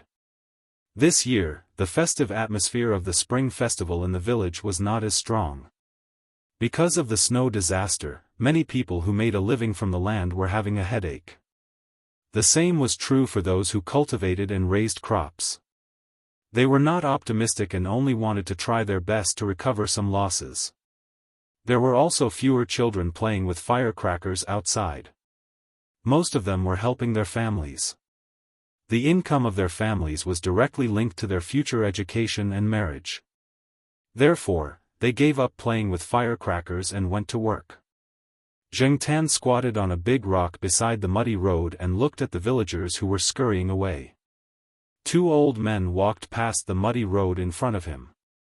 They were talking and did not notice Zheng Tan. Listening to their conversation, it seemed that they were all donating money to a family. The family was not very well off. There were many problems with their tile-roofed house. It was not reliable and half of it collapsed during the snow disaster. Fortunately, they were fine. They barely survived the New Year's Eve with the help of some people. Otherwise, they would have been cold and hungry. Some people in the village wanted to raise money to help them repair their house. Otherwise, they would have no place to live. According to what the 2 elders said, their family conditions were not very good. They were just passable. Their son and daughter-in-law did not agree with donating money, but the elders thought that by doing some good deeds, they could accumulate more merit for their son and grandson. This way, they could live in peace in the future. Many people, the older they got, the more they believed in some mysterious things, such as doing good deeds and accumulating good deeds. It was said that good people would be rewarded and evil people would be punished. Zheng Tan used to be very disdainful of this, because in society, there were all kinds of people who cheated, killed, robbed, and stole. They lived in luxurious houses, drove luxury cars, and hooked up with high-quality girls. They lived better than anyone else. On the contrary, some good people lived miserable lives. The failure of education, the increasing pressure of life, and the increasing gap between the rich and the poor made people breathless. Doing good deeds and accumulating good deeds? No, they were more and more convinced that money was above all. As for the process, what did it matter? However, Zheng Tan suddenly began to feel confused again. He used to think, was it because he had done too many wicked things that he suddenly became a cat? There was a vegetable garden on the other side of the muddy road. Some of the vegetables had frozen to death, but some were still alive on the other side of the fence. Yellow flowers bloomed on the vegetable stalks. They swayed slightly with the wind, adding some vitality and hope to the garden. Zheng Tan looked at the vegetable stalks and gradually became entranced. Then, a donkey's face suddenly appeared, accompanied by a rather sudden donkey's honking. Zheng Tan was so shocked that he almost jumped up. The donkey turned its head and wagged its tail as it followed the fifth grandpa. Watching the man and donkey walk away, Zheng Tan stretched and ran back to the old house. Chapter 327. It was a bank card that the Jiaopa had specially made for Zheng Tan. Zheng Tan's salary and remuneration were all deposited into it. Zheng Tan hadn't checked the amount of money in the bank for a long time. Last time, when the Jiaopa checked online banking, Zheng Tan was very happy when he saw the amount of money in the bank account. Before the Jiaopa went abroad, he gave the card to Zheng Tan. Now that he had been back for a long time, he didn't ask for it back. It was still hidden in the drawer of the cat tree by Zheng Tan. When he left Chuhua City this time, other than some cash and a card knife, the only thing he had in his vest was this bank card in case he needed it. From the beginning until now, the Jiaopa hadn't used the money in the bank card much.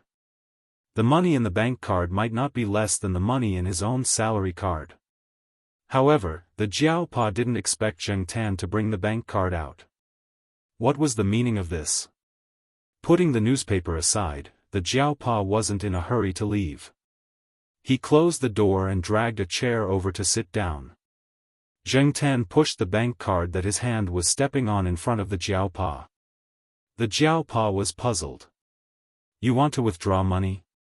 Zheng Tan turned his head and looked around. He looked at the newspaper that the Jiaopa had just put on the table. The newspaper was brought over by Song Ting. It was a provincial newspaper. The headlines on it were about the snow disaster and disaster relief funds. The Jiaopa followed Zheng Tan's gaze and looked at the newspaper. He raised his eyebrows and said with a strange expression, "You want to donate money?" Zheng Tan nodded and pushed the card in front of the Jiaopa again. It was inconvenient to not be able to talk. Fortunately, the Jiaopa had already gotten used to this kind of communication. He had even pasted a small note on Zheng Tan before. If other people knew about this, their jaws would probably drop. The Jiaopa was silent for a few seconds. Then he smiled and patted Zheng Tan's head. He sighed and looked out of the window. He didn't say anything for a while. Zheng Tan waited for a while. Seeing that the Jiaopa didn't say anything else, he was about to remind him. However, the Jiaopa turned his head and said, "Are you really going to donate money?" Zheng Tan's eyes widened. How could this be fake? "Before I change my mind, take the card and donate it." It was rare for him to make a donation. Seeing the look in Zheng Tan's eyes, the Jiaopa chuckled. "You little brat." When the Jiaopa and Song Ting had discussed the matter, they had already decided to donate money. Their village was also in the disaster area. There were also some villages further away on the other side of the mountain that were in worse conditions. Old Master Gu's place was also in the disaster area. In order to prevent any shenanigans, Song Ting had asked a few of his friends to participate in the donation and monitor it so that those who wanted to make money from the donations would give up early. It was precisely because of this that the Jiaopa felt at ease donating money. Otherwise, he wouldn't feel safe donating money. These days, there were also shenanigans in charity organizations. If Zheng Tan wanted to donate money, he could only donate with the Jiao family. He couldn't use another name. Zheng Tan didn't care about this. Did he want everyone to know that he was the one who donated the money? Someone would definitely think about it. Besides, Zheng Tan didn't have such noble sentiments. He only donated for peace of mind. After all, when a completely normal person suddenly turned into a cat and returned to the past, Zheng Tan felt uneasy just thinking about it.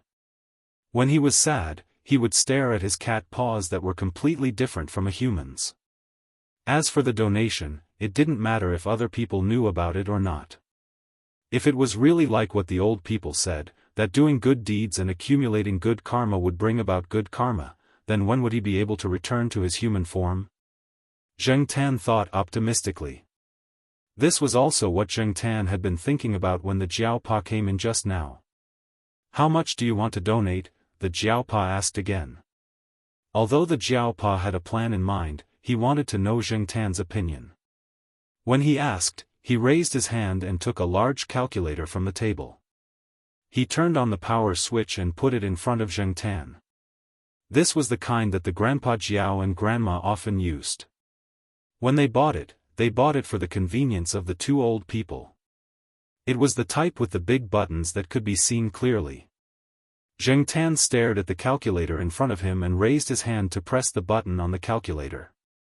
Normally, donations were in round numbers, so Zheng Tan pressed 1, then moved to the 0 button and planned to press 4 zeros. However, when he pressed the button, Zheng Tan's mind wandered. He was still thinking about something when he suddenly remembered that there seemed to be a lot of things happening in the past year, especially the incident in May. After pressing the button, Zheng Tan retracted his hand and realized that he had pressed something wrong. He raised his head and looked at the display on the calculator. Sure enough, there was an extra 0. Zheng Tan was speechless. It really was a mistake. Earlier, he had seen a donation news article in the newspaper. Many celebrities had donated 10 to 20,000 yuan on the spot. He had thought that it would be enough if he donated 10,000 yuan. However, when he was pressing the button, his mind suddenly went blank. He was not focused and accidentally pressed an extra button. Before Zheng Tan could regret, the Jiao Pa had already taken the calculator and looked at it. Seeing the 100,000 on the monitor, Father Jiao was surprised, which was rare. He knew that before the new year, when his cat was working at the pet center, the overtime pay was only 50 yuan. He had to get 100 yuan. Xiaoguo had joked about it several times when he called him. He did not expect this guy to be so generous. Compared to corporate donations, private donations were much less, especially from ordinary people. 100,000 yuan was a huge sum of money for many people. For this large-scale snow disaster, Zheng Tan's donation was even more than some of the celebrities' donations listed in the newspaper. Zheng Tan had a lot of money in his card. In the past, because of him, Yi Hao had transferred a lot of money. This amount of money still accounted for the majority of the total amount. In the past few years, because of various reasons, Yi Hao had also transferred a lot of money. Every time, Yi Hao had been very generous. Are you really going to donate this much? I was going to donate 100,000 yuan. I didn't expect you to do the same, said the Jiao Pa, thinking about the New Year's money that the Jiao Yuan had told him. The Jiao Pa smiled and shook his head again. His cat was really. Zheng Tan hesitated for a moment. However, when he thought about the money in his card, he decided that he would just donate 100,000 yuan. He would not change it. Pushing the card back to the Jiao Pa, Zheng Tan jumped off the table and left. A few days later, Song Ting came again. The young man who had been kidnapped with him last time was discharged from the hospital today. He asked the driver to send the young man over. After all, the young man had helped a lot when they were kidnapped. This time, the young man had almost lost his life. After Song Ting learned about the young man's family situation, he recommended a food processing factory along the coast to let the young man work there when he recovered. The young man's family was very happy about the good pay. Taking advantage of this time, Song Ting also chatted with the Jiao Pa and brought over the relevant donation certificate. The Jiao Pa meant that the 200,000 yuan was a family donation. When he told Song Ting about it, he specifically said, "The money that my cat earns is also included in the donation." Song Ting smiled. He only thought that the Jiao Pa was joking. However, he did have a good impression of Zheng Tan. If it were not for Zheng Tan, he did not know when he would have been discovered. In addition, on Yuan Ziyi's side, the Jiao Pa would also participate in the company's donation. He did not only donate this amount of money. Because of the disaster in his hometown, he also experienced a lot this time. Moreover, Yuan Zi also wanted the company to make a good impression in front of the public. While the Jiao Pa was chatting with Song Ting, Zheng Tan looked outside. The car that sent Song Ting here was a private car with a driver. However, the driver was not only a driver, but also a bodyguard. He was afraid that something would happen to Song Ting on the way. However, from Song Ting's words, it could be seen that he had a good impression of this village. He had said a lot of good things about this village. The young man's surname was also Jiao. However, he was also related to the Jiao Pa. Most of the people in this village had the same surname, and some families had the same surname. This was also the reason why the Jiao Pa, who was also surnamed Jiao, addressed the donkey cart driver as fifth uncle instead of fifth uncle. However, when it came to the Jiao Yuan's generation, it was much simpler to address people as uncle or grandfather. Zheng Tan and the others would not be staying here to celebrate the Lantern Festival. Little Pomelo and the Jiao Yuan still had to go back to report. Before that, the Jiao Pa's work had to start in advance. Many graduate students would return to school around the 10th of the first lunar month, especially those who were busy with more research projects. The winter break was only a week or two away. The school's official website said nothing. This was an internal rule that would not be announced publicly. On the day they returned to Chuhua City, Song Ting was at a fruit tree experimental base not far from here. When he heard that the Jiao Pa and the others were leaving, he ran over to see them off and brought some fruits. What made Zheng Tan angry was that when Fifth Grandpa led the donkey over, the donkey even leaned in front of the car and made a few strange noises at Zheng Tan. Its mouth was even moving, and its eyes were slightly narrowed, as if it was mocking Zheng Tan. The day before, when Zheng Tan was squatting on a tree and enjoying the winter scenery of the countryside, Fifth Grandpa led the donkey past. When it saw Zheng Tan, the donkey walked under the tree and pooped in the direction of the tree trunk. It pooped right under the branch that Zheng Tan was lying on. After it pooped, it looked at Zheng Tan. Its long ears twitched, and it wagged its tail and followed Fifth Grandpa away. Now that the donkey was acting like this again, Zheng Tan was so angry that he wanted to rush up and slap the donkey's face a few times. If little Pomelo wasn't holding him, Zheng Tan would have already slapped it. Looking at the proud donkey, Zheng Tan gritted his teeth. "Just you wait, when I come back for the new year next year, I'll beat you to death." Zheng Tan still had a red packet in his vest. He took it from Grandpa Jiao. Zheng Tan didn't have much money on hand now, so he planned to give another one to Zhuo Xiaomao when he went back. In fact, Zheng Tan also wanted to give one to Little Jiao, but after considering the blind old man behind Little Jiao, he decided against it. It would be troublesome if it attracted too much attention. Anyway, little Pomelo would definitely bring a lot of food for that girl. After the 15th day of the first lunar month, the primary and secondary schools all started school. The kindergarten also opened its doors as the parents started work. Zheng Tan already had a plan for Zhuo Xiaomao's class. He found an outdoor class time. Zheng Tan put on a black vest, put the red packet in, and ran to the kindergarten. Just like before, after seeing Zheng Tan, Zhuo Xiaomao went over. The children in the class were used to it and didn't have much curiosity. "Brother Hey, Happy New Year!" Zhuo Xiaomao ran over happily. It was obvious that this child was in a good mood. Zheng Tan turned sideways to Zhuo Xiaomao and nodded at the zipper of the vest's pocket, indicating for Zhuo Xiaomao to open it. Zhuo Xiaomao's eyes lit up. She quickly put the crayons in her hand into her pocket, then opened the zipper of the vest and took out the red packet inside. Seeing the red packet with the words, "New Year's gift package," Zhuo Xiaomao smiled so widely that her eyes narrowed. She knew these 3 words. She had also received this kind of red packet during the New Year. Just as Zhuo Xiaochao was enjoying herself, Zheng Tan heard a commotion. She turned around and saw a grayish-black figure rolling out from the bushes after a few meows that signified a cat's battle mode.